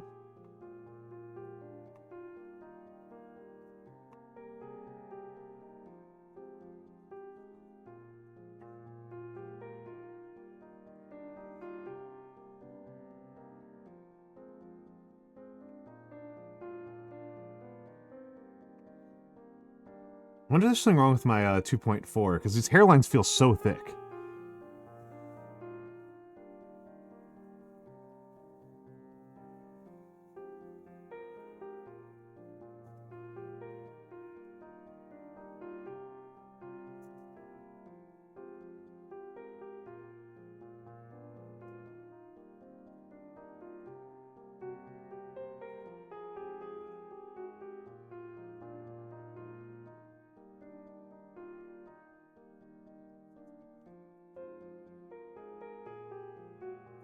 People like...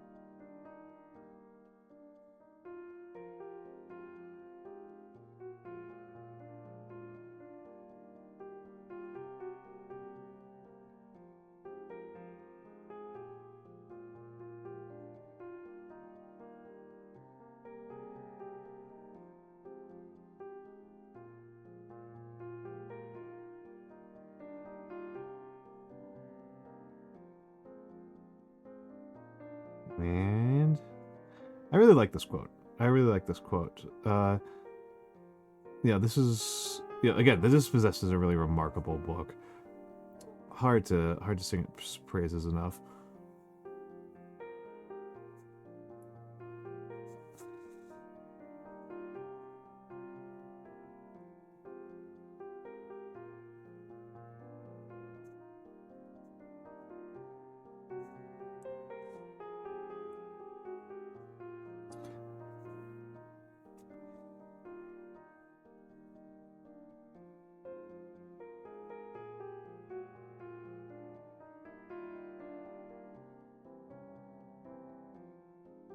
Oh, a good curve there. Good curve there.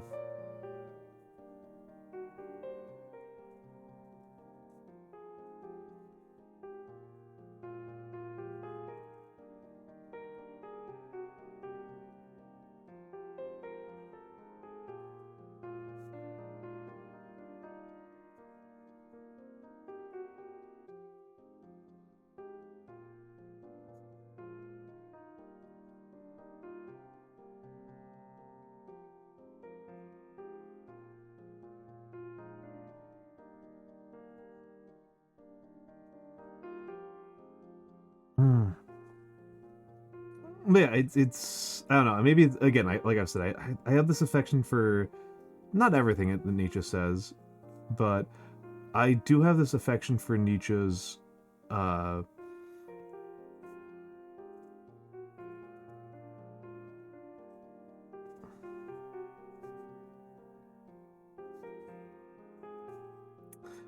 contention that like the place where joy is found is in overcoming, right? That's not something that we get into, that we don't just like to accomplish things easily. Oh. Hello, Yokita! Hello, Yokita. Welcome back. Welcome back, Yokita VT. Hold on a moment.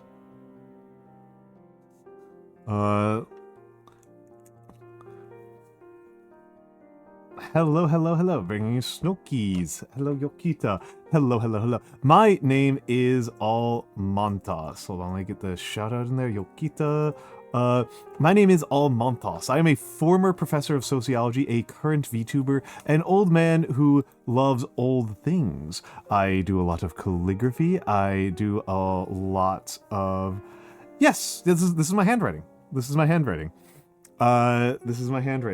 I do calligraphy, I paint miniatures, I talk about books and history, and I mostly play Kerbal Space Program.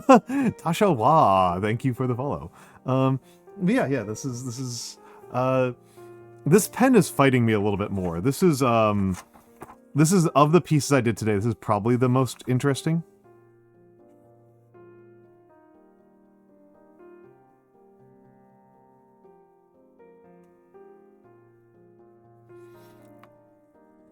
But yes, Yukita, how was just chatting?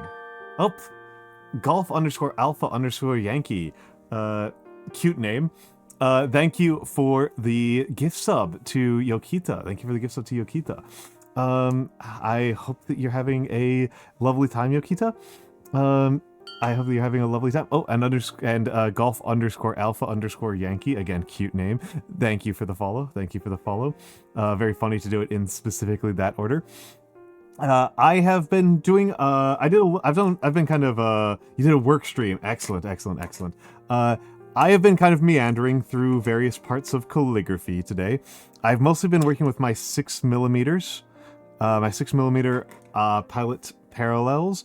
And I did a couple of commissions, and now I am doing a somewhat longer form quote from the book The Dispossessed, which is one of my favorite books.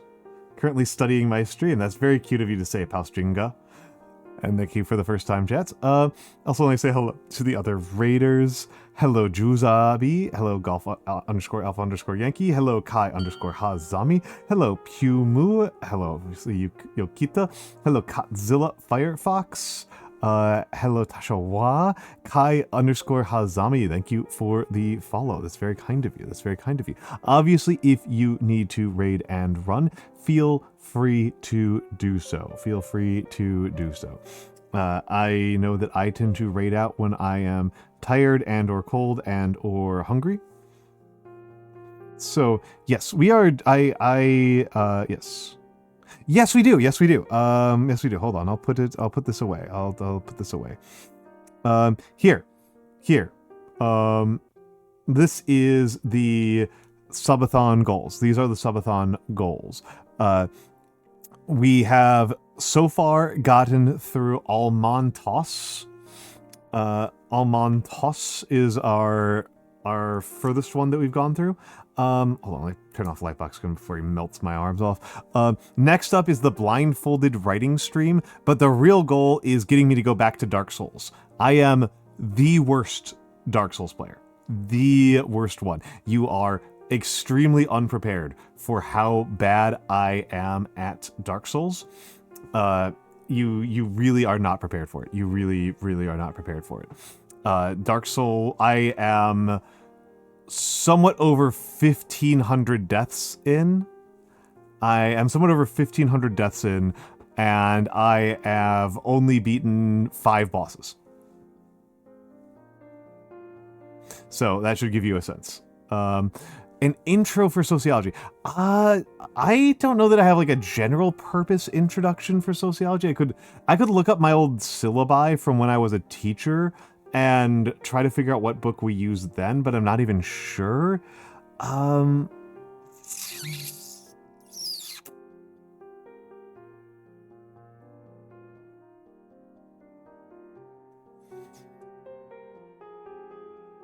I think perhaps The Souls of Black Folk by W.E.B. Du Bois.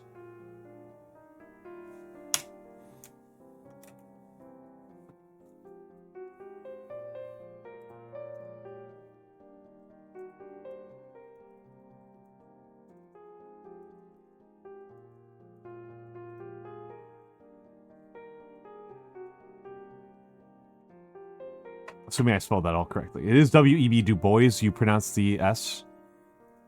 It's not Dubois, Du Bois.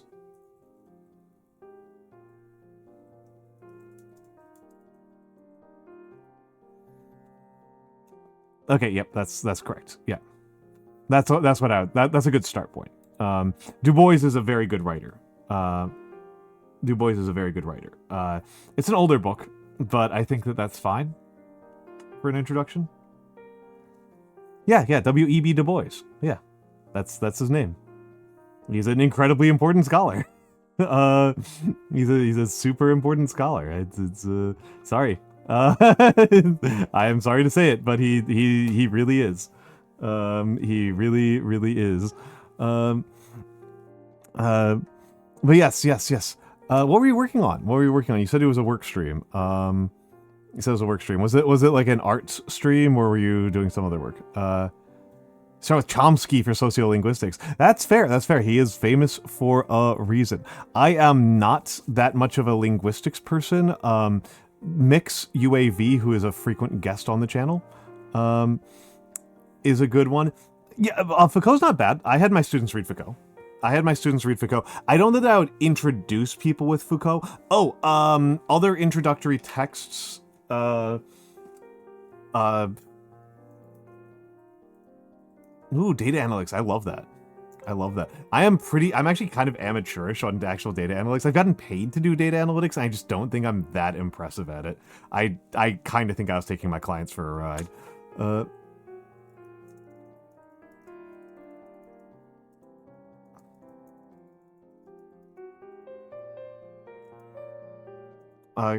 The Protestant Work Ethic, and the Spirit of Capitalism by, oh my god, what's his name? I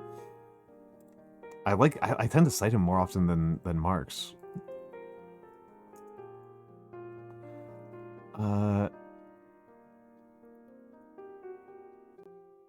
Weber.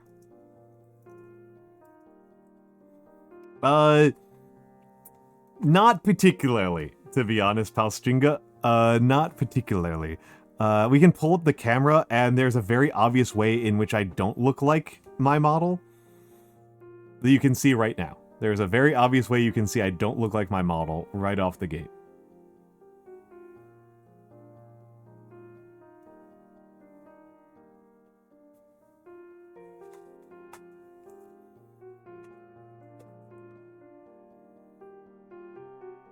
Which is I'm not gray. Yep. You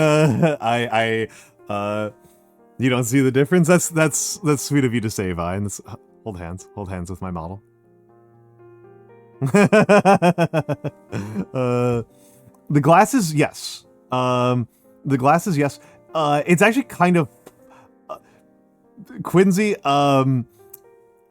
I probably have some time before my hair goes white. My family goes black.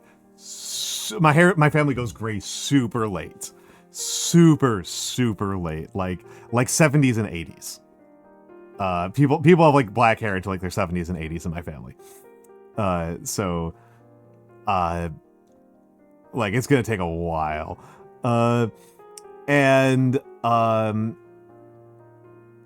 I have a lot more wrinkles than my model does. My model's skin is I wish I looked this youthful.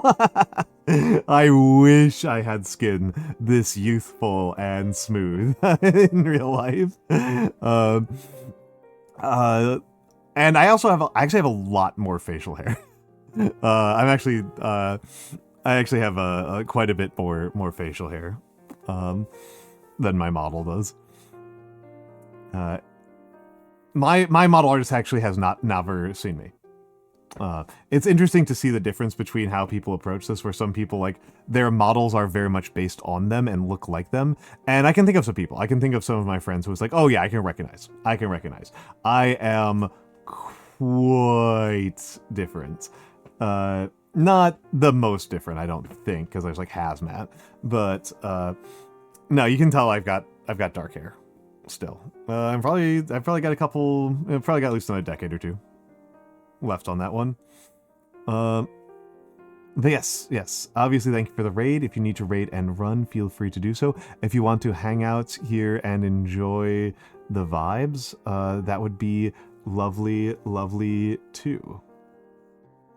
I'm gonna turn on Lightbox Coon, so prepare for flashbang.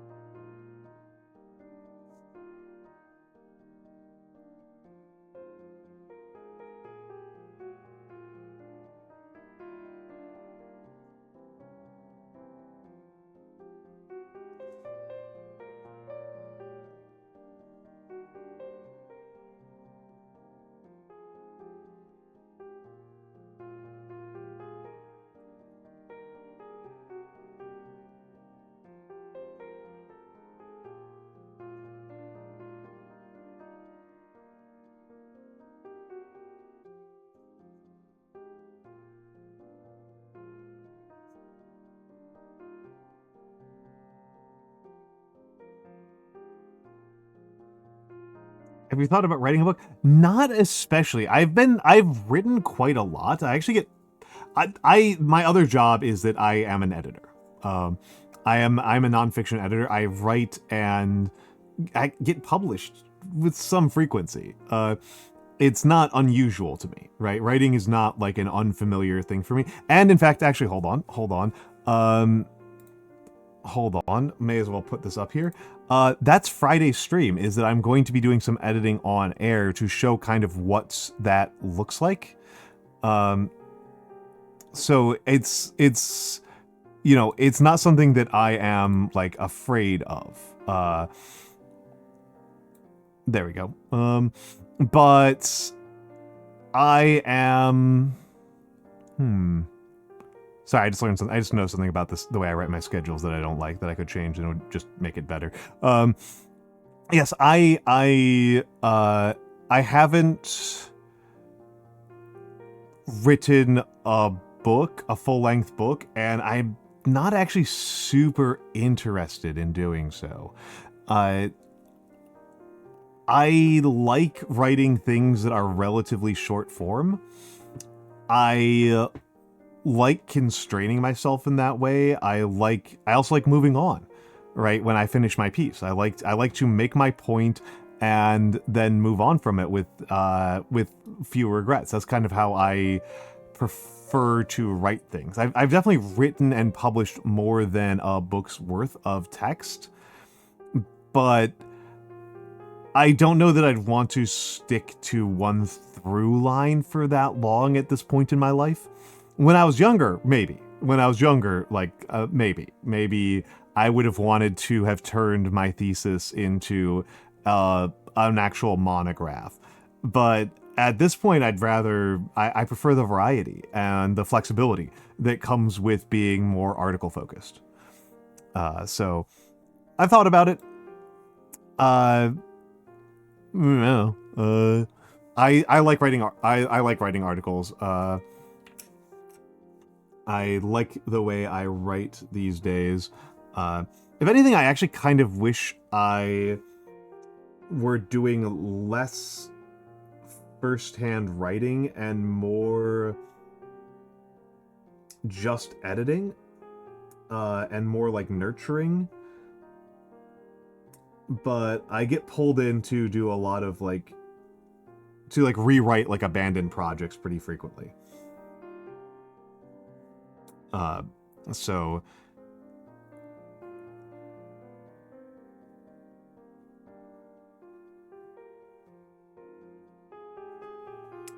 the understanding that I kind of have from talking to other editors is that I'm pretty easy to work with for the quality of writing I do. I don't know if that's a polite way of saying that I'm undervaluing my work and I'm not charging enough. It might be.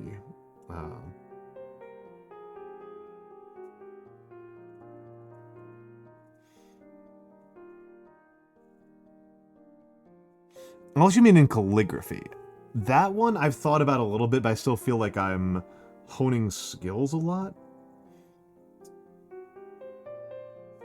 I know what I really need to do is I need to work on I need to take some illumination coursework.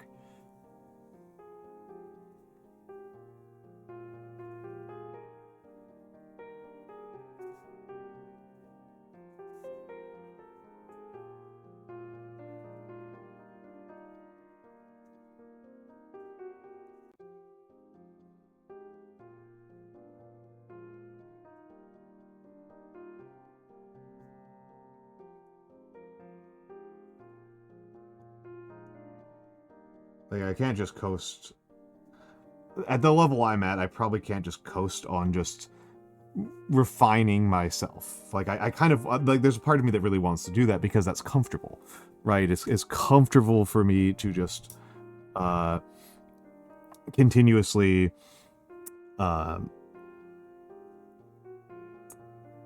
improve in small ways and in my own time and at my own pace. But at a certain point, I do need to, like, really take some coursework. Why did I choose calligraphy? Because I was already writing a lot. I take an enormous amount of notes as a rule. That's like kind of like my MO when I'm studying and reading things. Hold on, here's an example of what I mean by like take an enormous amount of notes.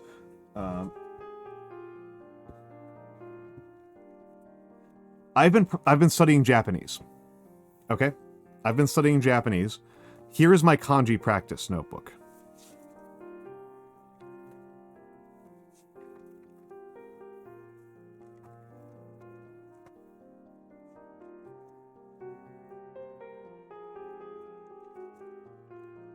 And again. and again, and again, and again, and again, and again, and again, and again, and again, and again, and again, and again, and again. Oh, I basically missed a page here. And here's a page that's unevenly spaced, and another one. This is the third notebook from this year. This is notebook number 3 from this year. I write a lot. And so I was taking so many notes that I decided that I may as well make my headers very pretty. That was kind of my logic, was I wanted to make my headers pretty. And so I learned calligraphy so I could make my headers pretty. And I started with markers. Calligraphy markers are actually a perfectly fine place to start. Calligraphy markers in a book I picked up from the library.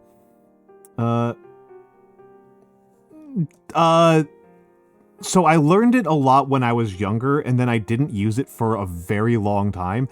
And I have been relearning it because in VTubing, Japanese is something of a prestige language. And a lot of my peers speak Japanese. And so as a course of being a VTuber, I decided to work on picking it up again. Also, I honestly find kanji practice relaxing.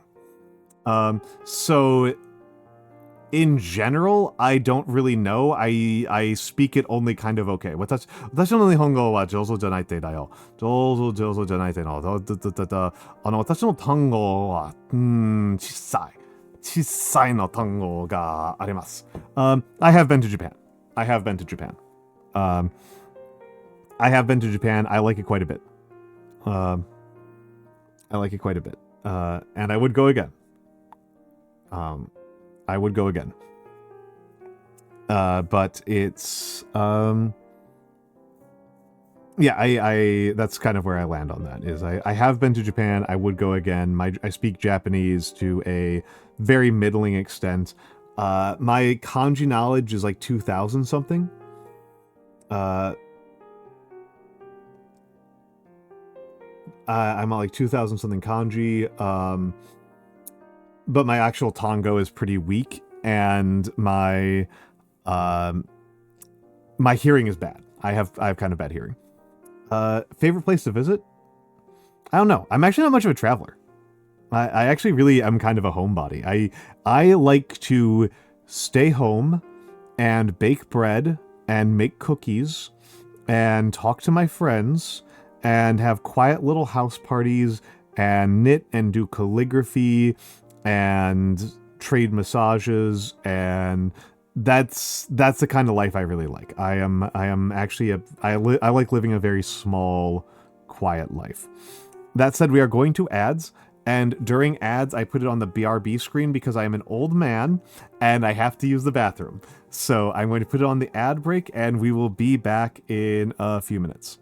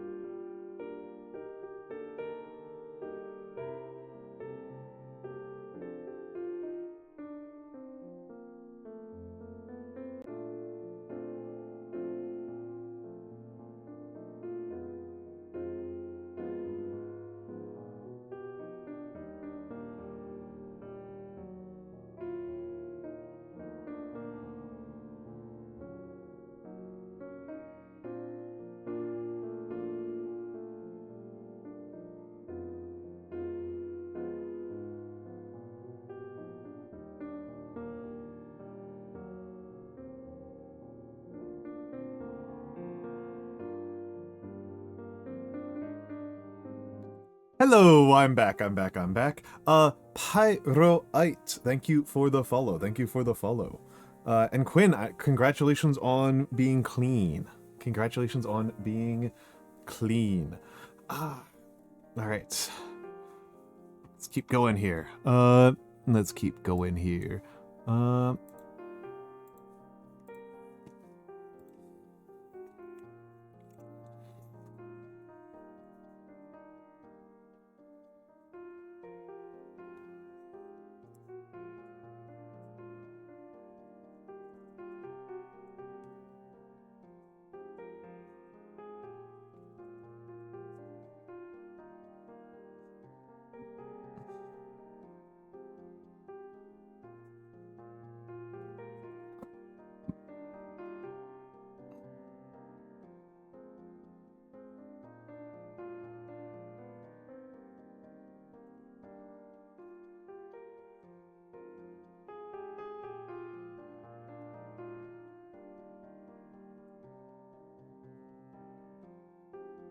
Quite proud. Excellent.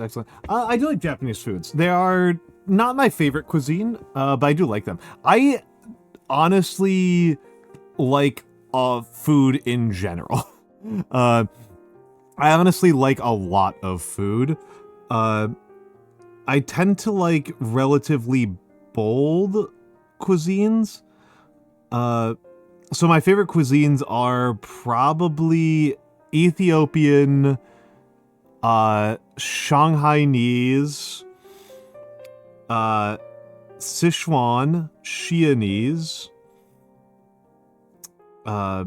Mexican. I've really liked the little bit of Mayan cuisine I've had. I've really liked. Those are like my favorites. Oh, Italian's pretty high up there for me.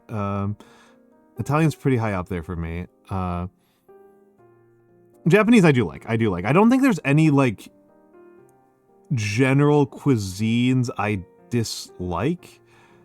I do have a pretty restricted diet, so there's a lot of cuisines that are more challenging for me. Minka Mimic. There we go. Minka Mimic. Thank you for the follow.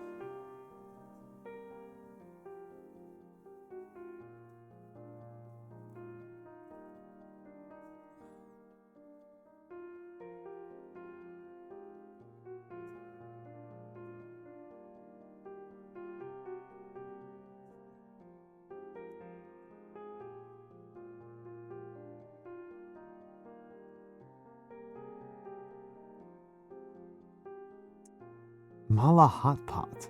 I am not familiar with Mala Hot Pot.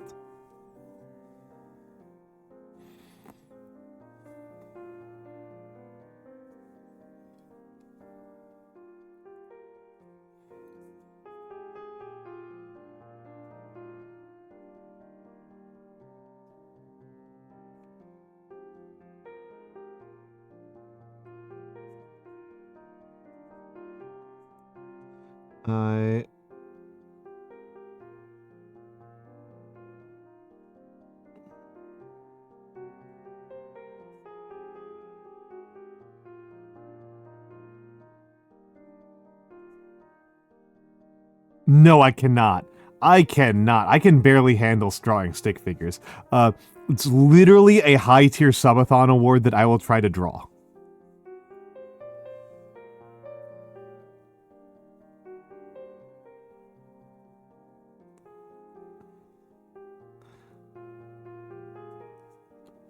It's this R is bad right there. That R is leaning really dangerously.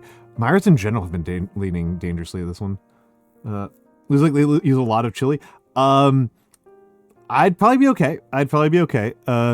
I did a hot sauce stream on, I want to say it was Friday or something last week. Yes, Friday. It was last Friday. I did a hot sauce stream, and the hottest one I had was basically just chili extract.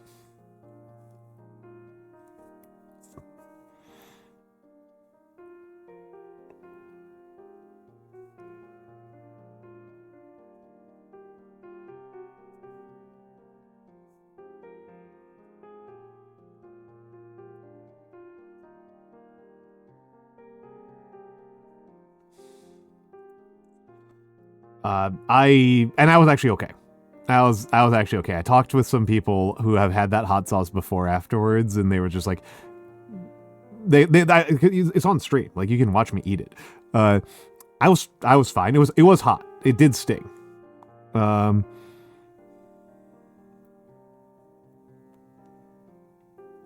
not gonna pretend I'm like immune to spiciness. But my spicy tolerance is pretty good. I still think I would struggle with... I've only had a little bit of Naga cuisine, and I still think I would struggle with it. If I was exposed to it again, Naga cuisine really did kick my ass. Sorry, trying not to swear. Really did make me struggle.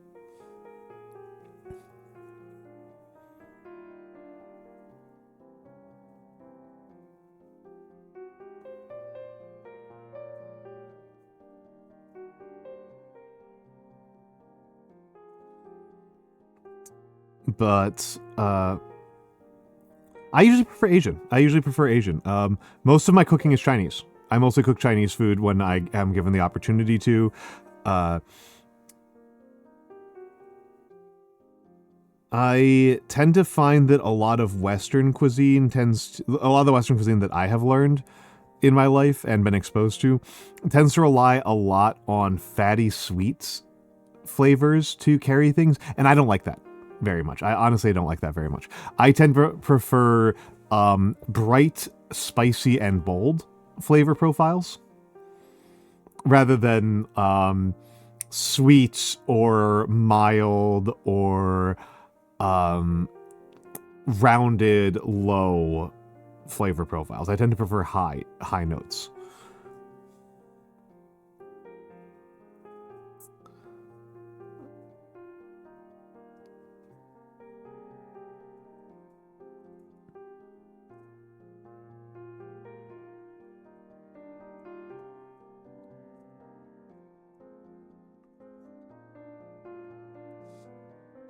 I've tried many Indian cuisines. I've tried many. I've tried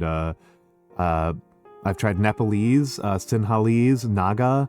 I don't know if I actually I've had Rajasthani quite frequently. Tamil. Did I say Sinhalese? I think I did.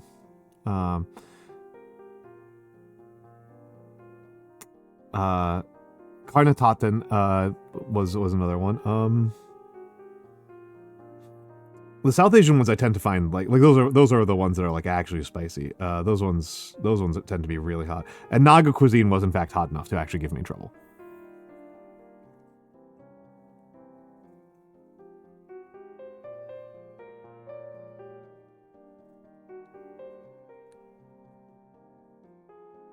But I do like Indian. I really like cumin. Cumin's actually one of my favorite flavors overall, just in life. I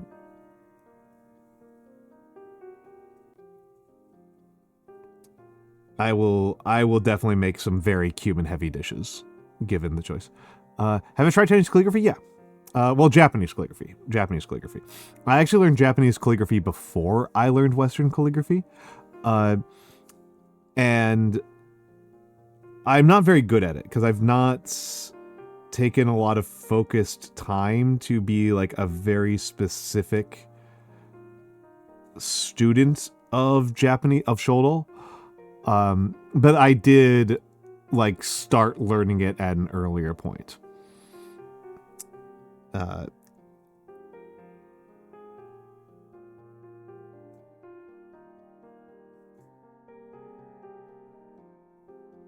And a lot of my calligraphy practice at this point is online, and it's for stream for an English-speaking audience. And as weebish as the VTuber audience is, I don't think they're actually that interested in watching a white guy fumble Japanese traditional art that much. Certainly not at the level that I would like to. I like to practice things for a long time. I like to do a lot of repetition.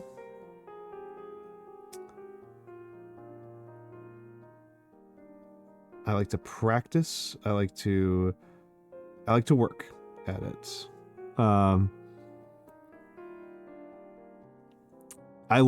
Honestly, I like doing things that have very high failure rates.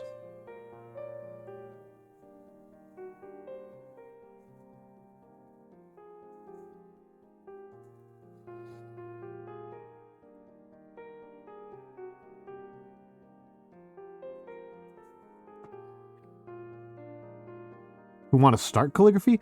So the good news about calligraphy is it's pretty cheap. This Pilot Parallel is like $15, and that's like as expensive as starting calligraphy tools get. I do still recommend that you start with either a parallel or with a pen, with a marker. Dip pens are actually very cheap, but they're actually really finicky and frustrating. And I think that's the difference between like $6 or $8 to start with a dip neb versus $15 to start with a Pilot Parallel. That's, you know, like a $10 difference, a $7 to $10 difference. I think that the frustration is worth more than $7 or $10 for starting with. I don't recommend starting with Gothic. I have a lot of experience and I can still see like 10 mistakes that I've made on this page. Gothic is very unforgiving. I mean, pick it up if you want to, but it is a harsh script. And calligraphy is a skill set that is mostly about muscle motion.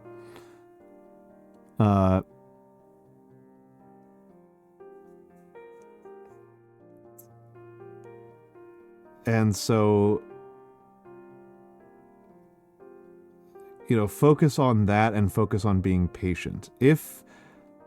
To be completely blunt, if you are more of like a creative artsy person, hello Cheshire Bones. Hello. I hope you enjoy it here. If you're a person with like a lot of creative vision that is like bursting with ideas that you are struggling to get down on the page, I kind of just don't think this is an art form that I would particularly recommend. I think just working on basic, more fundamentals of drafting is probably a better use of your time. Calligraphy I like because it involves a lot of failure. And I have a very high tolerance for failure.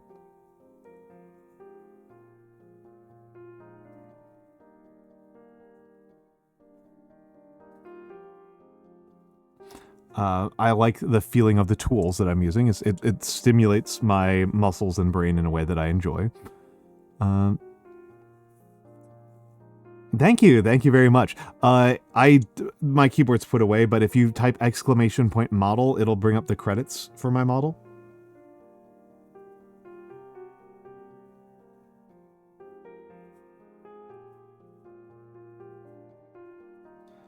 Keyboard is literally underneath my desk. Why didn't it go through? Okay, now I'm gonna have to find it. Sorry, now I'm going to hunt down my keyboard. I mean, that's true, Lesbian Cat. I mean, I'm sorry, I'm now annoyed at my commands not doing what I want them to do. That should be a command that is open to everyone. But yeah, Sensational is my model artist. He's been a delight to work with. Struggle with accepting failures. I mean, you could do that. You could get into speedrunning. You could pick up Trick Shot Simulator, right? Again, you know, calligraphy, I will say calligraphy does have the advantage of being a sick party trick.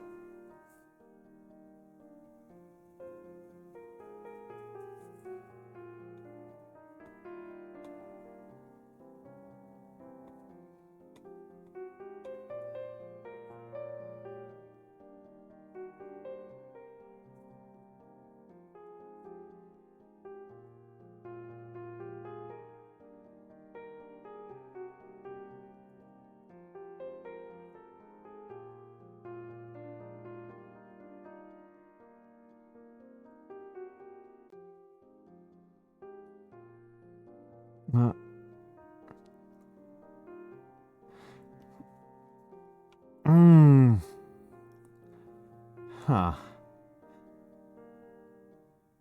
I don't know how to answer that for you, lesbian cat. Cause...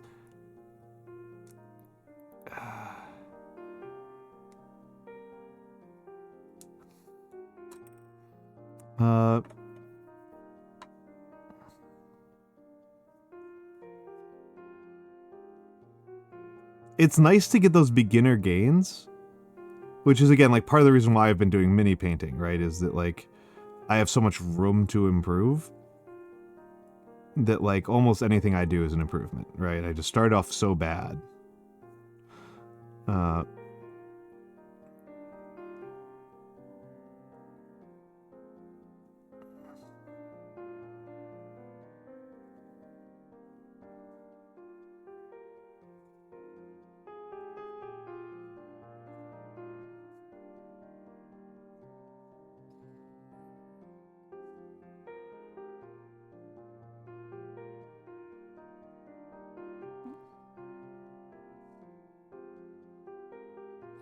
Yeah, it's pretty cool, especially with, like, athletic stuff.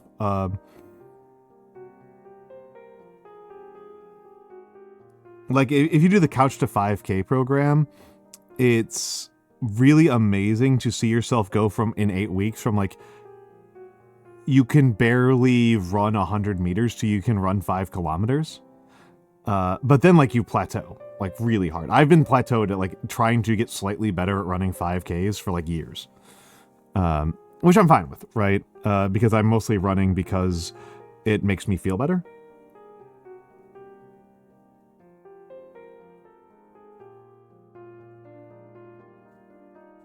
Terrible tea right there.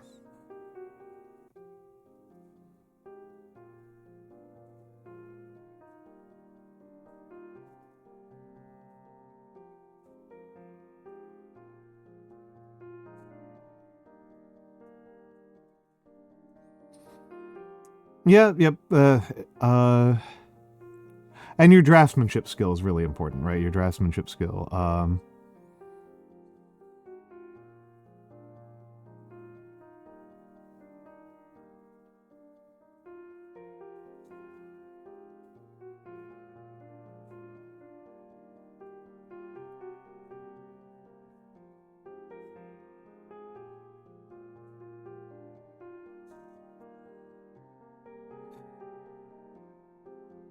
And people often underestimate how much effort it takes to get good at craftsmanship, at, like, your real basic craftsmanship.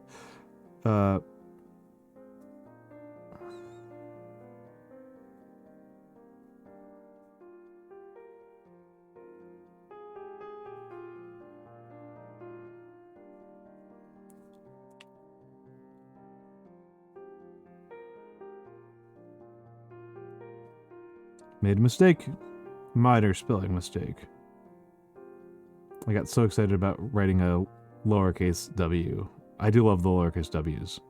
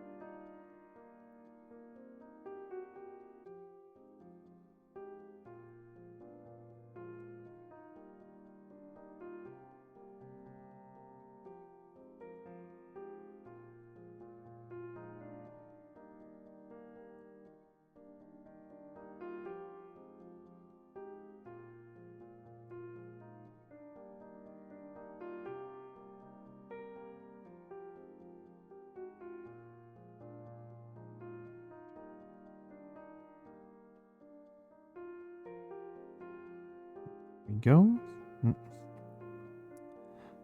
Yes, Gem Jenna, this is a quote from a book called The Dispossessed by Ursula K. Le Guin. It is one of the finest pieces of science fiction writing of all time.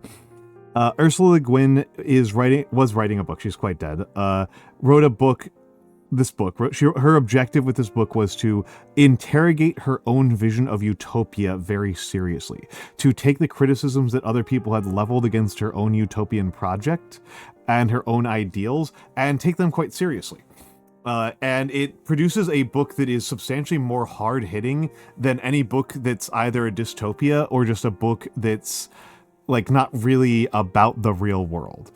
It's a fascinating piece of work. I really recommend The Dispossessed. This part is a character talking about why anybody would even do a hard job if you don't pay them to do it. And also, thank you. The little moth is by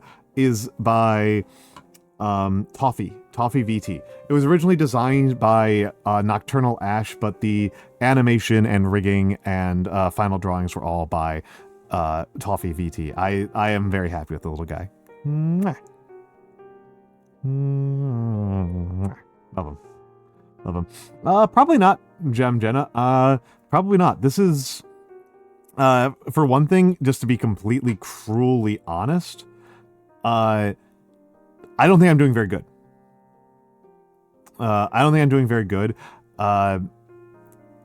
I'm also like, there are some of the ones that I've done even tonight that I liked well enough that I'll photograph things, and that's like the main place it'll exist, is in photography. I do need to work on my digital photography, but like, this is a way better piece. This was a commission that I did earlier tonight. This one turned out way better than what I'm writing right now. What I'm writing right now, I can see my line work isn't keeping up with where I want it to be. Yeah, this one turned out well.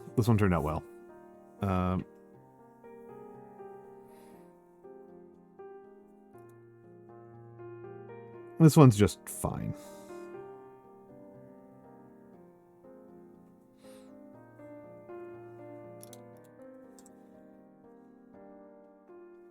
For one thing, I also made a mistake, right?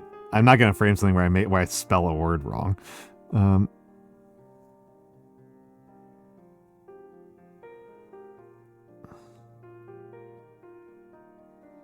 But practice. I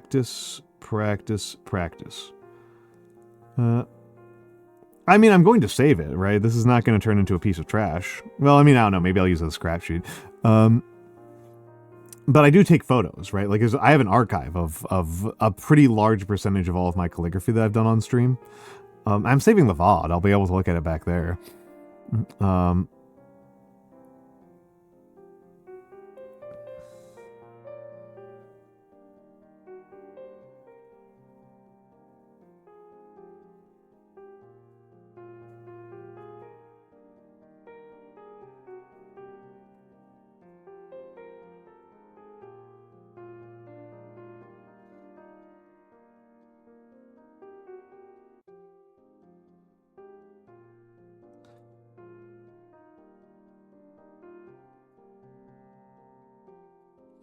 It is a, how you doing, Bloopy Fox? It is worth kind of saying that, like, I talk pretty harshly about myself and my work pretty frequently. I am not being mentally it does not feel nearly as bad as it seems to sound to other people. I feel okay. I make mistakes. I work on doing them better next time. You know, that's fine.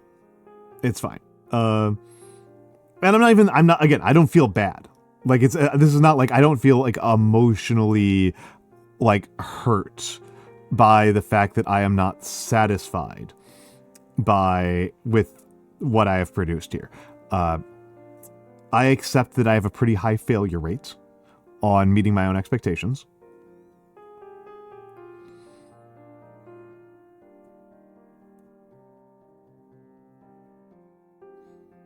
And that's just part of the deal, right? You know, it's you know, most of your Balatro runs you lose. But yeah, Quinn, I suggest rereading The Dispossessed. the older I get, the better it feels, the more it feels like a reasonable, practical book from a person taking the problems of confronting them seriously.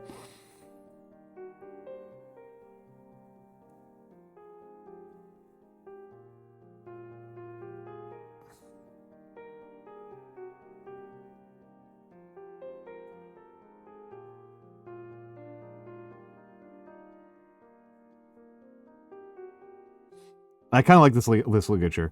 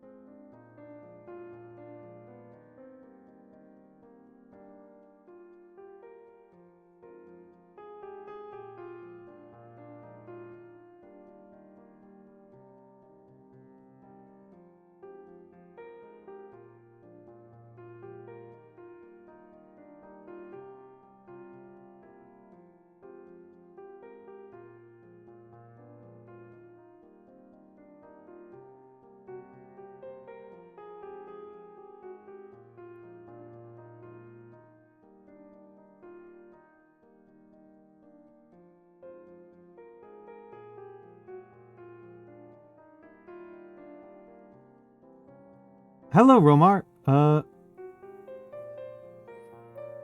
Left Hand of Darkness is really good. Oh, what? The pet's right here. I haven't given the pet a name. I haven't given the pet a name.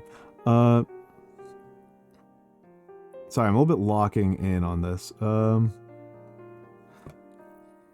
But Quinn, I would actually say I like Left Hand of Darkness. I've read most of Le Guin's work.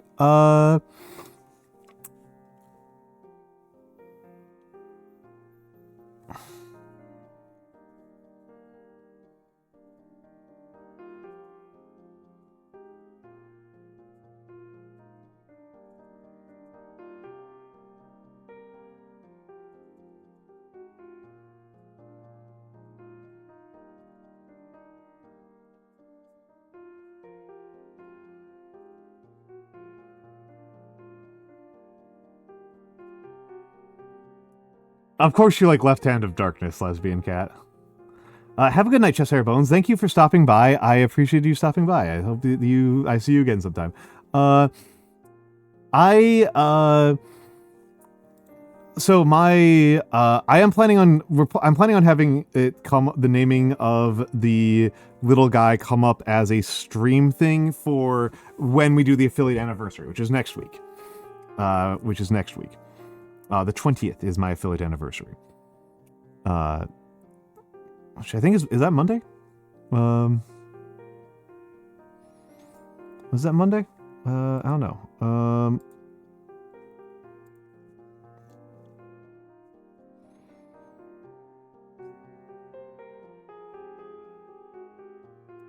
Yeah, true, Kari, and hello, Archibald. Hello, Kari. Hi, yeah. Kari has been studying Zuma Deluxe.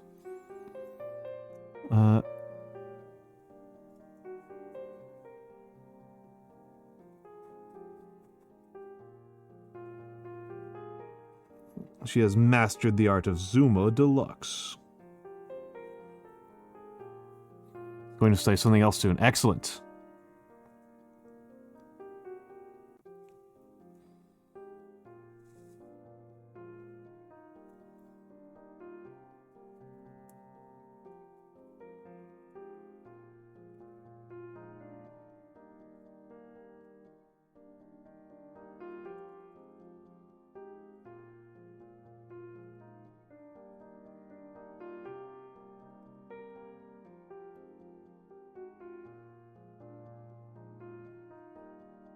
A lot of effort. A lot of effort.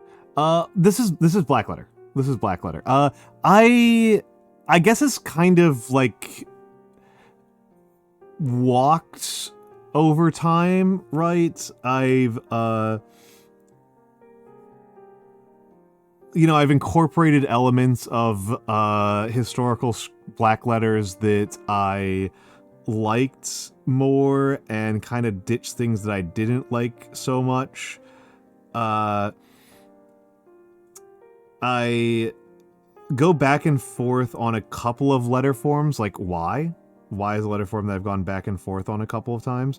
I tend to use this more 21st century Y than some of the more historical Ys I've used in the past. It should be the 20th. I think it's the 20th. I was planning on celebrating the 20th.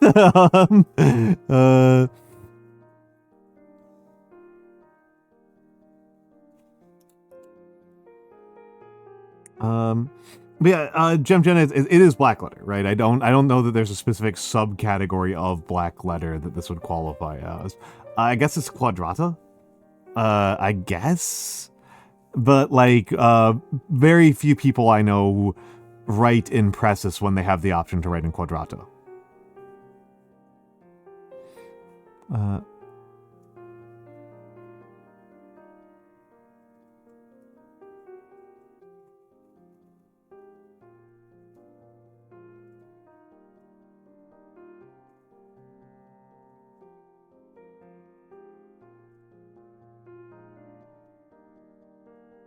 Even though Pressus is a little bit harder, it just like doesn't feel to an audience as firm and real as quadrata.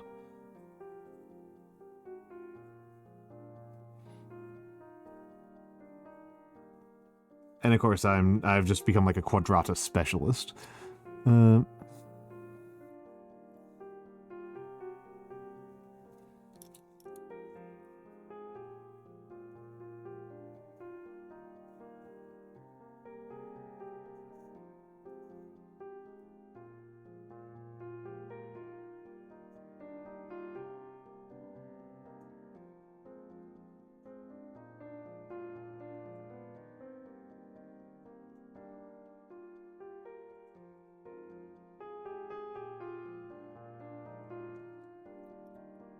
Derive the quadrata equation. How are you doing, by the way, Kari? How are you doing, by the way?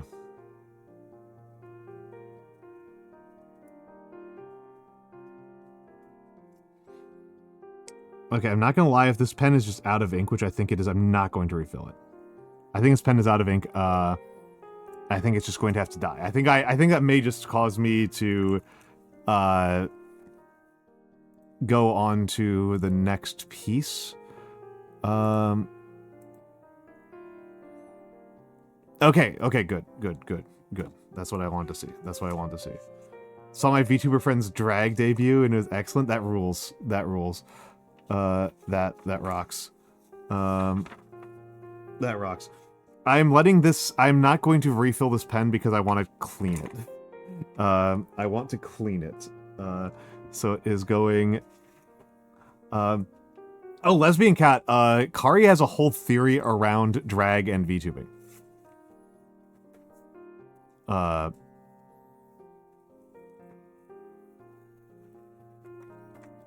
She has a whole thing about it. I think you even cited me in some of your...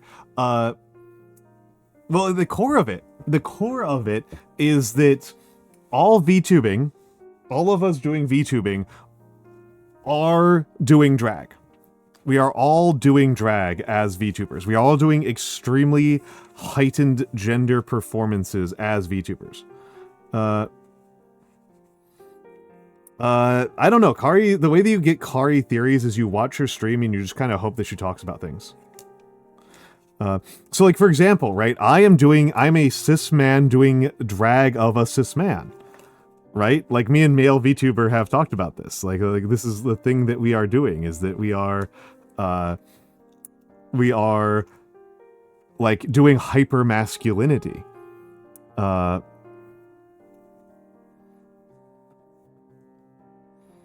No, Kari's a smart lady. Like, I'm not like do people like not believe me and Mix when we say this? Do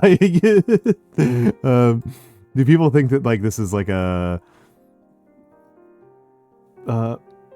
no, I don't think so. I mean, I don't think Jungian personas don't tend to have a lot to do with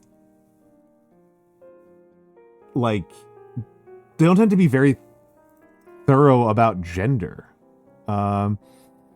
What's the performative access? Oh, okay. I mean, so there's almost no way for it to not have a performative aspect. Like the gender is always performative, right? There's no non-performative gender. I don't even know what that would mean to do a performative gender.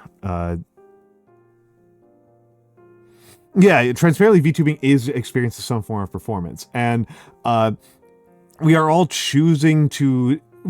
So far, all VTubers have wound up being very gender, and the attempts that people have made to be less gender have wound up in the same way that hypermodern chess winds up being even more about the center than modern chess, wind up being even more gender. It's pretty neat. It's pretty neat.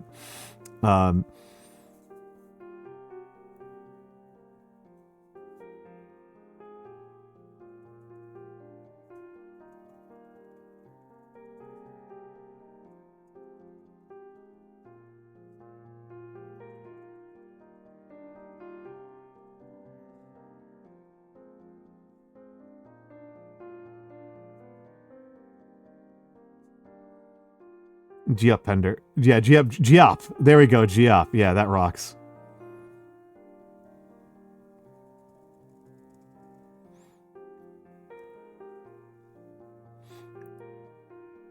Giop is actually a really good one for this. Like, Giop highlighting the way that, yes, the aesthetics of personal presentation just seem to be quite tightly wound. Yeah, absolutely. Absolutely. Extremely tightly wound. Extremely tightly.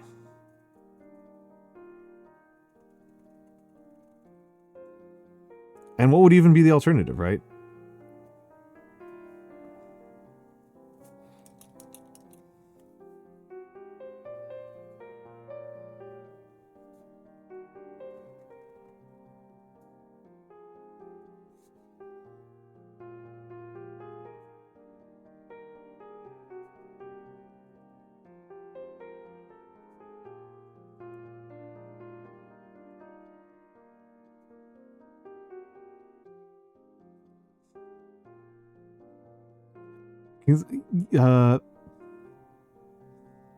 Oh, Nilbog. Yeah, I've never met. I need to hang out with Nilbog.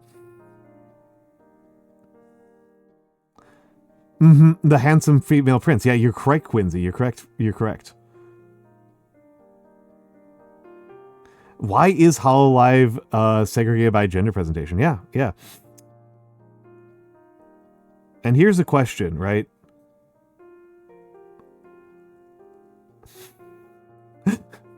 Holo EN stands for Holo NB.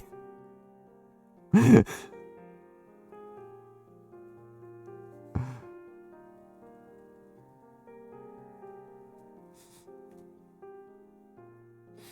don't know about that. I don't know about that. I think that the way I do gender is very different than the way that Clonk does gender, or than the way that Giop does gender, or even like the way that like male. Why would yeah? You know, you're correct, Kari. You're correct, Kari.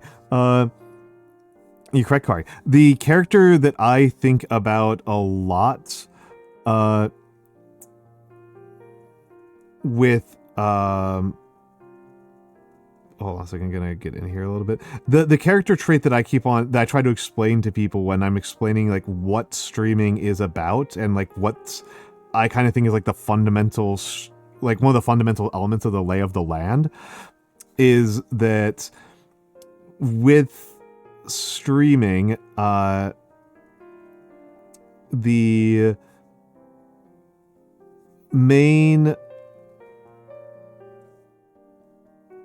normal kind of thing that's happening is people performing the cool gamer girl. right? That's super common. That's super duper common. Is to perform the cool gamer girl.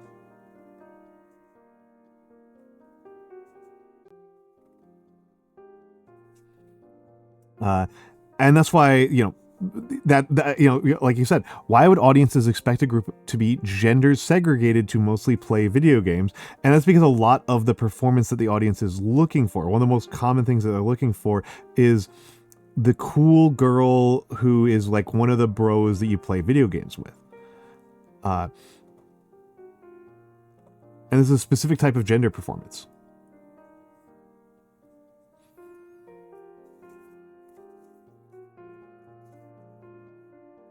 That a man simply, that masculine performances are barred off from performing.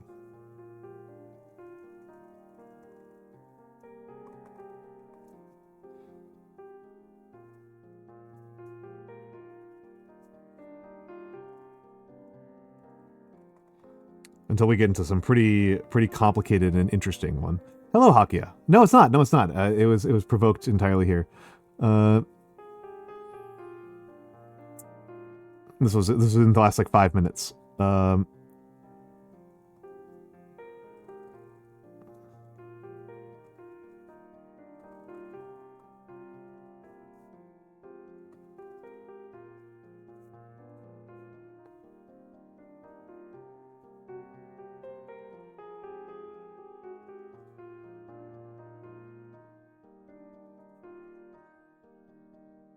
Yeah. No, it's just a common topic of conversation. This is a common topic of conversation, and actually, because it came up here because Kari was at a drag show, at a VTuber drag performance.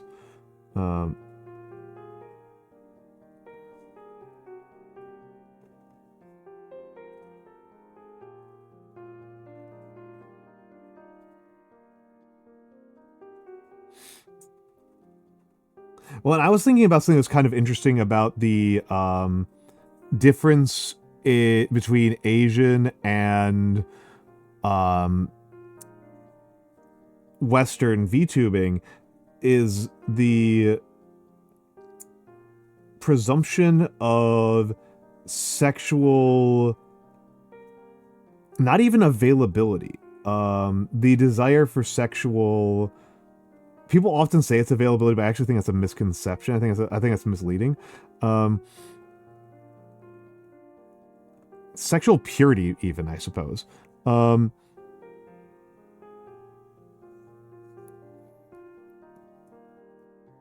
very idol culture-y thing, which I don't know how true it is in Japanese VTubing anymore, of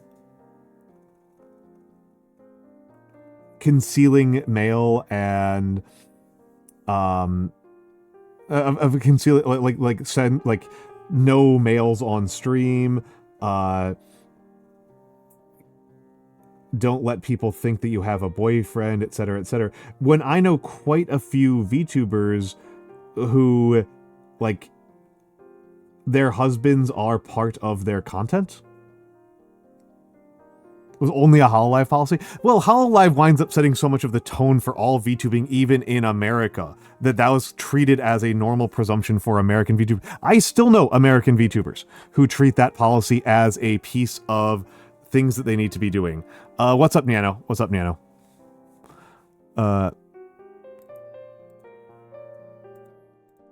Just resetting this. You're on the good mic. Excellent.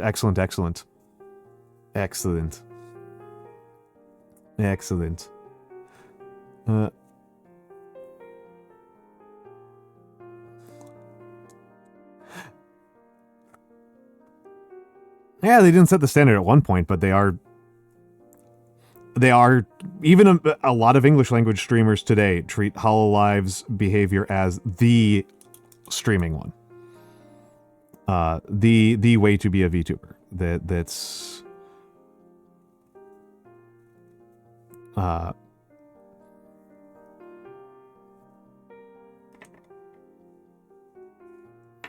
Well, and I mean, Quincy, that was a standard in America in my lifetime, right? Not for idols, but for like school teachers.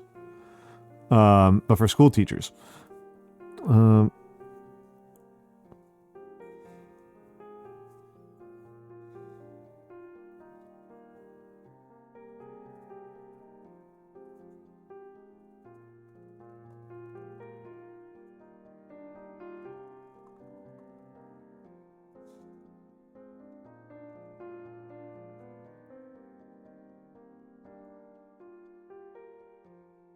like I know elementary school teachers who had to retire because they got married.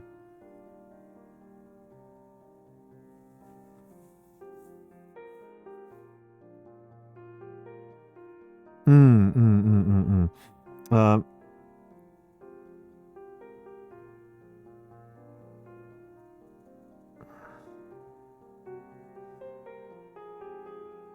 yeah, well, that's America, baby.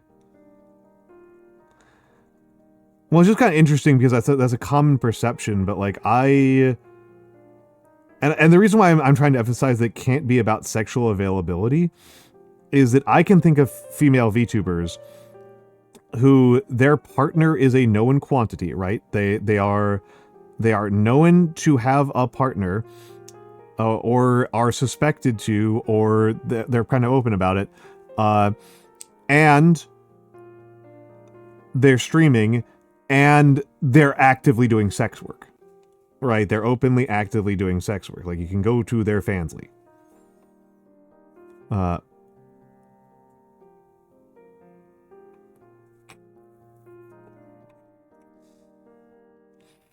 I mean, yeah, Haku, a lot of this stuff is what the English phrase is cargo cult.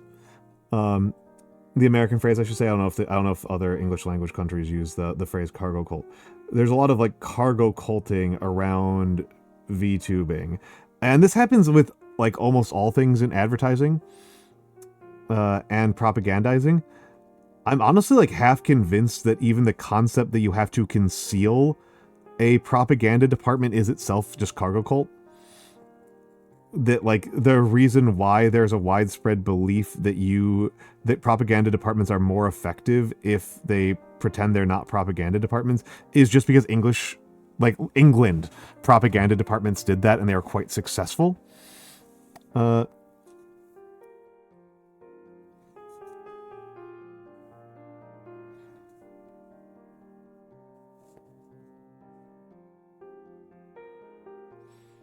But propaganda departments that don't do that haven't seemed to have been impeded by that.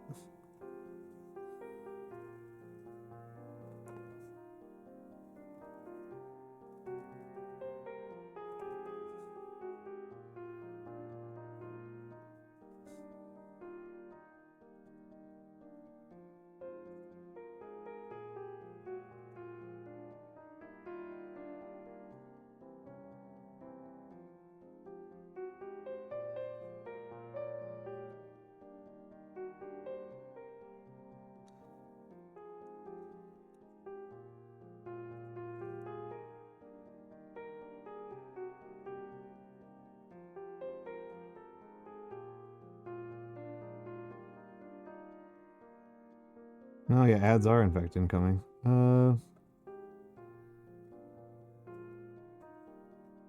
Oh, I'm gonna try to be fast.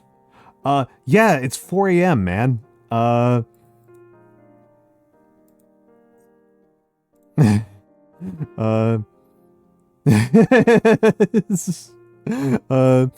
it's 4 a.m. I've been streaming for 6 hours. I want to get some sleep. I'm gonna finish up these thank yous, but we're probably not super long for the world. Hello, Celeru. Hello, Celeru.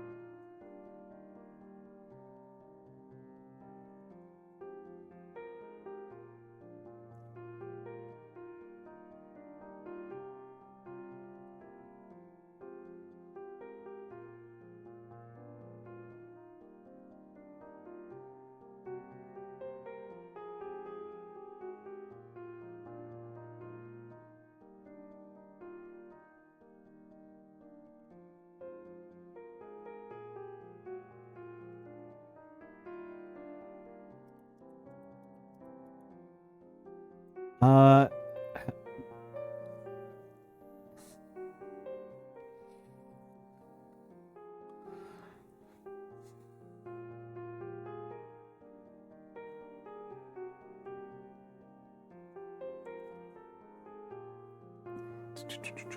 I think I got enough space for memory in here.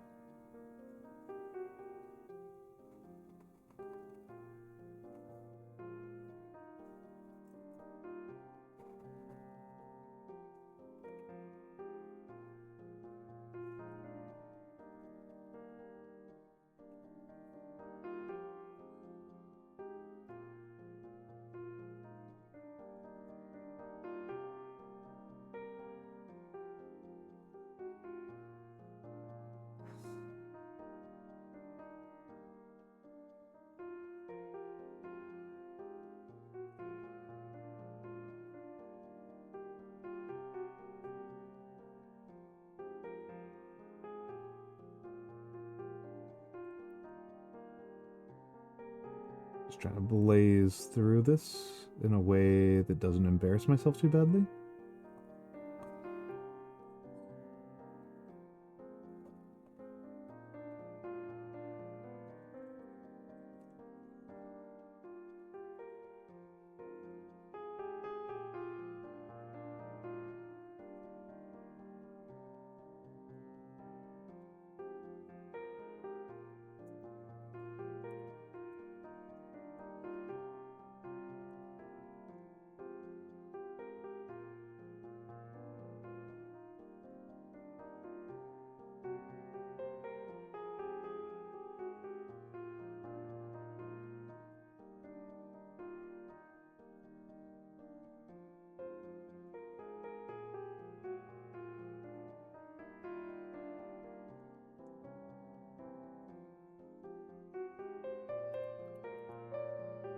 Yep.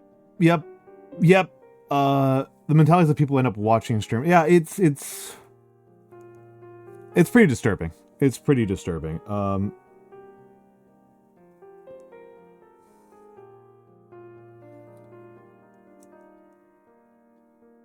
It is an audience that I hope I have not cultivated, of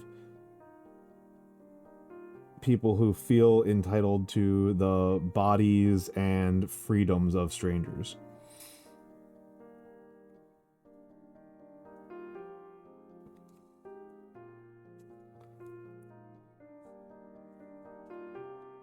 You are saying that in the cadence of like a self-diss rap song, Nanomancer.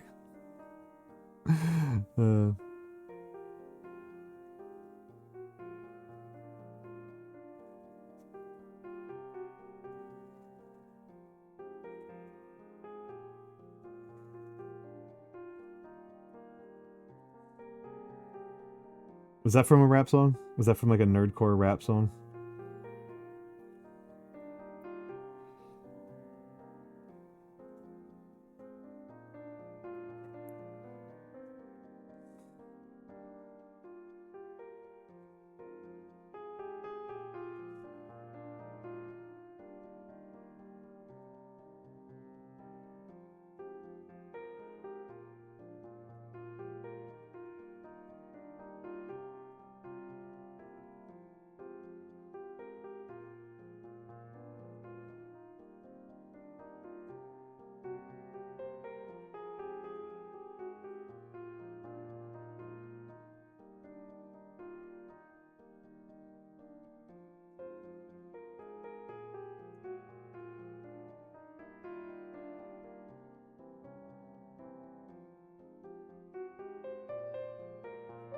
Yeah, it's a ridiculous way to live your life. Haku, you're correct about that.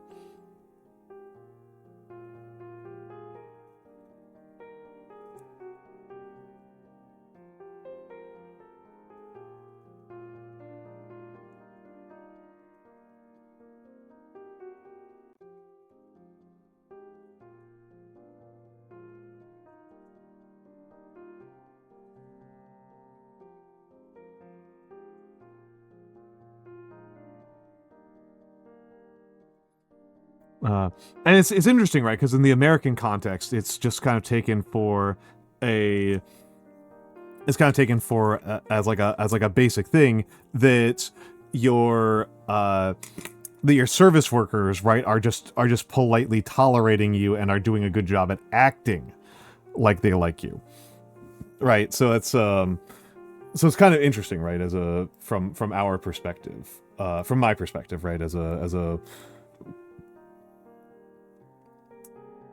white American man. Yeah. I mean, I can't say I'm outside of that, right? I've worked jobs where that was like the deal, right? Like that was the deal.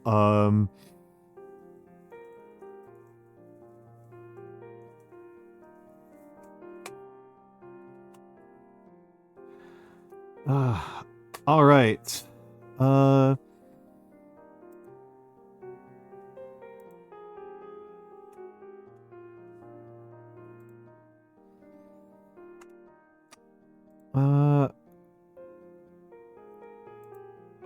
eeny, meeny, miny, mo. I am trying to figure out who I'm going to raid. It is, the two people who I want to raid are both people I raided within like 2 days of each other the last time I raided them. So I feel weird about that.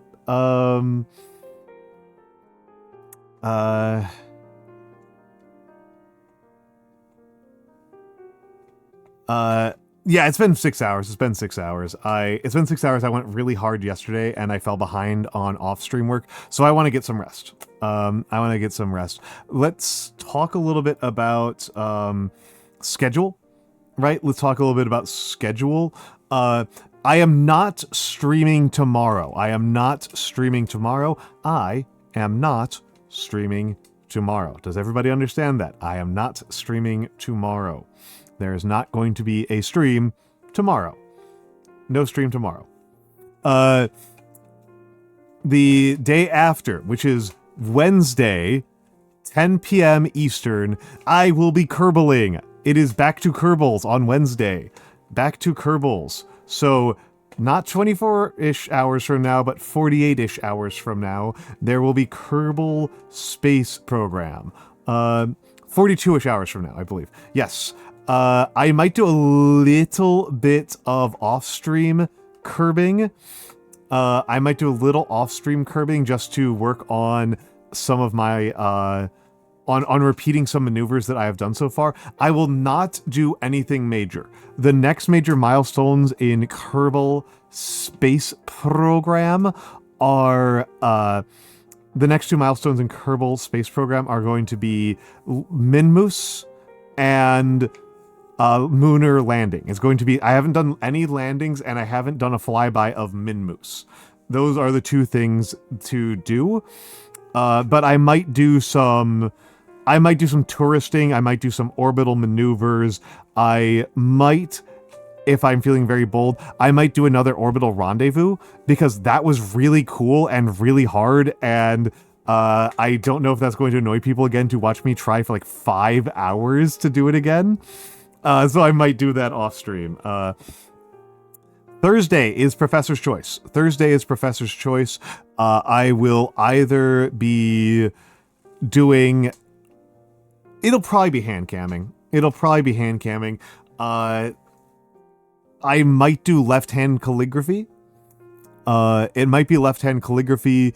It might be regular calligraphy. It might be miniatures. It'll be one of those three. Friday. Let me go over to Twitter and see if I can grab it. I have a... Actually, hold on. I'll just do it. Drive. This is easier. So you just go through Drive. So... There we go. Here we go. I am going to be doing an editing stream on Friday. It is a reward from a previous subathon, and I would like to finish my rewards from my previous subathons as much as possible. That is where to do submissions. that is where to do submissions if you would like to be considered for it. There's no guarantee that I will get through every submission on stream. If I don't get enough submissions, or actually I might anyway, I'll probably start off with one of my own things that I'm working on, because I would like to, either by the end of the year or early next year, start blogging as my VTuber persona and not just writing as my FleshTuber persona. So I would like to do that. Subathon is continuing for at least through next week, maybe to the end of the month. One of the two. Next big goal is the blindfolded writing stream, but remember, we've still got 659 subs to go for the Dark Souls. Return to Dark Souls. All right. That said, how spooky are people feeling?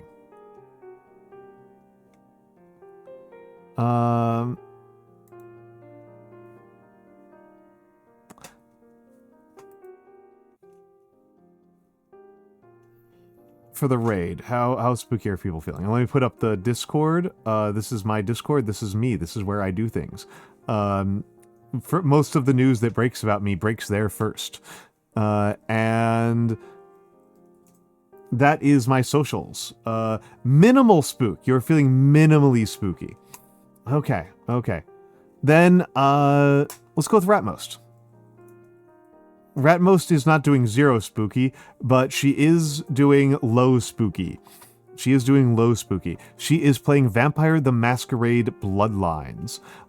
So be sure to be there. Be sure to be nice to Ratmost, the rat with the most. Ratmost is my friend, and so please be nice to her.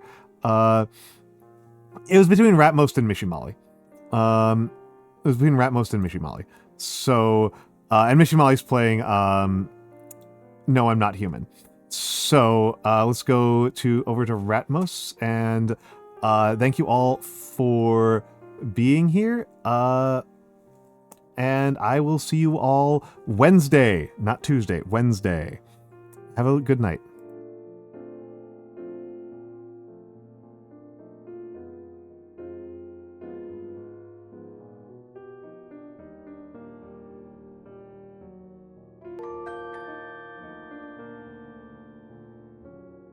Megamiteetjes subscribed voor 2 munts.